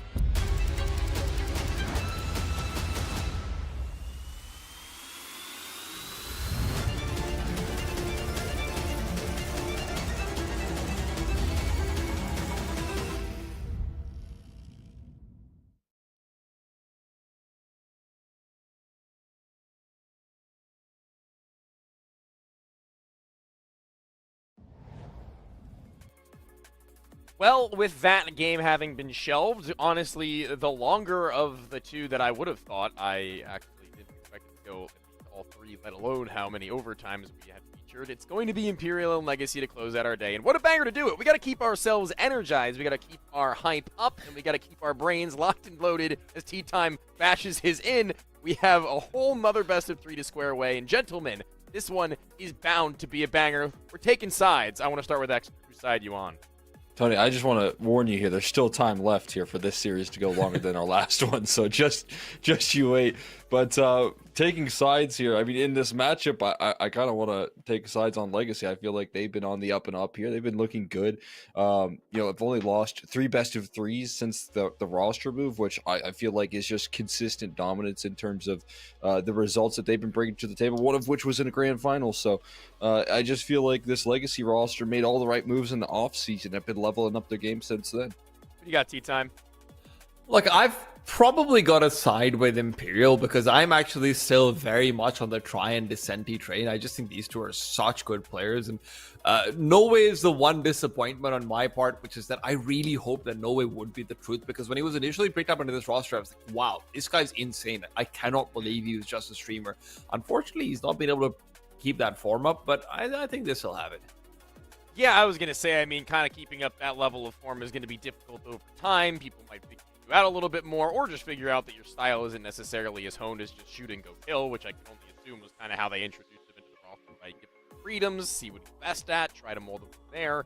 And I don't think he's been a bad piece by any means, but I do have to agree with you in that regard that he certainly, whilst not being set up as the #1 star, has subsided from that level that we had once come to know him for. But the one thing that I want to talk about that I think is really cool between the clash of these two teams is their pairings of players. In particular, I'll talk about the ex-Sharks prodigies. We've got Neesim and Che Jesus. Those two guys were absolutely nuclear for quite a time, namely on Shark, where they were put both on the bench and in contract jail at one point or another, if that's what you'd like to call it, having played 66 maps together. Both of them featured a 1.1 rating, and they were drastically different in their roles. So despite one having a much greater kill differential, it's the role in which entering is not very easy, and especially when it comes down to playing up against the higher echelon of rosters, it's not going to get any easier. But they managed to find themselves back at a higher level, even some may say, with Sharks on the other side of the semifinal bracket where they look to meet them maybe in the grand finals. But Che and Neesim, they're clashing here. Yeah, and I'm looking forward to seeing that head-to-head. It's going to be a fun one, that's for sure. There's a lot of history between, those two. And, I mean, as you mentioned, I think Che filling in here for Phelps, it gives this roster the look here when they, originally removed Henny for Try. I like the idea because I think it matches this team's vision, all of their motivation here. I think it's everyone on the same page, and when Che hops into this roster, that remains true. You've got a roster full of at least like younger individuals here for the most part, a lot of up-and-comers, and you still have a little bit of experience when it comes down to not only Vinny here, but then that coaching aspect there, that coach IGL combo, and Zach as well. So they've constructed a roster with a bunch of players that I think are going to put the effort in and put in the work, and they're going to start seeing those results. I would just like to see Che on this roster be able to have a little bit more consistency rather, map by map. Well, I mean, maybe inconsistency is what you want. You get higher highs, lower lows. Yeah, that's definitely fair. But we want to talk a little bit about the other roster as well and give them their flowers. Che was the one person that we had harkened on. It's Neesim, who, frankly, we didn't get to see for a long enough time to where we kind of forgot about him. He was kind of just left out in the cold for a lot of these shuffles as they weren't able to break him from that team that he was playing for at the time. And that's kind of unfortunate. That's how the cookie crumbles in many instances, where there's also 2 academy players per team, former Sadson and Neesim, having played for that Fury Academy roster on 2 different instances. Or excuse me, Neesim and Decent. But I've got to interrupt you, and I'm going to ask you the straightforward question, right? Extra siding with Legacy. Who are you going to side with? Is it going to be with the team that has all of their players ready and waiting, everything, or is it going to be with Legacy, who have just gotten Lux, fantastic signing, and they've had to Photoshop his face onto a jersey? Come on, man. Come on. It has to be the real side. No. I think it's got to be Legacy purely because that's just Chad move, man. Pick up the guy, sign him now, the get his Photoshop job looks Photoshop pretty good done later. Get his Photoshop done later, man. That's the kind of mentality you need. We're looking for results. We're not looking for style points on Twitter. Well, okay, he has been providing results, I'll give you that much, and Lux has been providing results since Spain. This is where I am excited for Legacy for other reasons as well, because for me, I honestly thought Nassim was fantastic on Pain when he was there for a couple of months. Obviously, he was more of a, sort of fill-in, then came in Nizin, then, it's sort of all over the place, and Lux now being removed as well. I don't really think Lux was the problem. In fact, I think a lot of the times Lux was a pretty big shining light on Pain in terms of the roles he was able to fulfill as well. And this has sneakily become a very good team. I mean, Dumao has obviously been having conversations about him forever at this point. Now, when you add in Lux to it, you've got Sadsin as well. There suddenly isn't a weak link, which is more than I can say for any Legacy roster before this. Yeah, I mean, crazy how many times they've shoveled out players. By the way, Payne. Just a side note. They just I mean, they're. I think Payne priority. is in a whole other story out for like making big moves here and starting to like enter into tier 1. But for Legacy, that weak link that you're mentioning right there, I think was just unfortunately straight up Nekaz in this roster for quite some time. He was doing the calling here, and to not even like mention some of the work that he was doing in the calling, he was taking so many resources and such good positioning for this Legacy roster, and unfortunately that meant Dumao was not getting the shine that he, I think, deserves on this team. And now you're seeing Dumao get the shine on this team like he deserves. And it just makes so much sense. Lux doesn't require himself to be in these prime positions. And it's been all the difference in the world for this Legacy roster from what I would say is a team that could lose to any old NA team, back in 2024 to now a team that's really shining in South America. But hear me out, though. If we're going to talk about the conversation of the in-game leader situation and the roles being taken up, I think Lux is, while definitely in different roles, still a pretty hefty resource in some ways, but also the fact that he's an unproven caller in the same semblance that you could have called out Nekaz for the time. And I think that's going to be the biggest learning curve for this squad, because first of all, they need to figure out how they're going to play, and second of all, as they move up the ranks again, that's going to be a honeymoon period where other teams, if they notice them to be a threat, are going to be paying attention. They're going to be watching and seeing just how Lux likes to maneuver around a map and how he likes to use his players and pieces, because if there's one thing this team doesn't have, it's a shortage of firepower. Look, I'm not gonna say that Nekaz was the problem. Exler said that, right? So please keep this in mind. This is Exler's words, not me. You're saying that maybe Lux could be the problem as the new IGL, but is a new IGL better than just a plain bad IGL? And again, remember, I didn't say this, okay? Exler's the one pointing these things out. Nekaz was unfortunately the problem. I will agree to that. He was, out of every player, the one that you could look towards as either a caller or an individual and say something. So Tony just took the weight off my shoulders. Thank you. I'll do it. I'll take it. I'm glad that Tony is here to fall on your sword. I'll bear this burden. We said it on broadcast many a time. It felt like they didn't really manage their man advantages very well. Their mid-rounding seemed a little bit forced, and this is coming from not only me, but I've heard it said from Exner on broadcast as well, and even Vincent, for those who are familiar. Like we're all pretty well in touch with how the system of Legacy needed some sort of a shakeup, and this one, albeit maybe drastic, certainly needed. I think it is very interesting to see Lux actually transition over too, right? Because it feels like he is sort of trying to follow in those biggest era's footsteps of people I don't think are going to become IGLs, became IGLs, and they're kind of doing a good job of it. Wait, what's going on? Brazil, you said you don't have IGLs, but no, this is interesting, right? I mean, it's also just, you compare out towards Vinny on the other side. Vinny is also a very unwilling IGL, but now that he's moved into it, I think he has become increasingly impressive. You only have to go back to early last year. All of the analysts in the European side of things memeing on Imperial, saying, hey, they made the major, they're garbage, they don't know, they're playing such a bad style of Counter-Strike, this and that. That's when South American teams ended up being the first to have reads on the meta, which allowed them to go so far. That's when Bigu Zera and Vinny both started getting their flowers. That's when Lux is starting to come into his own.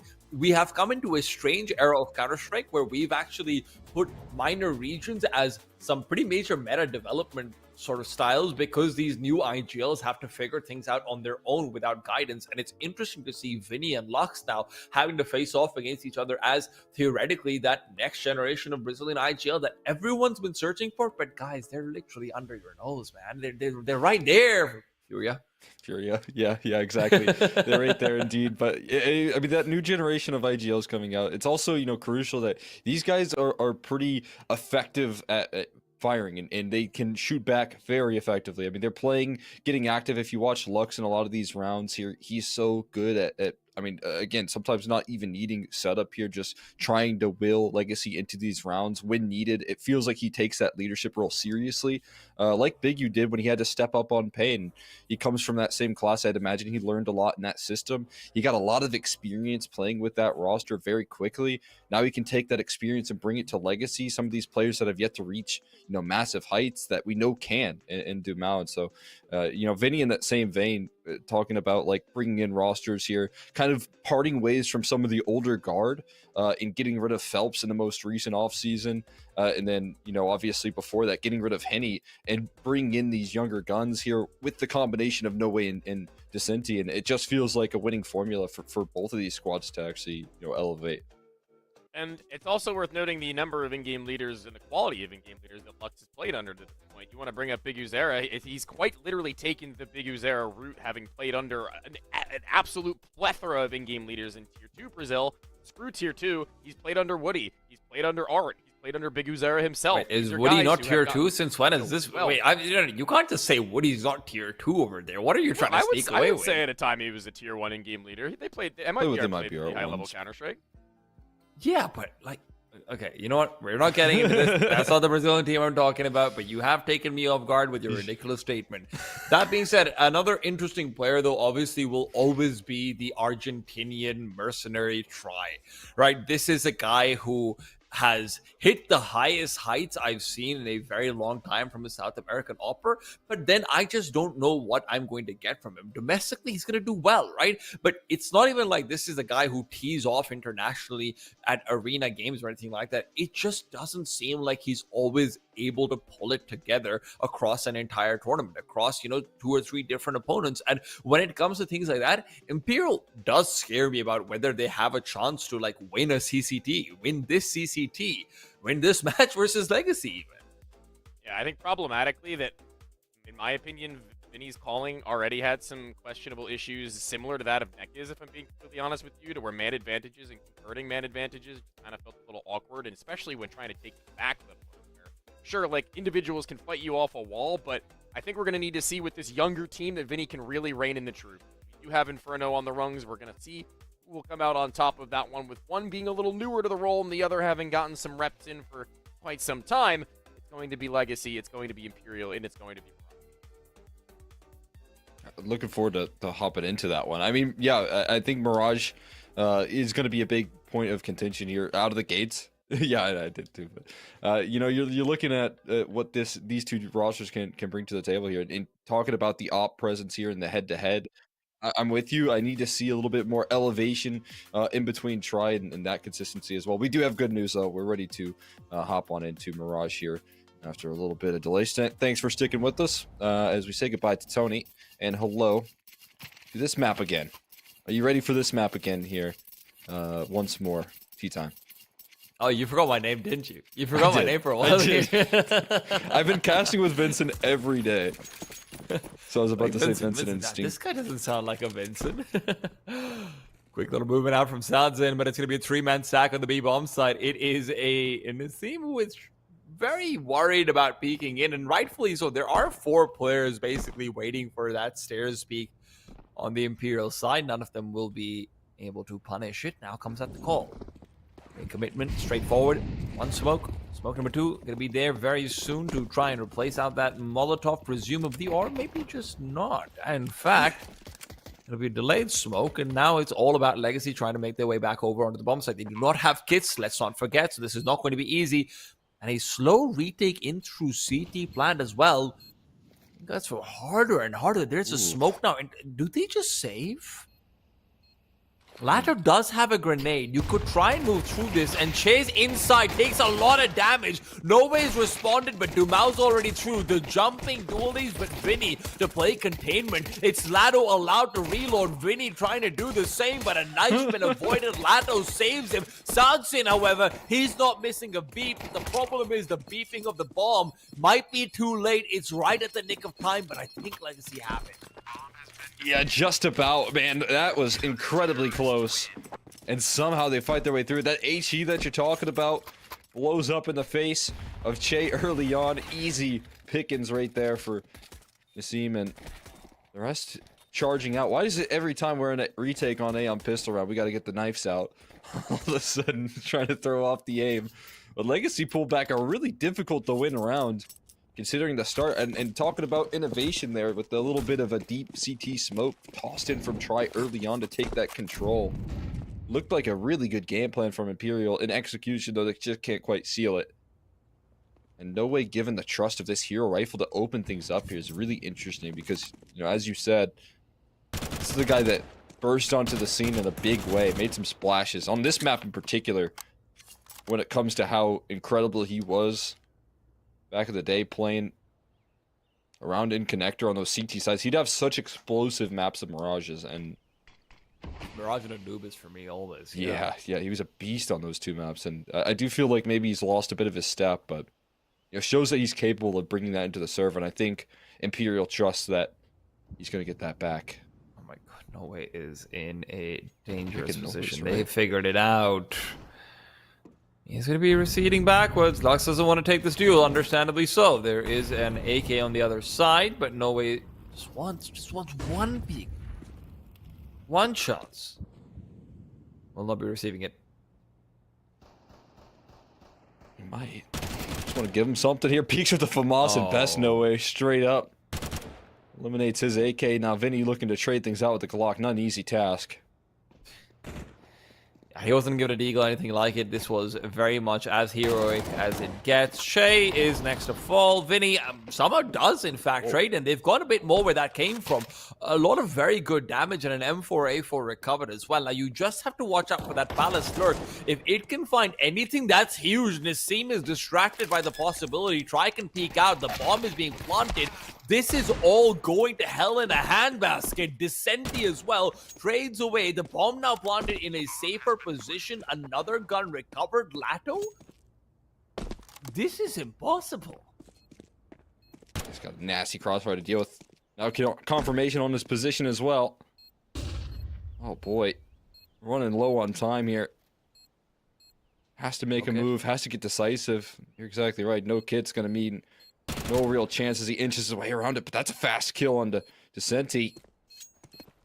Unknown of where Vinny's location is. He's gonna wait to strike. You can hear that 10-second timer means it is curtains. And they win what felt like an impossible round, man. What a frustrating loss to rip away. The repeats into middle are crazy.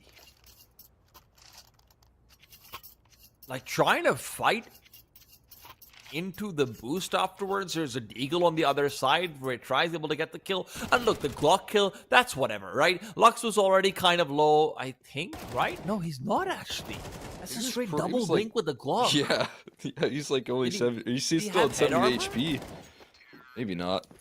Maybe not the head armor. Maybe that's where it lost. Regardless, it just does feel like you've put yourself in a great position. You've taken down the only player with Kevlar.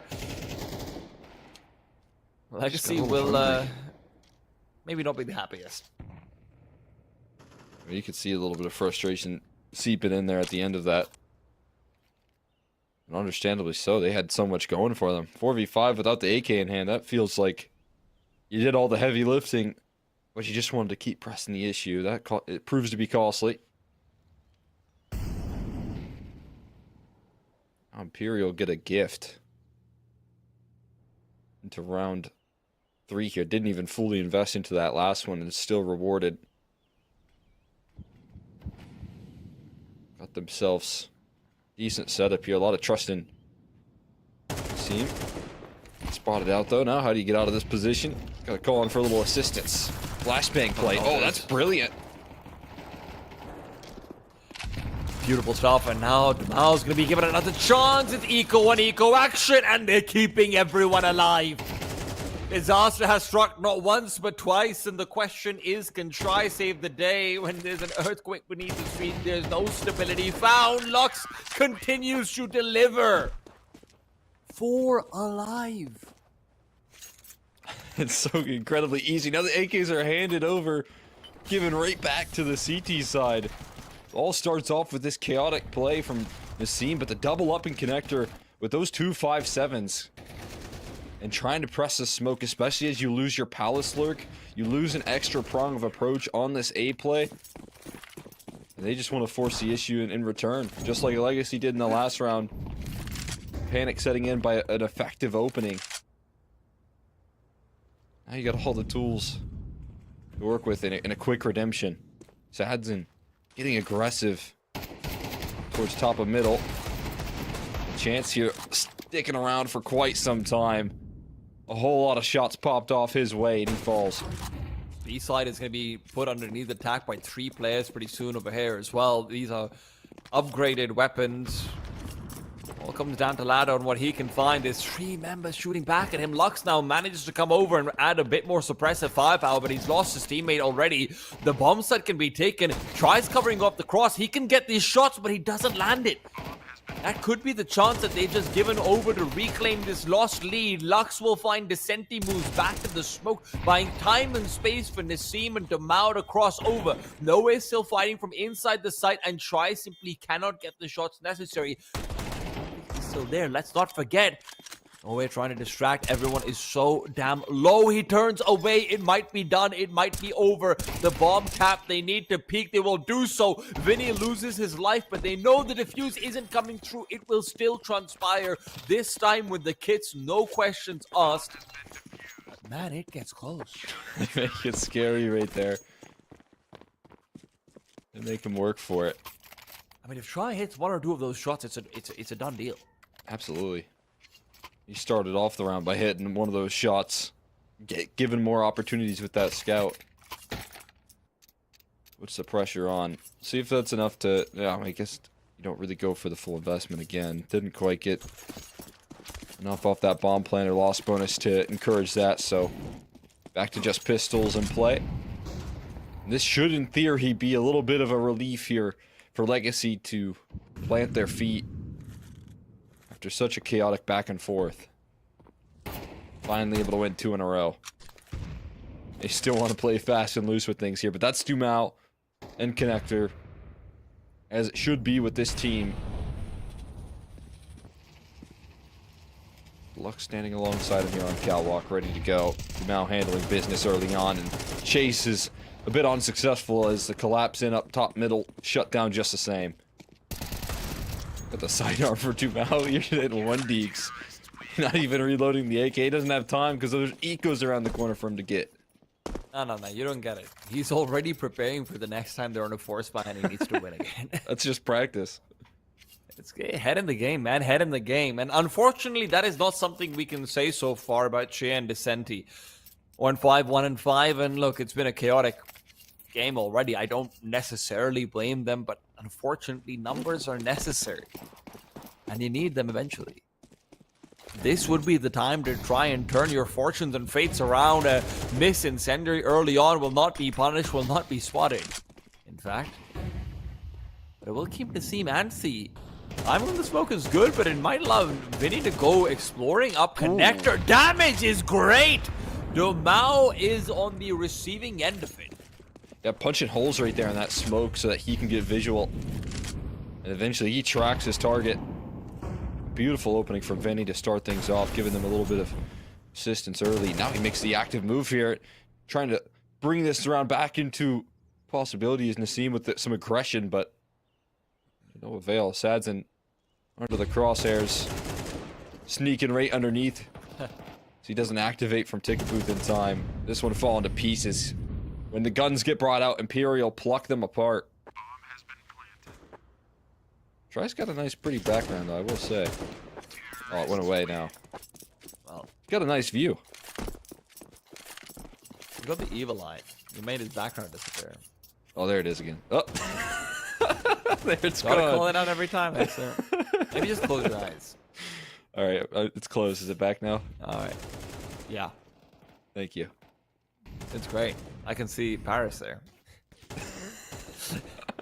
Fantastic round, however, coming through over here. And like you said, Imperial, when there's guns on both sides, they are much more definitive. They have a better idea of what's going on, able to punish Nassim, getting caught off an absolute problem back towards Palace, but he felt like he needed to push forward and regain that territory. Now, Legacy look to gain territory into A main early. They want to be the instigators, but No Way is expecting it. He's realized it, made the call that 2 players are inside A main, guys.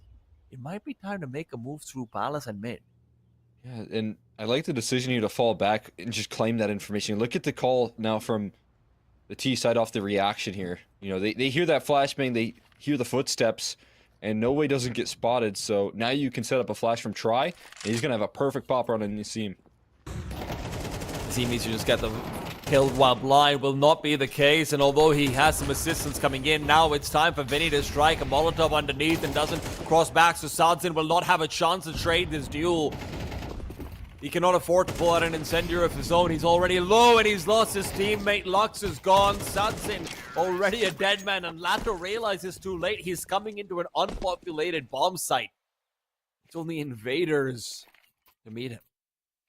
Yeah, I've been having to play a little bit of rotate strike on this A side, trying to get aggressive right there in towards A main, but that is so smart from No Way. A lot of credit his way for what he was able to, you know, figure out, and then the reaction from Vinny here to follow and the information and react off of that is so effective. He knew how to punish that so comfortably. And finally back to the ecos. And Dumal with his deagle, like he said, he's warmed up, he's well practiced.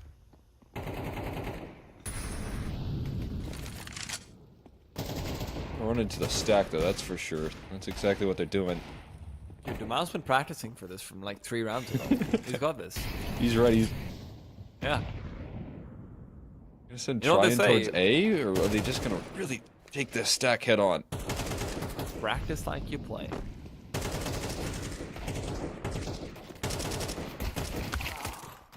A little overwhelmed See? right there. They get one. And an AK with that too. Maybe savable. No Way is not in a great position right now. It's a quick boost up right to deliver another kill. That's quite nice of them, really. I really wanted to flush him out. They were dwindling his HP slowly but surely. He was 14, then 11, then 9, but hanging in there, and then buys enough time for some support to arrive. It stays alive somehow. That'll be quick and comfortable tied scoreline once again. With both teams finding their financials a little bit low, Imperial have been able to convert a couple crucial gun rounds. Now back to his mid antics, so once again. Barely deals any damage because Imperial's trying to accelerate so fast. Jamal will have to play a little bit more passively inside Connector, but he's been pushed down. Vinny with the Molotov will trace him away. Sadzin elsewhere finds No Way, but little does he know there's another player where that came from inside A main. That player is not yet to commit, and Che, looking to trespass into B, will be met by Lux instead. Imperial, despite looking like they had a good start to things, losing that extra man back in A main is really where the dominoes start to fall. Yeah, I felt like the reins were let off right there for all of Imperial. They do a temperature check on whether Legacy's ready for that or not, and the answer is they got their feet planted. Vinny the only one coming out successful with his head-to-head. And now Try looking to do the same. Sadson might have let him sneak a little bit out of Palace at the moment. See if that causes any vulnerability. Especially if he gets this kill into Sadson. Gets an AWP for shovels. Is he actually holding this angle? He is, wow. Walks back, turned into Sadson's op. Easiest kill for him. And Legacy move forward with a comfortable gun round in reaction.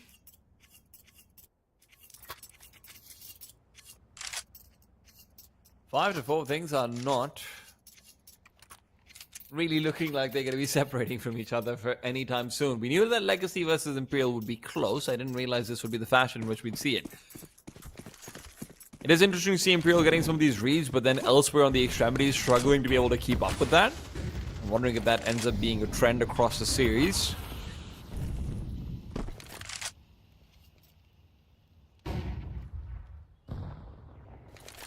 Look at how passive they started things off. No one even in underpass at all. It's going to be 4 men down mid. They really want to target out Connector and Jungle, but the timing from Dumao, a grenade to follow Che's gotta run. So much damage done right there. Now looking for some revenge. Jay giving the AWP, but a nice slide. Oh, I think Vinny made some noise there. A little bit of a jump. So the element of surprise now removed. But still causing a lot of attention his way. He could have receded back, though. That's the thing. And, like, try to look for a duel into Domao as well. Domao hasn't technically been checking, so they always have to be worried about this. Lux also knows that this could be one of many, theoretically. But there's time ticking down low. Nassim will be very far to rotate. Lato as well. Deep nades go out. Everything dodged by Domao. Rather by Lato for now. Lato taken down by the bullets instead. Lux on the site, only good for the one, and the B-bomb site has been taken over. Yeah, when you've got that triangulated setup on A, and the closest rotate is either, I guess, in jungle or maybe equidistant is Sads, and in CT spawn, it's not a chance that if your anchors fall that quickly, it's going to be around that you can even attempt. And Lato, off of some great flashes tossed in from Tri, gets blasted trying to hold his ground instead of being able to buy any time. Time that I'm not sure would have mattered all that much because of how far those rotates were away. Needed those kills and can't quite provide it. That is another big change that this roster made here. Lato kind of playing in these anchoring positions. Sometimes a little uncomfortable, but the reason I think he's fighting so forward right there is because I know that he knows he can bring those big multi-kills. But you can't be blind and get multi-kills that often.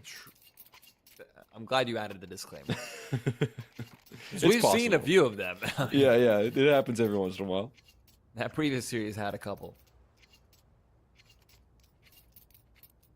The question now is who actually manages to run ahead. This is a turning point for the CTs. You lose over here. It is 7 for Imperial, almost guaranteed. It is only a save that can change that fate, but a save you do not want to make. Already spam from Domao. You can see his fingers on the keyboard furiously punching away, making sure that he's dodging anything coming back in response, just in case. Every round that we're on him early on, he's got so much motion there. Just trying to get a reflash after Domao to maybe even peek, but when the Molotov back to window, they know that that's not really a point of threat for them. One could be boosted up in that case. The CTs are not in position to take any fights right now. Neither is Imperial. They're doing that, same exact setup. It was on scene in that last round, right? So they're kind of running it back, but it's going to be a very similar situation of needing Lato to have a massive amount of impact. So Vinny setting up for the catwalk split. Cut off potentially the rotates here. Ooh, he's going to be able to find Lux. That's massive. Domao nearby. Vinny sends him away. All down to Lato. And it doesn't feel like he's going to be giving anything. It has to be a safe consideration already. Lato knows he's a dead man. And with the Molotov confirming that, I'm surprised that there's even the thought of Sadson going forward. His footsteps have been heard. Vinny's still on the hunt. Nassim nearby, and Vinny spotted, finally put down. He's basically won this round for them.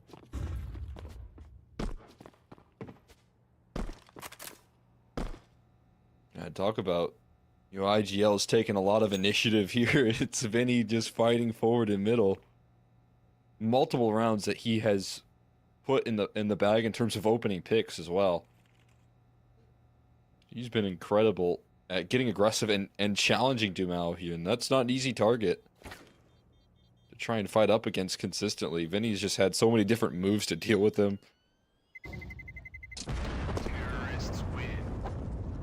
Imperial don't even have that many resources to get out B, but Vinny's not only entering B, he's also creating that distraction on A and keeping those rotates turned his way. He's just unbelievably effective right now and lurking out towards middle.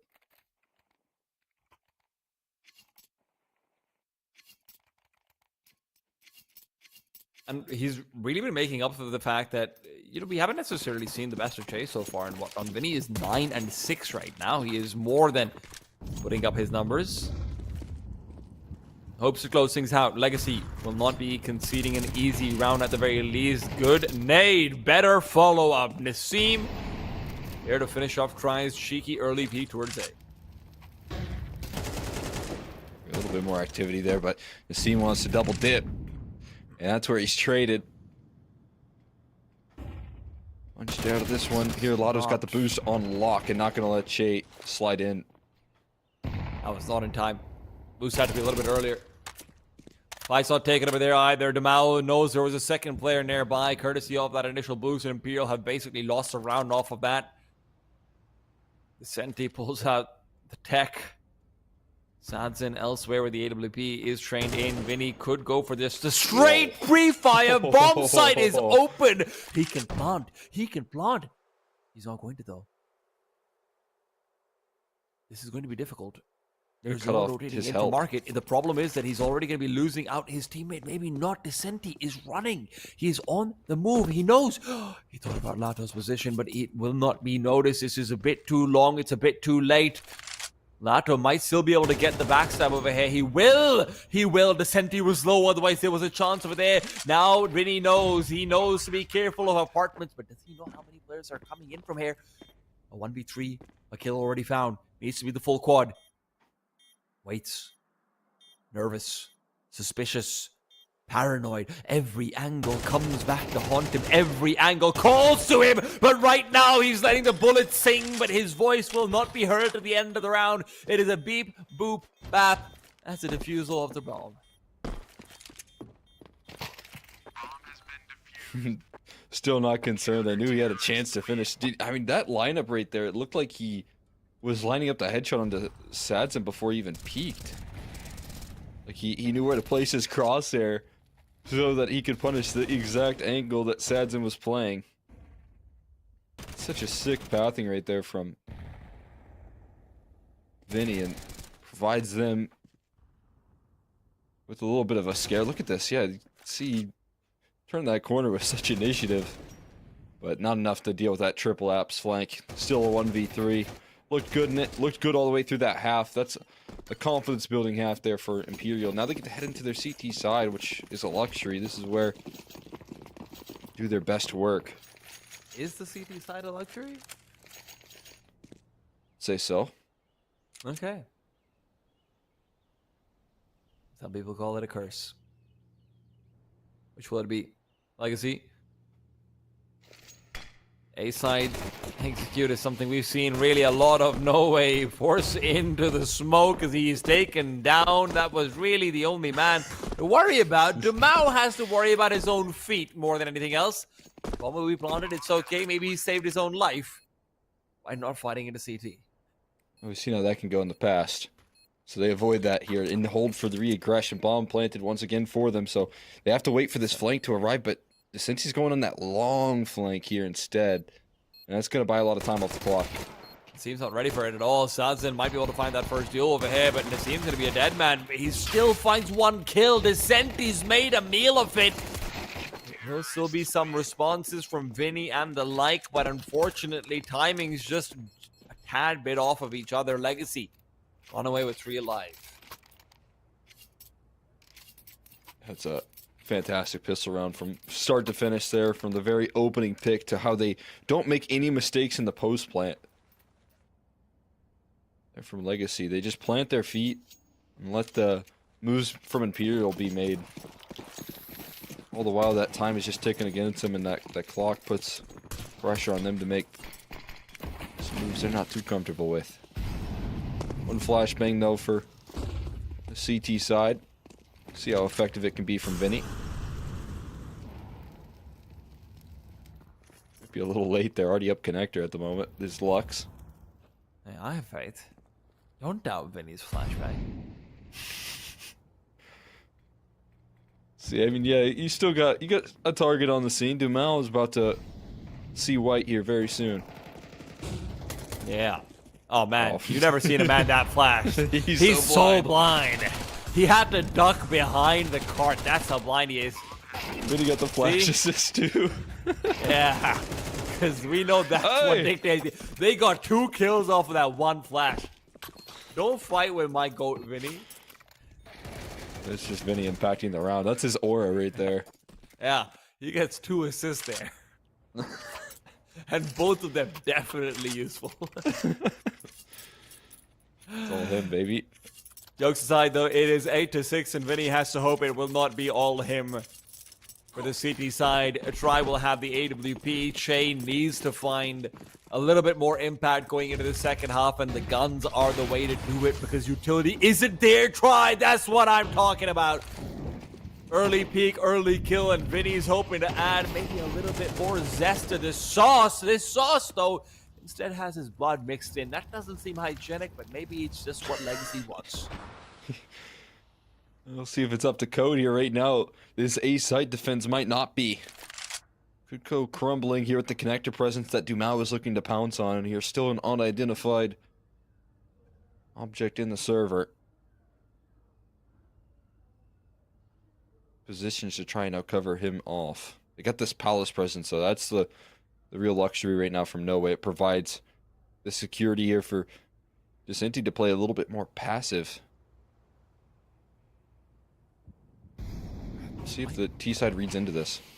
This might be a save over here if Noe doesn't get a couple of kills. I mean, Disenti feels like he has to take this peak just once, and that one kill could make a difference. They're not going to be paying attention to Noe. Disenti just has to stay alive, but he's pushed forward instead. He's given up his life. Lux is so ready for it. Are they ready for Noe? If Che's nearby and he can get the backstab onto Lato, Lato's not ready for it at all. They're so distracted, but they might not be needed. No Way finally comes in, the hidden Viper, but turns out it's really Che who's the dragon. That is insane. Yeah, with how scary that position was for No Way when his teammate does fall. I like the idea that Decenti is trying to draw in attention and make it feel like that is the A presence instead of No Way being the A presence, but you know, as he goes down and they start to plant their feet and you never see No Way activate, the question marks about his position and how effective he can be start to arise. And that's when Che just spams one through the smoke and covers off the cutoff that Lotta was providing. These 2 big kills from Che. Who's a bit of a tough time of it. Again, it always feels like a sleeping giant here for Imperial. If he wakes up, it's going to be a big problem for Legacy on this T side. All right, now Legacy's T side is hoping that they have a giant of their own in Lux and the AK. They are escorting him forward. Everyone knows that people who witness Bigfoot must be eliminated. That's how it works. I'm glad I've only seen blurry pictures so far. Oh dear, he's turned away. They are both turned away from connector in that timeline. It is a quick nade forward. Try will be true. He is comfortable with those fights. Might be Bigfoot, but guns will still kill him. There you go. What happens if you capture Bigfoot? And don't shoot him, bro. What's wrong with you? Oh. We're creeping out of Palace there, but well handled. AK recovered, but I don't know what the early game plan was there. That setup for Lux, it just felt like that was doomed to fail when they start jumping around middle. Just hoping for a deal or two to go their way. Maybe anything going wrong, get someone out on the boost. Yep. None of the above was the unfortunate answer of this MCQ. 5 players left alive. This is money being made now. Pretty round there. Keeping things nice and safe for the CT side. That rifle that was designed to try and do damage doesn't really get its impact. Leaves Lux limited on Mac 10. Gonna have to make that work here. Still prioritizing a lot of utility. See what they go back to. Their mid, control, it feels like, has been pretty effective. At least trying to avoid try has been a big factor of that. But when you see the aggression that we saw from Lotto, winning out in some opening duels, putting some pressure on Vinny and Connector, it's looked all right there, getting some opening advantages.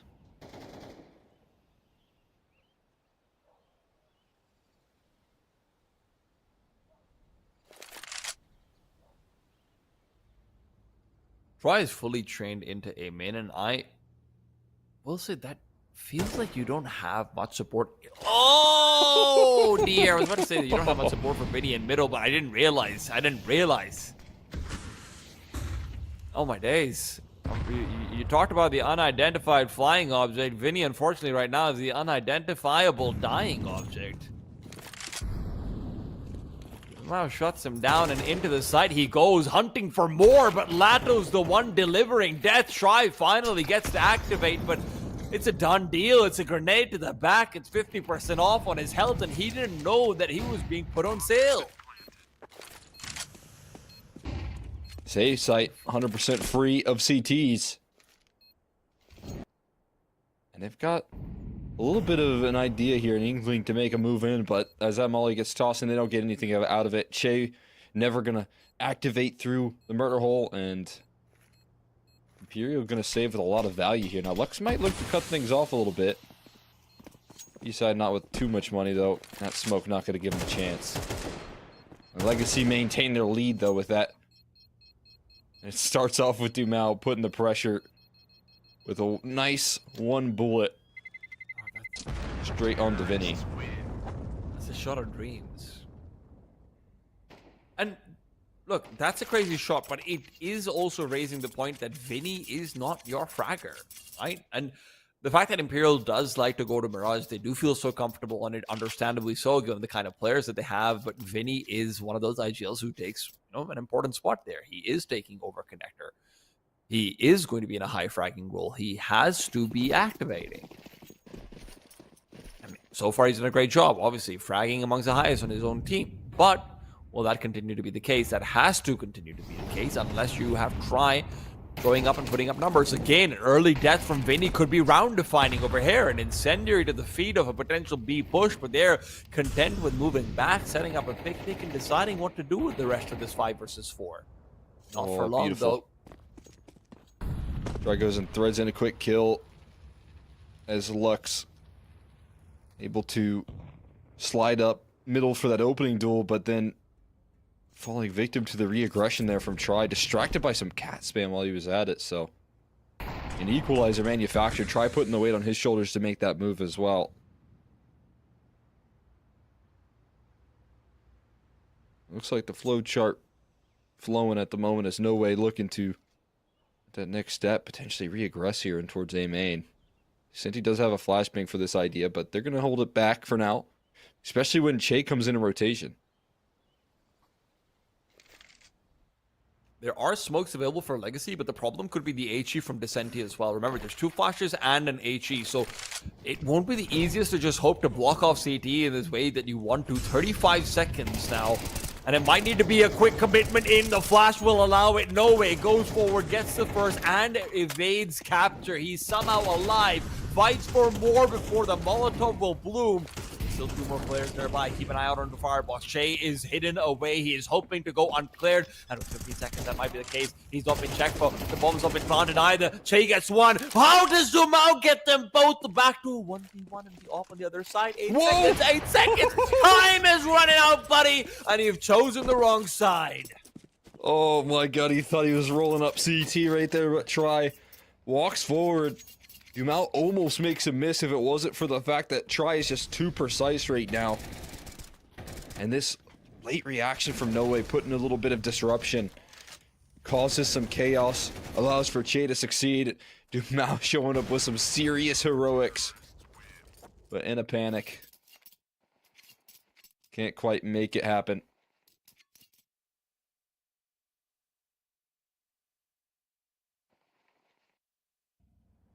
I mean, yeah, Phelps used to be so effective. We just got the word that he used to play in connector, and from how active he was, how aggressive he was able to succeed. Right now, Vinny having a bit of a tough time in the second half. His first half proved that he's capable of putting up the fight, but there's been a whole wave of like CT players. I guess it's always kind of been the move, but I feel like it's popularized more often now when you hear G2 having Hunter call their CT sides on Mirage because he's playing so active. Maybe we don't talk about it. Yeah. shout out to Tony for giving us that bit of info, by the way. But now Vinny wants to accelerate. He's all about the fights. He's all about pushing through. And the incendiary up top, he actually gets himself a very favorable duel. Lux is pushed out of position, and Nassim is feeling desperate. Oh, man. Team has had next to no impact on this T side. Unfortunately, has not really transitioned forward effectively after the early kills he was able to get in the first half. I'm going to take this time to request from Tony to find out how many kills he had at the end of that first half, or maybe just how many kills he's had in the second. Either one works, because I am curious about Nassim's performance. We're getting shut down here. It's big shutdown. That's exactly what Vinny was hoping for. Yeah. Getting active in towards middle. I love that tries posted, or rather, no way was posted up on towards. I mean, it's actually a really good read as well from Vinny, op, because yes, but it's a great read from Vinny as well, because what Legacy have been doing consistently is throwing off the spawn top mid smokes. Even if they don't necessarily always throw the window smoke, largely they have been. But when you're throwing the off the spawn top mid smokes, there's actually a lot of room to try and exploit it, because there isn't that initial time period where maybe you can get a sideline onto a player pushing connector. Most of the time, if you have the best spawn, I think, I'm not 100% sure about it, but I think you can beat the timing with a flashbang or two. And with the incendiary place immediately, he's just able to isolate Lux. Beautifully done. Now it's an eco. Now it's time to pick up what you've been putting down. Yeah, Nassim nice. has had 1 kill all half, Tony has just informed us, on the pistol round. This is, unfortunately, an Extremities player who has not been able to transition success onto that T side. Yeah, that's brutal, right? And a lot of targets on that A side as well, where he's been trying to poke and prod, but shut down by a lot of activity in that department from this defense, whether it's no way kind of getting in their face, playing about and towards Palace, or getting flashed into A main and getting success in that department. Oh, try. Doesn't quite pop the shot off. CCT put on a little bit of pressure here as well, taking quite a bit of damage. They want to scale in, but once again, Try's op is waiting patiently on this A side of things. Now he's in connector trying to deal with Dumao. Look at how much utility they're expending just to make sure that there will be no support coming out towards that Extremities. Dumao continues to be a menace, but this time doesn't get the kill. It's through the wall. Dumao and Lux will still be very far away when this A-side hit starts to come through. No is in a great position, but it's a shot that still needs to be hit, and I don't know if he's up to the task. Not always been the best at these, and Dumao's managed to catch off Decenti as well. No way, caught in panic, will expend this smoke early. There's 1:05 on the clock, but the T's are running out of util. Vinny traces out the opposing IGL and looks for more. He's not worried about Dumao on the back lines when he can just deal with what's in front of him. Still fights through. Dumao will take him down. Advantage for CTs maintained. No way only had to hide and care about Nassim, but Nassim now comes through his first kill with a gun. On this T side, brings it back to a 2-on-2 equal situations, but advantage surely goes to the T's. I think that here, 30 seconds left, leaves him with a lot of time, but the cutting of noise is always going to be in the back of Imperial's mind as that internal clock starts to tick. And he's taking an inch his way forward here. He's spotted now. They know the bomb's been picked up. There's that one flashbang that's been used up. Tries still hunting. Tries looking for that head. He knows where Dumao is. They need to start swinging. They can't trace Nassim before he's found cover. While Dumao is still hunting for the same. A flash to blind up Try and a second chance. It's given up but missed. Never said it's easy, but he had to get them. Now when he finally does, switches out for the M4. Taps the defuse, but he gets tapped in turn. Nassim takes it away. 2 kills at the most critical juncture when he is called upon. Yeah, able to impact the T side after a long time. And I thought it was going to be another one of these rounds where we never see him lift off, because he was watching as his teammates were falling to Vinny, and he never struck from Palace. He was hiding, waiting, biding time. And I thought that was going to be the biggest problem. Ends up being the solution to how Legacy fight through the round. Not without the effort from Dumao, clapping his hands and drawing the attention away from him, because that's what Dumao did all the way through, saving that round and really saving Legacy on this map. But at least for now, they're going to need a little bit more of that if they want to continue winning ways.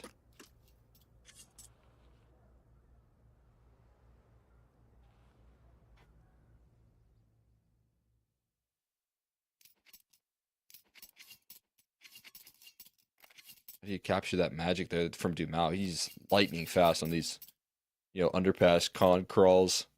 Yeah. He got into window. I don't even know if he was boosted, and he's Yeah, still surprising the defense.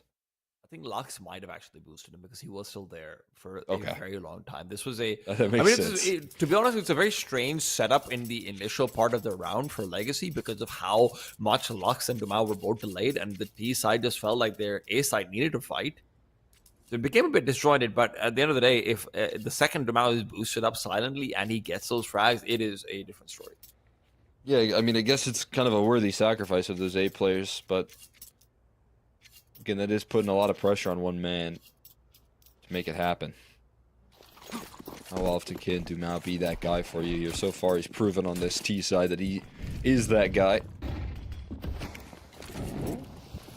Be looking to fight again. No, the Sentry's trying to get the jump up, will not be able to do so, so just goes for a straight up boost. Tries going for a fight down under. He's hunting for Dumao. They know it's critical, but this is so fast, but it won't matter. The Sentry still gets the better of them. A grenade as well to help out Vinny, and look at where Che is. It has fallen apart. Legacy thought they had the number, but when they dial it in, they end up being the ones who are getting prank called. Yeah, no one surprised by that. They try and keep the aggression so forward right there up catwalk, and I thought it should have worked, especially with how delayed that window boost was, because you mentioned it, missed jump into the bricks, so that buys an extra couple of seconds, and then things kind of collapse from that point forward. But I almost think it worked out better in their favor. It allows for him to late slide into that duel as opposed to be holding that angle. And that HE of the smoke draws in more distraction.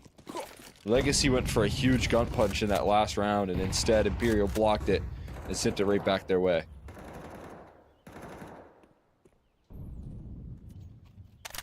Last chance over here for Legacy. It has to be with Tech9. It has to be this A side. It has to be Vinny taken down, but it will not be. Their offense has crumbled. Sadzin will receive compensation. He will not receive the map, not the way this is going. Lux has a chance perhaps, but he's been heard. Information must have been relayed. Surely. But Che's worried. He checks back inside the B bomb site. They don't know where he is. Now they will. And with that, it is over. Legacy, last man standing and not for long. Sadzin, underperformance in this game will lead to death in the end. It is Imperial to take their own map pick.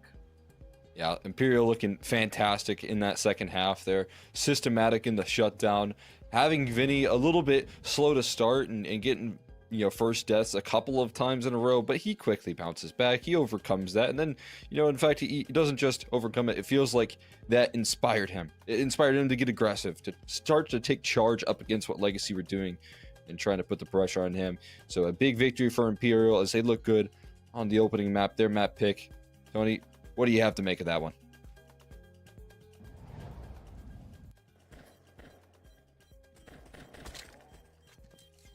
The initial kind of narrative that I was building up, that we talking about on the mic while I was talking to you guys quietly, the lack of Phelps in this team is going to change their dynamic quite substantially. On the T side, it was Che who tried to be that same level of sneaky, that same void. He tried to fill it, didn't work out all that well. 0 to 5 off, a couple of kills scattered from there, and then later on we saw a little bit of a difference on their CT, where formerly their B apps player, it was Vinny, now on, as T-Time made note of. That is a very high output position. To be able to hit your shots very consistently, and although it took a little bit of time to get there, you already had that warm-up period and then a refractory period even between that period. Entire server by the end of the game. Very well done by the captain, who didn't call Spake in its entirety. Wonderfully done there, and kind of feeling the desperation settle in a little bit there from Legacy on their T side towards the end. You could really see that when they weren't able to find opening picks and scale up quickly to the bomb sites without that, they were kind of left peeking and walking through smokes one by one, attempting to gain spaces where their duos weren't really with them any longer, and it really didn't feel like a cohesive unit, to which I think they have to look back on Mirage and say that there's more work to be done in that regard. Maybe the individuals were shining, maybe Dumao was hitting a shot here or there, but if they're not right in the front end of Connector or Cat, I feel like they were getting much done. It's going to have to be a massive turnaround tactically on their offensive if we're to become believers, because that map is going to be incomplete conclusive for them, as it was the pick of Imperial. They walk away with at least that much. Walk next, second of 3 potentially. It's Nuke and its Legacy, who need to show a different side of themselves in about 10 minutes time.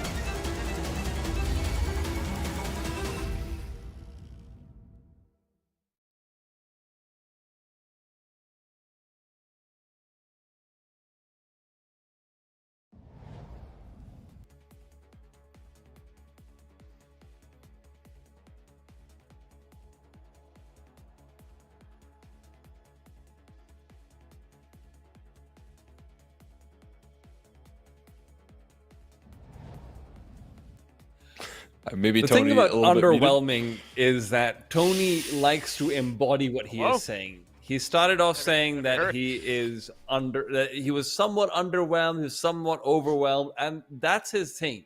He's sometimes confused. And Tony, since the stream can't hear you, I want you to make faces that emulate everything we're saying now. Okay? We've got Nuke coming up. Is Nuke a smiley face or a sad face for Imperial? What are we getting? It gets I 5 feel big like he's booms, just it lying seems to me at like. this point. He's just trying to make a YouTube thumbnail. Yeah. These are Can I great not be faces heard? for it. Can I seriously not be heard? Still? Hello? Can I... Production.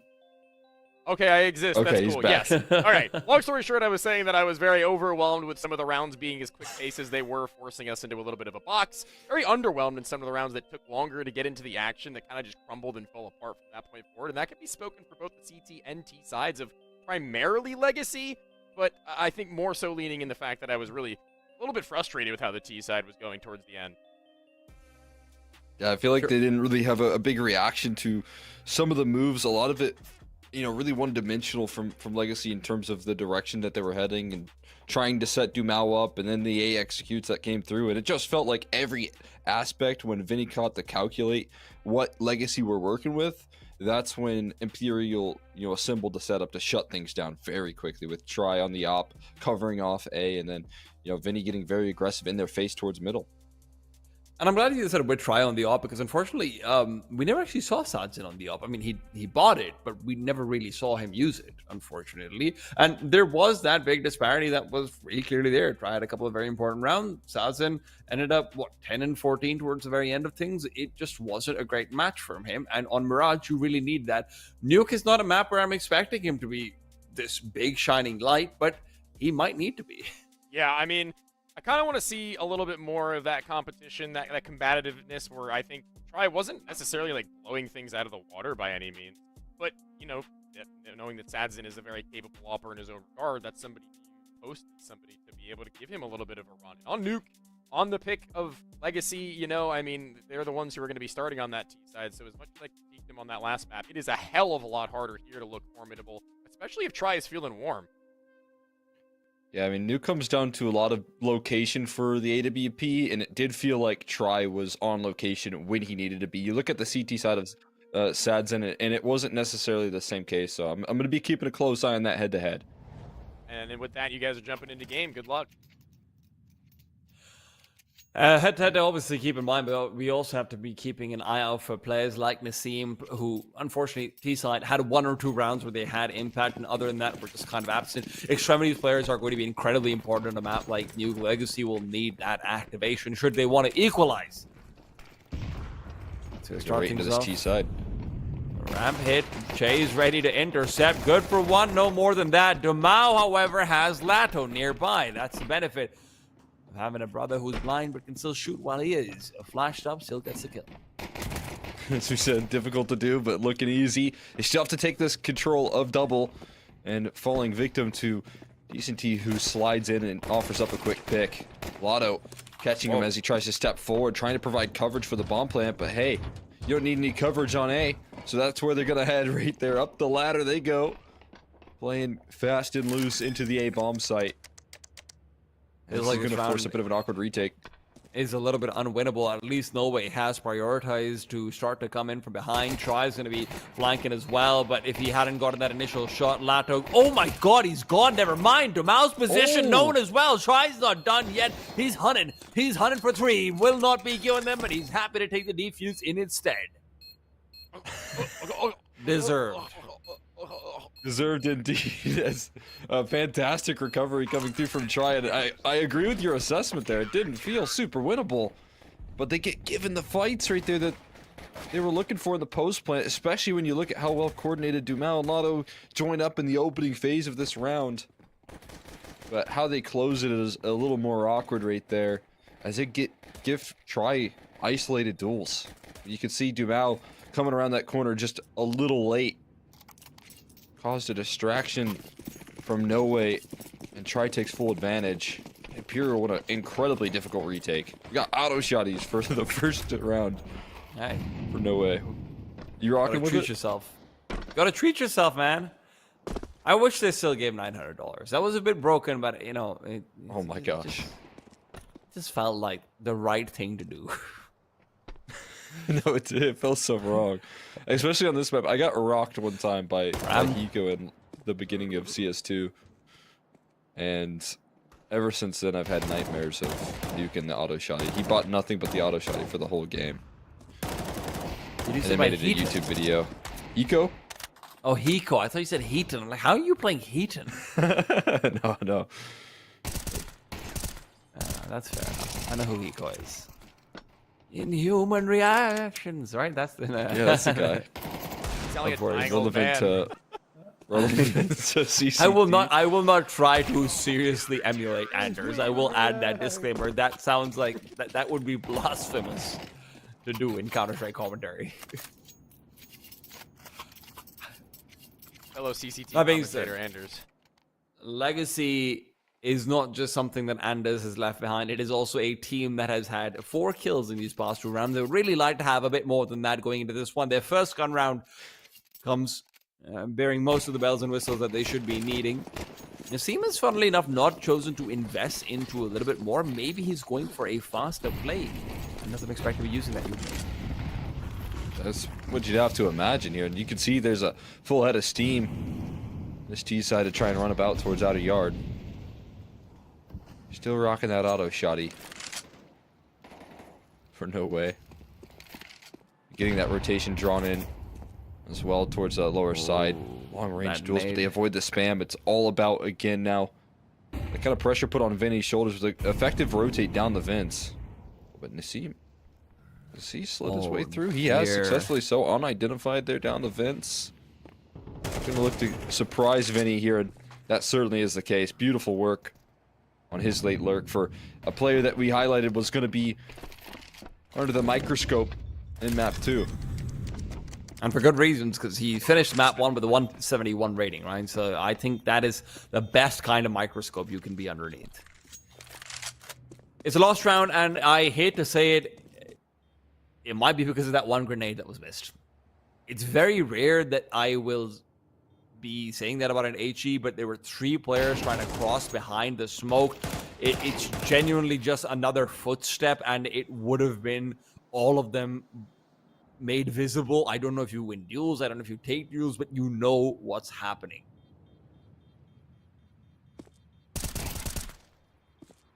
Yeah, on a map where information's everything. It did feel like they had a good understanding with the Vinny rotate down in towards the lower side, but he never really got a chance to activate for Nissim, who got aggressive through the squeaky door. And that is a great round to calculate what can go right for Legacy. Trying to press on some weak points on the map. Having your couple of players get their way down in towards Secret, put the pressure on Vinny, and then you have Nissim strike. See how often they can kind of crawl their way through Secret, which is such a difficulty for the T side. Such high value real estate.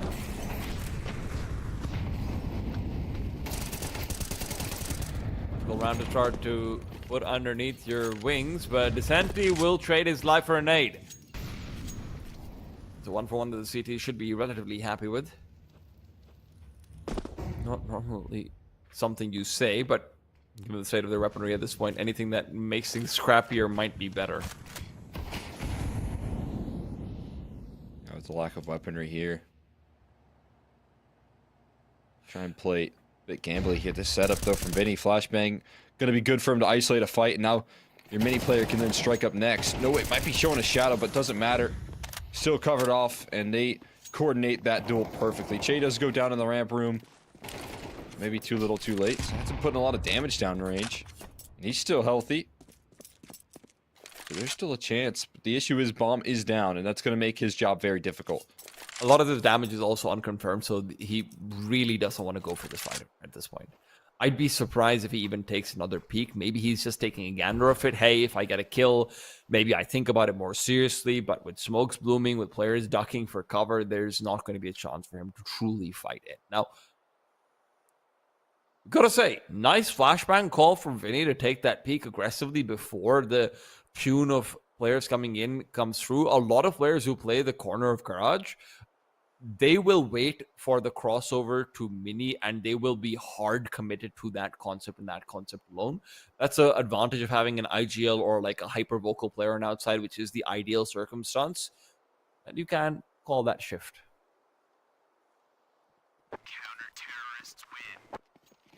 Especially if they string things together. You gotta be careful. You don't want to go down after time, Sadson. He's able to stay alive there.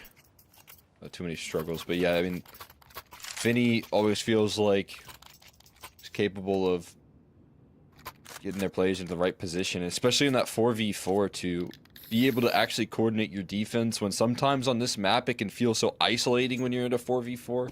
You can be so far removed from any teammates close by. But really smart motion from the way to make his move in towards Minnie to help out with that duel. Shay might be under fire here early with his molly down already. Gets a smoke off, but I don't know if this is going to be respected. And Shay's already conceding the space. He's understood. Al's trying to come over. Flash has been dodged. Tribe repeats back in. What a spray, and he's not done yet. It's 3 guaranteed. Maybe 4 on the line. Will not find it. Lux finally punishes, but he's already lost more than he was willing to risk.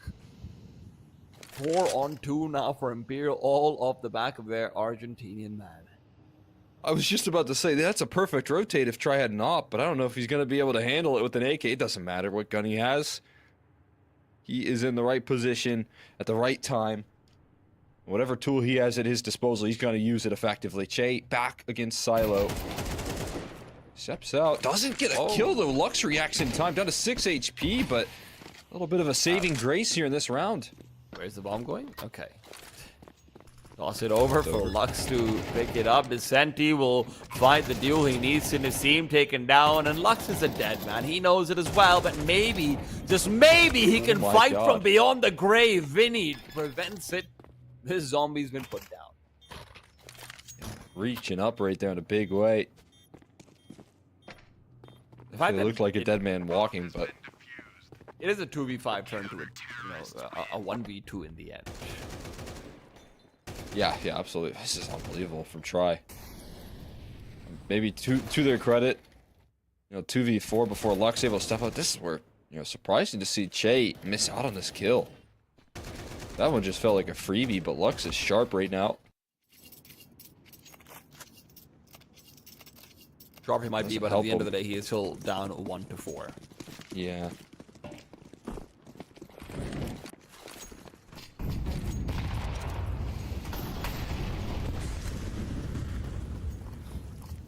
Kept at bay here with some decent utility at the moment. Trying to get explosive on this A play. Maybe sneak down the vents once again. It's already been able to do it. This time successfully. So once more, 3 down. And not a single point of damage taken here. So fantastic opportunity. And Shea blasted once more. They've got side access. Bomb planted. 4v5. The CT side's got to pick up the pieces quickly. City side might even elect to abandon the pieces over here, but no, Vinny's kill changes that. Look out towards how many people are still in upper A. This is still a slow retake that they're planning out, and Senti is really relying. What? He did that in Mirage, he's done it again, and now there's only 2 more to deal with down in this lower bomb site. Dumao wants to cross. What a shot from Dumao! Doubles it up as well. No longer time. The CTs are out of there. Dumao saves him. They were sticking that bomb right there. If there was any more out of Vicente in that position, it could have been tragic for Legacy. Instead, Dumao brings them life with his Tech 9. And they do it again, straight in towards that vent drop. Back to back. Well, actually, the only 2 rounds that Legacy have. I won't say back to back, but when they win, it's because of that vulnerability right now for Imperial. And Nissim was able to do it in 1 round earlier, where he helps out his secret players crawl through and make it very easy onto the B site. And then that last round where the 3 players sneak by and it's completely without damage. There's no smoke spam here really for Imperial. So that's an option that they might want to look into here in the future for some more consistent success. Now, how many times can you get away with that? That's up for Legacy to ask that question.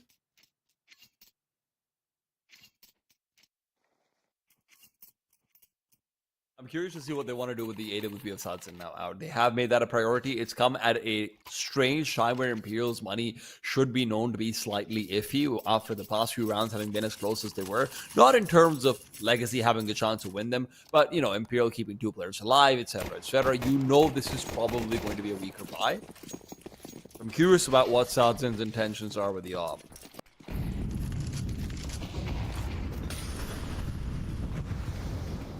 The auto shot again for no way. Return again. You know, Zadson doesn't really have to worry about the presence of an op on the other end of the server, but he does have to worry about Troy and his aim. Vinny with the activity, I think, taking that molly. As you can see, Vinny starts to get a little bit cautious with the smoke spam. And there's another HE to blow up in that smoke. Dumao denied access. Oh my goodness! Trade back there. A trace try, that's fantastic, but they still have to deal with 2 players in the lower bomb side. A reroute back to A would be golden over here, but they're not expecting a second peek back out from heaven. Lato, not aware, but neither is Shay. Shay doesn't see anyone. He's made the call. Go back down. And he going back up here. Che gonna remain with his feet planted in heaven as he slides up the ladder. And there's the contact taken from Lotto. Some damage being sent their way. It's still gonna be a pretty difficult hold here. I like this reaction right now from No Way. I know he doesn't have the best tool for the job, but the lobby recontrol is the next step for Imperial to stabilize in this round. Give them some positions that they can work from to defend this A site in some form or fashion. They're coming back in, though, and there's really only one gun with which you can fight up into heaven. Che has to win this duel. He gets the chance as well, but despite an exposed head, he will not be able to find a victim. Okay, down. Drop down. In they go. Smoke back out towards hut as well. 15 seconds. The bomb can be planted. There is no way to interrupt. Vinny will consider climbing up into the smoke to see what he can find for this late post. Noah's XM might not be the most conducive in a position like this. Lato will find Vinny dancing in the dark. Shuts him down, trips him up, and steals his dancing shoes afterwards as well, just for good measure.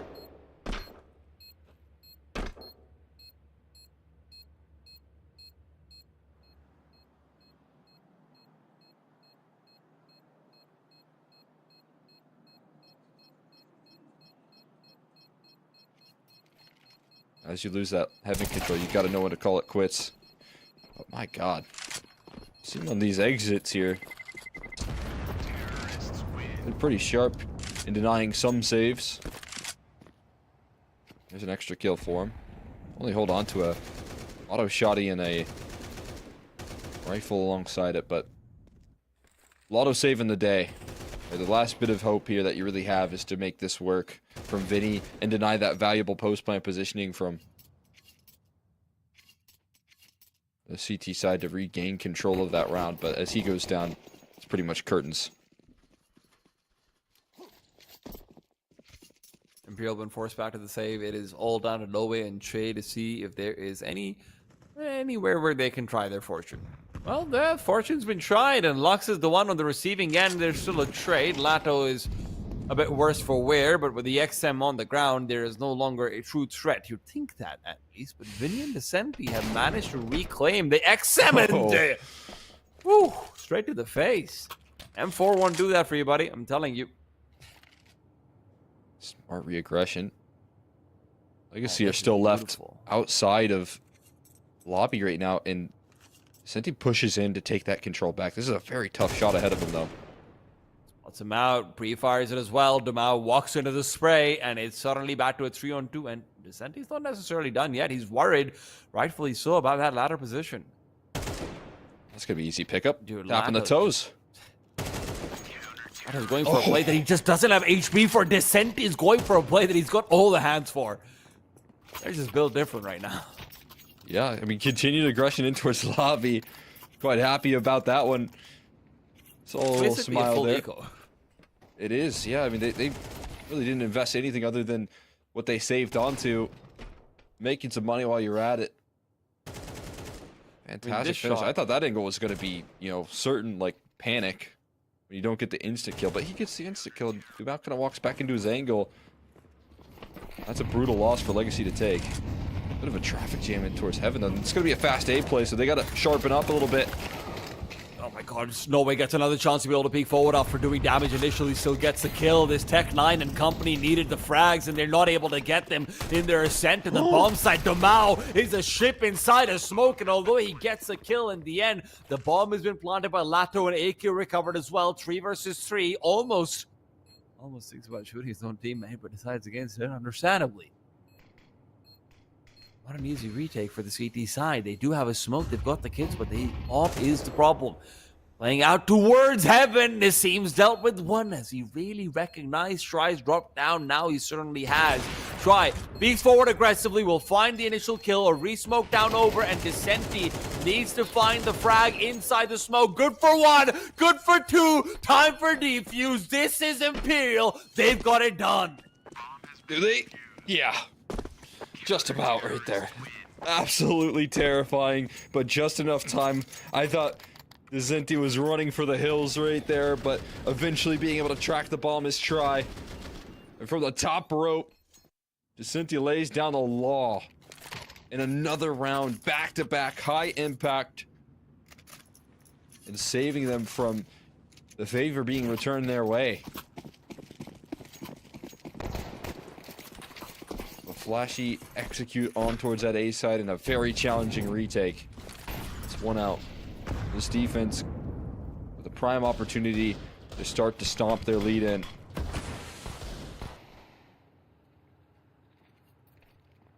Where is Vinny taking damage? I think he's fighting Dumao outside. Okay. That's a lot of damage on the Che. Just knife down to half HP with a P250 through the smoke.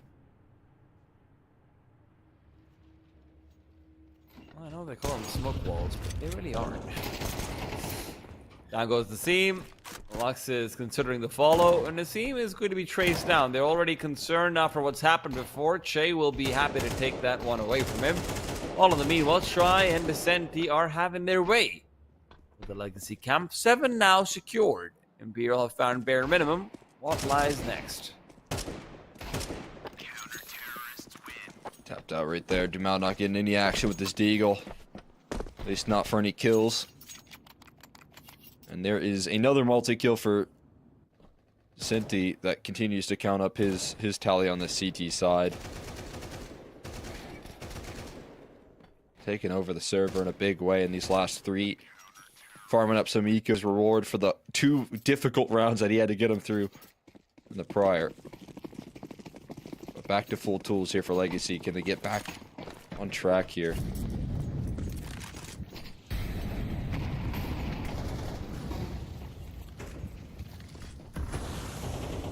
It has to be now.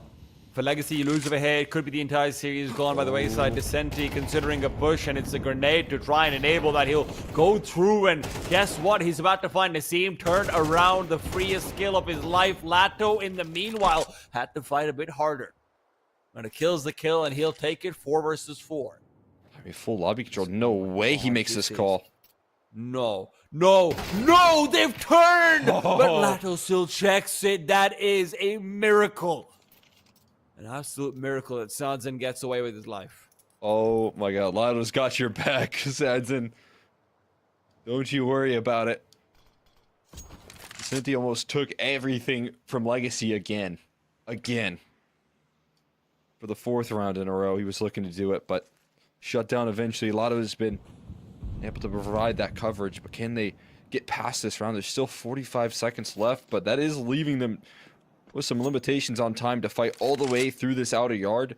Get down into her secret. They're still shift walking, but there's no motion from Imperial here on the map. They're doubled up, all in on the idea that this is going to be a play towards A, and that's just not the case. It has to be a save for them over here, right? I mean, they have money though, actually. Yeah, they can I'm go for lying this. through my teeth. Next round being the last of half. They have a decision that they can just full force into this one. Legacy's 1 death away from losing this round. They're lucky there's no one here. They're planning at 7 on the clock. Oh, they're saving? I mean, yeah, I want to maybe make a move They here. have a full buy in Yeah. the next round regardless. Looked like Try was heading away, but again, there's just nothing to lose. Even if you just want to play exits, I think that's worth it as well. Yeah, I mean, containment is fine.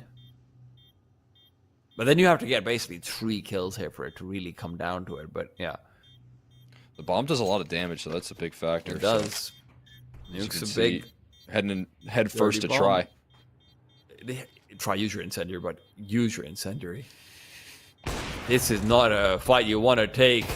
He's gonna keep on going. Maybe it is. Maybe it is. He will be able to find 3. That's exactly what they needed. And Luck's gonna be chased down by his teammates as well. They swing out right when they are about to fire. It will not be the kill. Actually, incredibly important to get those frags. Yeah, again, playing with nothing to lose right there. House money to close out the half, and 3 kills extra from try is fantastic.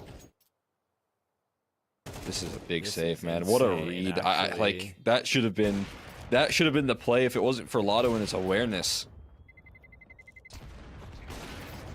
A lot of Sometimes made him effectively pay. wins that round for them. And back to the A side, they're trying to go fast, they're trying to go with less money, and it's not worked out for them again. The bomb is on the ground. Decenti is the one to put it there. Legacy will have to settle for 4. Unless Nassim and Sadzin can show up and step up in ways we have yet to see in the series. Nassim comes in from behind. No feet will be spotted. Vinny's kicks are nice and clean. They're invisible. Che, however, less so. He is very visible, and he has made a weakness clearly clear. Oh, what? Nassim fires before coming up the ladder. That could have been the difference. It's 8 for Imperial, and they will take it. Yeah, fantastic half right there. All things considered. 19 kills. Oh my god, I didn't even realize. Yeah, he took over. And it would have been even worse if it wasn't for Lotto in that round 2 ago where he saves his teammate from another earth-shattering round from Decenti. It was complete takeover from this guy all throughout it, and he caps it off with another defense of the A bomb site. It just felt like he could do no wrong. Every move he was making was the right one, constantly in the face of Legacy with his aggression, and limits them to just 4 rounds.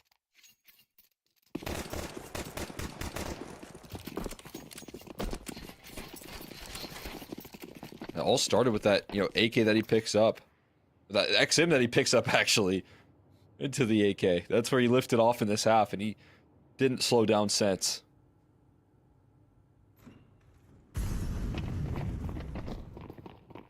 Over and out towards ramp they go. It is Nassim to intercept with a beautiful shot. It's not to be careful, though. It's not the only prong of assault that the T's could present. Vinny's found 1. Vinny's not going to be getting more than that. Dumau on the back lines expected, but not dealt with. 3 versus 4 as Imperial will get that bomb plant down. The smoke will buy them a bit more time while Lux slits inside of it. He is playing with fire, but maybe he's just built different. Decenti's found Sadzin. Lux will now execute, but Trade still ready and waiting. He's on the bomb or trying to find it. One or the other doesn't work out, and Lux now left without bullets. Reload is called. Try's been a goddamn good hand so far, but Lux now turns away, reveals the fact that he's not on the defuse. Try running off into the distance, and the distance is where he's gone. 1-on-1 even gets a jumping shot to close it out. 9 for Imperial. I mean, Try perfectly using that bomb as an extra teammate right there. It's just an impossible clutch when Try does not give him a chance to take a fight like that. Gets him off the bomb, draws his attention away, gets him off the E key, and allows for a very comfortable round. And then even close it out with a jumping head shot. Make it that much nicer. P90 in play from Che. Okay, what are we doing here? We got some eco farms. Che gonna run it down into a ghost town. This is how I know Che's not a real P90 player. He didn't instinctively go around. Yeah. You can't hit the brakes. Smoke out towards ramp as well. I've heard that's called the Hessa strat. Yeah. That being said, Legacy right now are hoping to find at least a little bit of damage. Maybe you can get away with the Galil, but no. It's not the case. Nothing. Nothing out of that. Actually, great damage. This is getting scary. Dumau's got a Galil and 2 very low players to deal with. He's zoned in, locked in, but he's now zoned and locked out, I suppose. That smoke will dissuade. It's very close on the spam. Oh, what? My god. He's chasing Cinti out of this round. Dumal gonna seriously put the pressure on. And he's smiling as well because he knows how incredibly close they got to losing against a full USP round, basically. Yeah, they're having fun with it right there. I was like laughing with my my hand in my head, watching Che run it down around the corner, pre-firing with the P90 and getting blasted. But they made him sweat while I was giggling away. And see if that has any impact here now that they bring those guns out.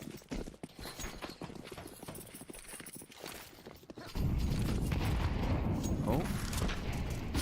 All got for Nassim as well, by the way, interestingly enough. Let's see whether it becomes a factor or not, but it's a fast crossover and outside. No smokes needed, and Lux will let them have it, I suppose. It's a rotation through vents instead, but Lato's been given a freebie. As Imperial descend, they will be met by a smoke that they are disrespecting. Wow, Lux is going to be given a lot of players to deal with, and it's the first that might have been too much. Tri-Steel steals that kill back to a 4-on-4. Che has guaranteed access to the bomb site, more so with that beautiful shot, reminding the team of where the AUG belongs. Hey, Che couldn't get it done with the P90 last round. But I tell you what, when he gets an AK in his hand, able to have a little bit of impact there. A beautiful shot puts Imperial onto 11. This is just going to be a save. No kits in play. I guess he can't make the case. AUG gets picked up here. Try wants a telescope. Try's gonna tell Che, hey, you like that P90? You want another one of these guns? You're not a big AUG fan? I'm not either, to be fair. I don't hate it, is the thing. But now that the M4s are both the same price, I don't know. I just think yeah, I don't have it unnecessary. Yeah, neither do I. Good news is you got Sads in with an AWP on the CT side. And it has to be him. It probably has to be now. Otherwise, you're not going to really get a chance to shine. And I imagine that's going to lead him to an aggressive duel here in some department. You would hope so. He has struggled so far, as has Nassim. Nassim is the one to take first port of aggression. And need to pop up in the smoke, but no information gained from behind it. It is a very slow early setup from Imperial. Yeah, I think they were maybe on the same wavelength right there. They're hoping for an aggressive duel, hoping for someone on Legacy to try and lift them off. Very cautious of the idea that someone is aggressed through Squeaky Door. That's not the case. I know Desinti could like that play quite a bit, but no one on the CT side got to match his energy.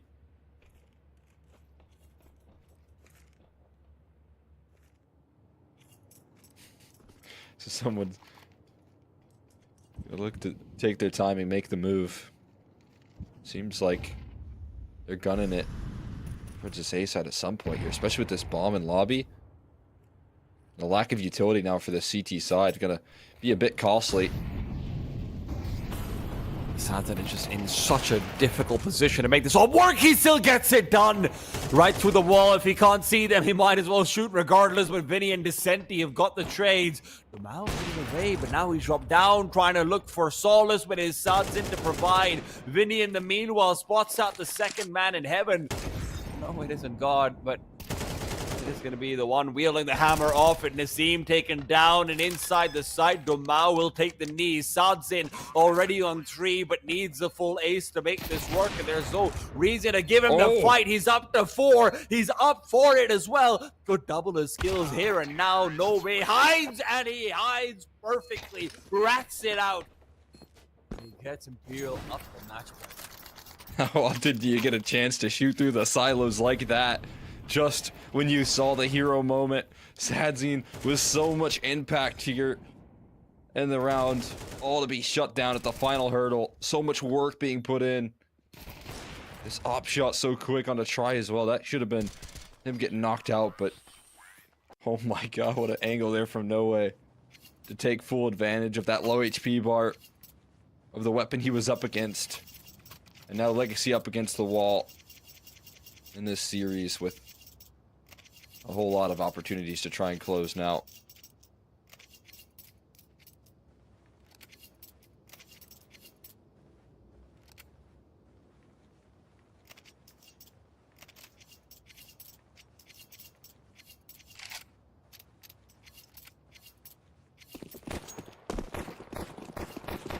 Legacy right now have come into this round with poppers. Really not much they have going for themselves, but they have to make it work. It's 8 straight match points, 8 straight elimination points for them, and they have to move past, and it all starts here. But it could also all end here for Imperial. They want that semifinal spot bad. Looking locked in to do so. We got this one with the opportunity to try and redeem the AUG. And there you go. That scope helping out the long-range duel that's ahead of him. Anything extra? No, not quite. The AK is overwhelmed. Lotto still standing in a little bit of resistance. Ready to go. Satsan's up. Has to go through the flames. He does just that. But he has to back out eventually. He's a little bit early. They're now using the Molotov to try and prevent the retreat, but the MP9 still gets away. Could maybe even recover the AUG. Sad's in perfect position. There's no way you're getting past this one. Not that slowly, at least. 4-2 Legacy. Putting themselves on the board. On the CT side, potentially.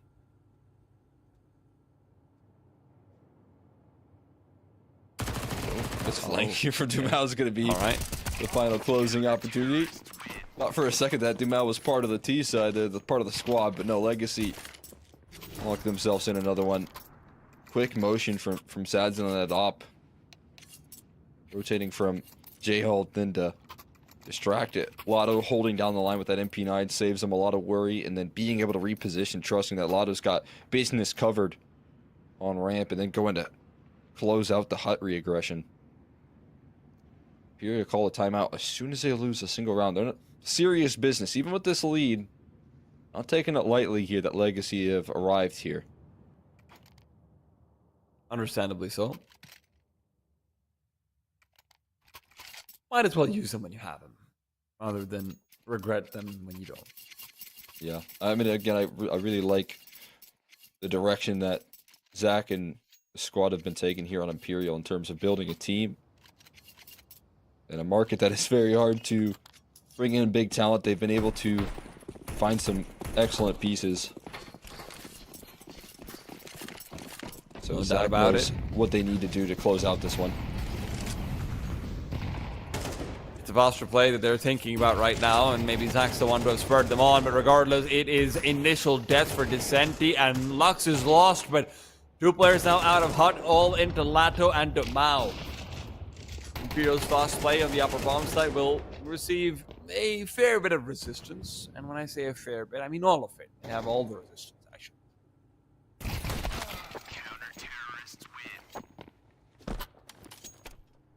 Yeah, that play gets shut down. Yeah, that's exactly what you need to do to these anti-force buys. Now mop up the anti-eco. You're up to 7, and you have to just convince yourself it's just 2 more gun rounds after this. It's 2 more gun rounds after this, and then we're in it. Always easier said than done. Keep that mindset there. Like, you can pull this one together. Just got to get through this next round. Piece it up. Like I see, I've been able to do that enough to at least lock themselves down an eco that they're up against. As you said, you don't want it to be costly. You don't want it to be close. You don't want to let them hit any shots here. Not at all. And as it's such a classic, you get the Deagles outside. See if you can make the moves first with those Deagles. If they fall, then the Glocks get to pick them up, and so on and so forth. The circle of life, I guess. I don't know. The cycle of nuke. Oh, that's exactly what they wanted to avoid right there. But they do stabilize very quickly. He's collapsed, but some scary shots again on offer from this Imperial squad. Thank God for Dumao, that's all I'll say.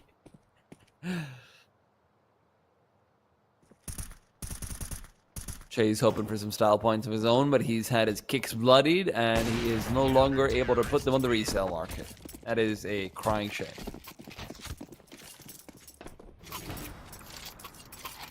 Those don't do too well. Depends on whose blood it is, I suppose. But yeah, mostly they don't. Sure. Like, if an athlete gets injured, right? Like if LeBron gets his like final career dunk in them, or Like the Nico Death Slam table. yeah, like that, yeah. Did they do something with that table? I feel like, if I'm think they remembering did. correctly. I think they did.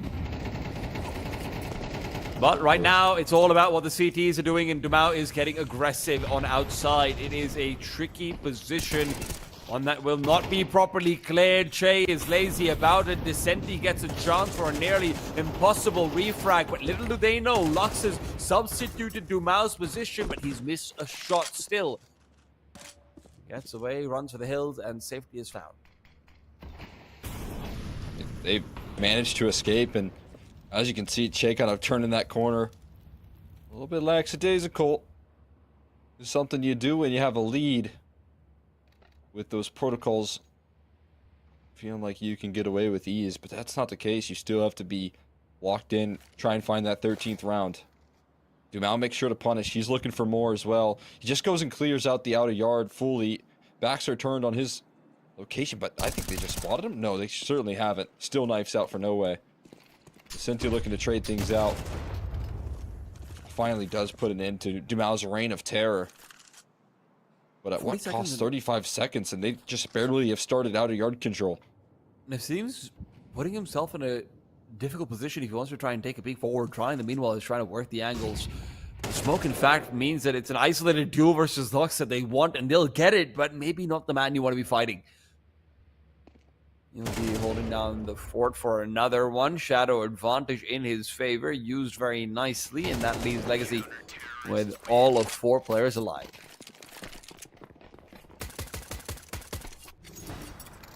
Making motion comfortably right there. I said he hits the people, not the guns. Yeah, that's all you need really. Job was finished. Lux turned his locked-in syndrome off. This is 9 rounds now for Legacy that are almost confirmed. You cannot take these rounds non-seriously, don't get me wrong. The Tech 9s are still incredibly dangerous, especially if they go for a fast ramp type of route, because of how often Sadzin has been playing up on the top of heaven, not ever really from hell for a fast rotate. This time, though, he is there, and the nick of time will be refacing aggressively for another freebie, because why not go for a bit more with the 5-7 as well? If you're being offered the buffet, might as well scoop up all the plates. Yeah, go ahead and feast right there. He's going to be able to reposition in time to help out support. Oh, Nissim got overwhelmed. Brings in the multi-kill when they wanted to keep control of that ramp side. Sadzin on location, second timeout known. Reality starting to hit Imperial. 2 gun rounds away. And Che has found, unfortunately, since the purchase of the P90 an era ago, 1 kill. It was a nice one on the Nissim. It was. I agree. It sucks that I can remember it because there weren't that many. It was just the one. Yeah. Yep. Unfortunately, that's never a good sign. Yeah, between him and Norway, they have not necessarily been pulling the weight that the rest of the team has managed to do. This would be the perfect time to change that. 1 round is all it takes, and the numbers can be forgotten. It's all about the win. It's all about guaranteeing that semi-finals appearance over here at the CCT. Series 7, South America. Legacy, though, fight back. They fight for a tie. They fight for an overtime. They fight for a 3rd map. And Lux has done beautifully. The nade to pop open the smoke, side swipes into the duo, and Descenti's been taken care of already. Danger man down. 25 kills, well, doesn't matter when he's in the grave. Yeah, that's huge. Opening pick right there. Initiative off the smoke being blown open. And sidelining the heavy hitter. been silenced. What's the next step here from Imperial as they lose out another 4v5 to play this round through? Been struggling to open up advantages, been struggling to start rounds off well. Lux does lead in with a little bit of poking and prodding towards Secret. See if that costs him any. Stepping forward, Molly instantly met. And 3 players getting ready to move quickly in towards Mini. That grenade almost destroys him. No way will be there to finish him off as well. But Nassim's the one you have to be careful of while Lato's holding down Mini. Oh my goodness, I'm lying to you through my teeth. Forget about Nassim, it's Lato all day. The full triple and Imperial have crumbled. Their lead is basically gone. Try just forced to hang back and watch as this crumbles. Still looking to fight for his rifle. Got one on the top ropes. Gonna look to provide some punishment. This is just him fighting for his life, and Dumao's gonna overwhelm him.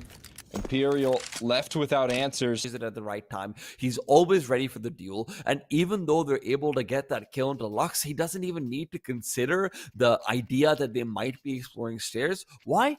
Because it's just too fast.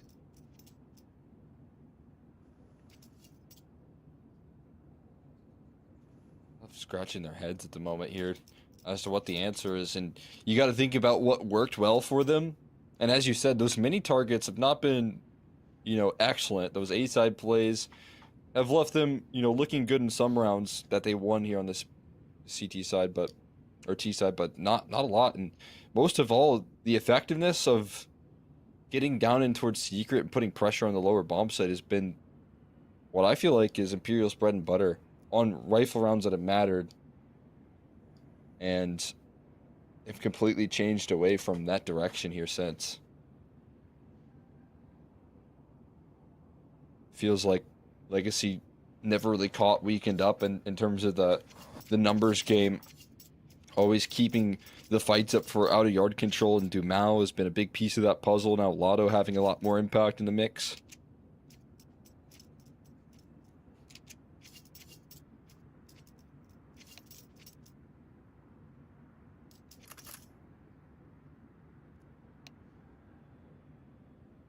Legacy are in a position where you also have to keep in mind, you can't let the hype get to you. There is still a job to be done. There is still at least one gun round to be won.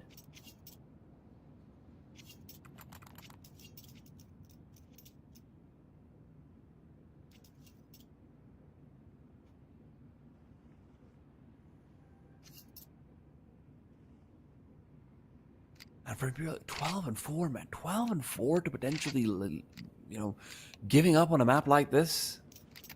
The fact that this is even a possibility, the fact that there is a question to be asked.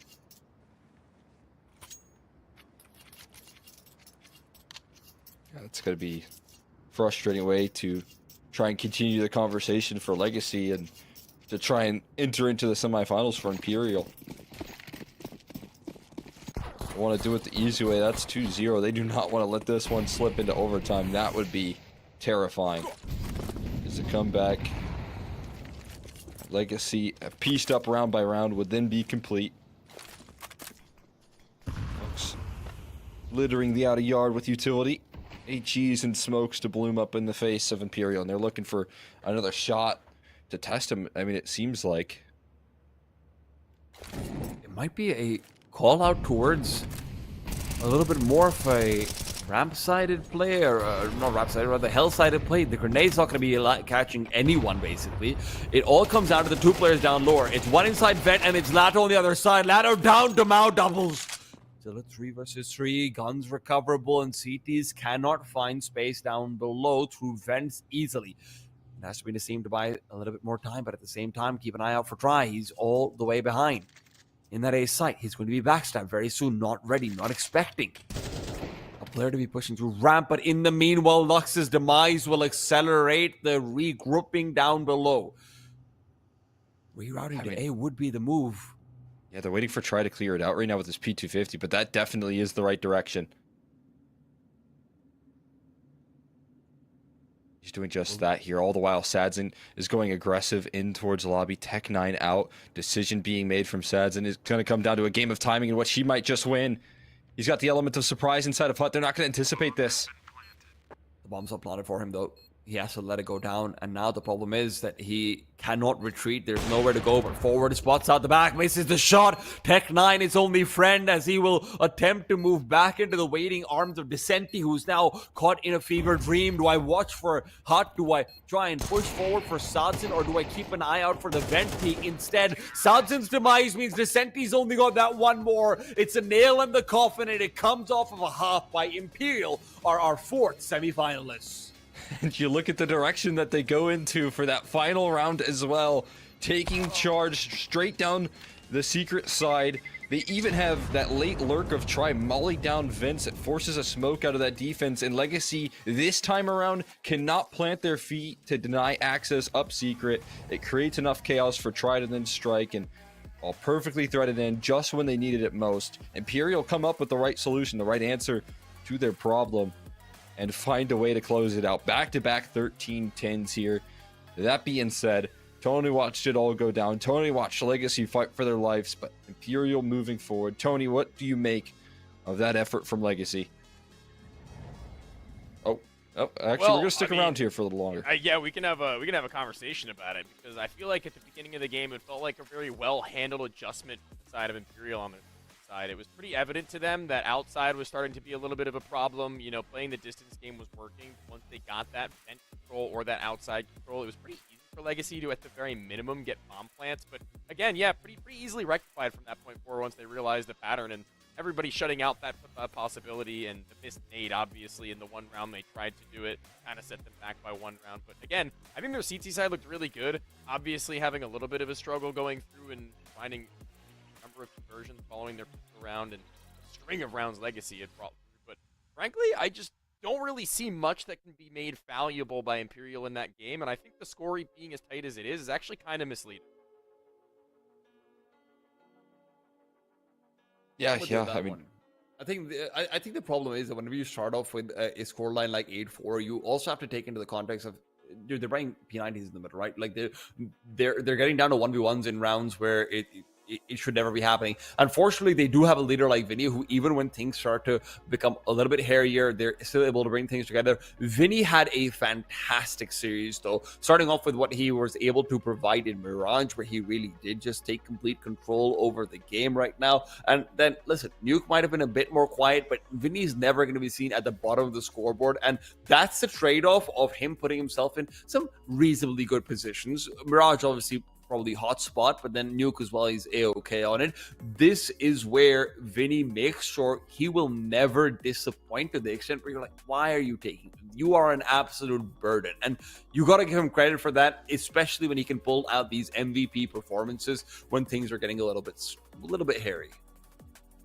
Yeah, I don't know how you feel about this, but again, I root back to you because you and I have history watching a lot of these players and a lot of these teams, but talking pretty big up about this Legacy roster and the changes that they've made, trying to make steps in the right direction. But I want to get your thoughts on that. I want to get your retrospective thoughts on how that has turned out in this game in particular, mainly on how Lux has performed as a caller. Yeah, I mean, I really do like what this roster has built together. And as I said, I had faith heading into them in this matchup. I think they got met by, again, a really good ability from Vinny to just outcall Lux. He's got a lot more experience in the role there, so I expect that to be the case here when he comes into these head-to-heads. I expect Vinny to use that advantage. And while it did take Vinny a little bit of time in some rounds and some T sides to calculate, find ways to win in difficult situations, they found ways to overcome some of the setups and really read into Legacy and maybe a lack of depth in the playbook just yet, with Lux still being in his early iterations. But yeah, I kind of chalk that one up to Vinny just working that much better here in terms of the calling department, being able to target some of the weak points of Legacy. And it felt like even though we had some good firepower from them, it didn't matter too much when Vinny was having his performance, when you had those big moments from Decenty to take over Nuke. It always felt like Imperial were a step ahead in that department. Yeah, and the last thing that I actually want to ask you time is that I was kind of making note of it behind the scenes. You were also making a note of it here and there while we were watching. Is that on Nuke towards the end, even though they win, it's 15 kills combined by that final round from No Way and Che. That is like kind of crazy to me, and I don't know, get like a little bit of a perspective look onto that, and how the hell they managed to drag it out with that baby face. Well, listen, in a situation like this, you know, you're normally thinking, wow, are they basically playing 3 versus 5? Like, what's going on? And that's where I'm going to have to stop you and tell you, no, they're playing 3 versus 3.